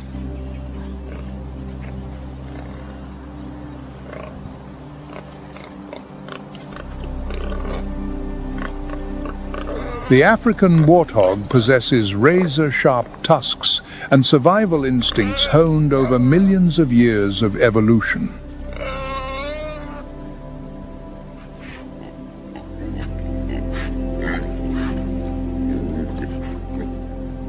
Their lower tusks sharpen themselves with every opening and closing of the jaw, a perpetual blade forged by nature's own design.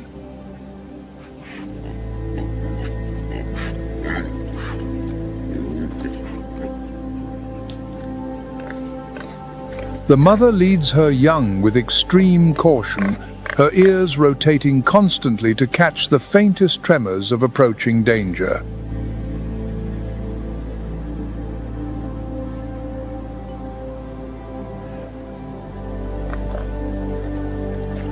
When fleeing, their tails stand bolt upright like signal flags, a follow me beacon, ensuring the piglets never lose their way.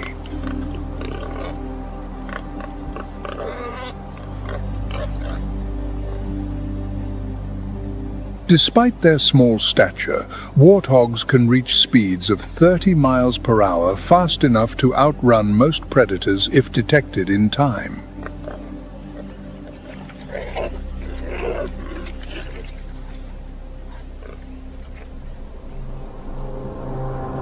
Silence here is often a deceiving illusion.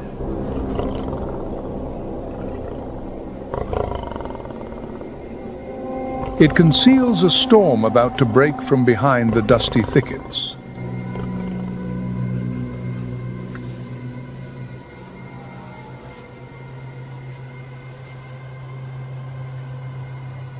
The lionesses have closed in, muscles coiled beneath golden hides, each step as weightless as the air itself.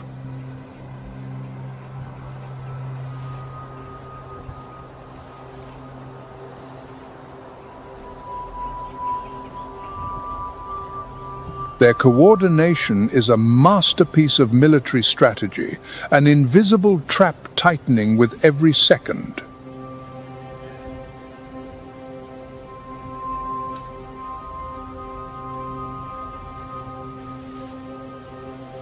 One cuts off the northern escape route, while a second closes in from the east, leaving no way out.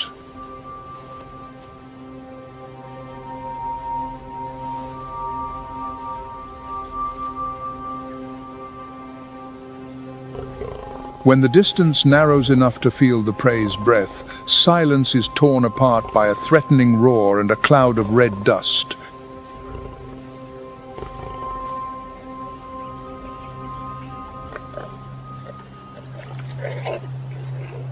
The attack is over in an instant.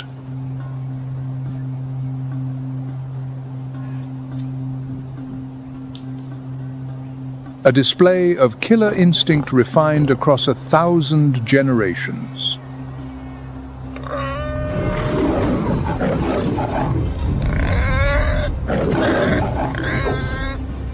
A precise lunge ends all hope of resistance.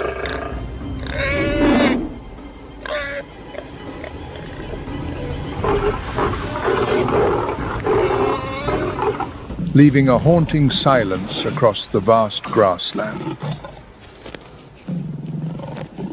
On this land, the sacrifice of one life is the price paid for the survival of another in nature's unending cycle.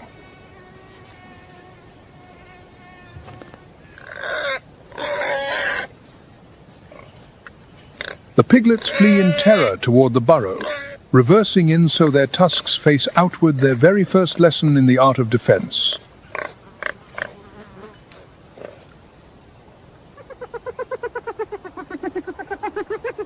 And from the shadows, the glinting eyes of hyenas watch and wait, ready to claim whatever remains.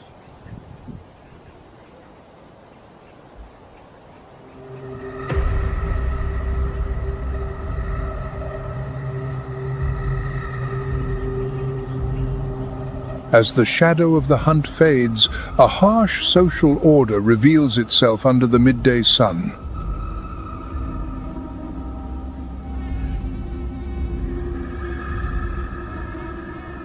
The feast of the sovereign is never a fair or peaceful affair.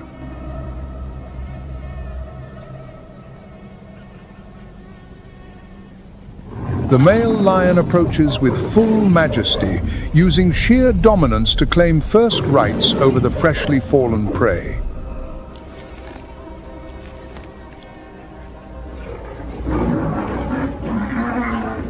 This is the privilege of the one who holds power over life and death, an immutable law that has maintained royal bloodlines for centuries.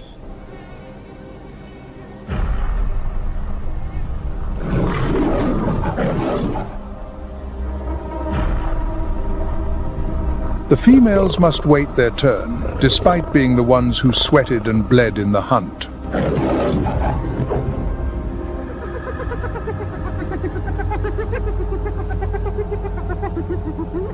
Yet the scent of blood and fresh meat quickly rouses other opportunists across the plain.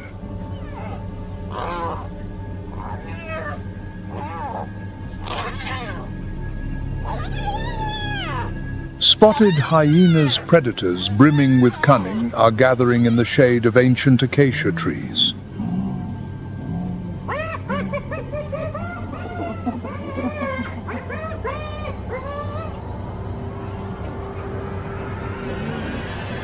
Hyenas are far more than scavengers, as many believe they are formidable hunters in their own right, securing up to 70% of their food through their own kills.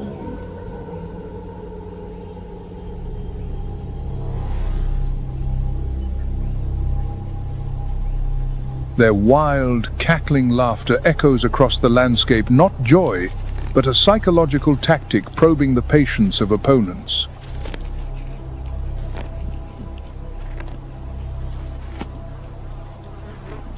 They do not rush in, but wait for the smallest opening to seize another's hard-won prize.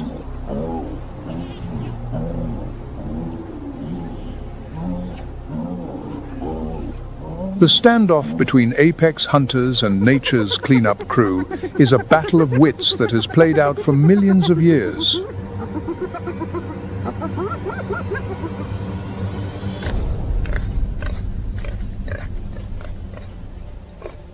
Meanwhile, another story begins quieter, but no less heartbreaking.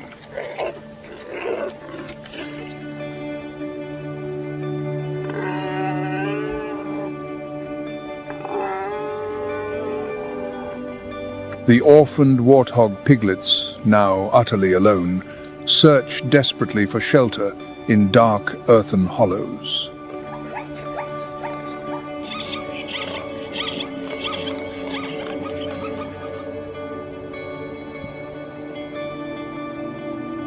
Without their mother's protection, primal instinct is their only compass between the boundary of life and death.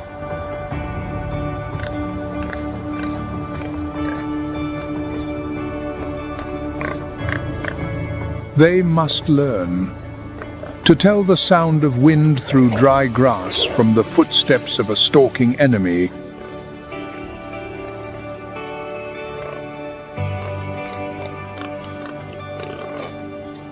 Their survival depends entirely on the speed of their adaptation and the unyielding perseverance encoded in their bloodline.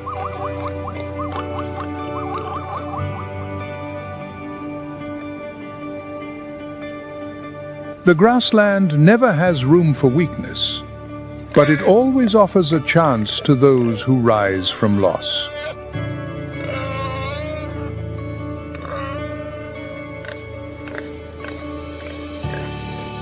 Yet what comes next will prove that no throne lasts forever.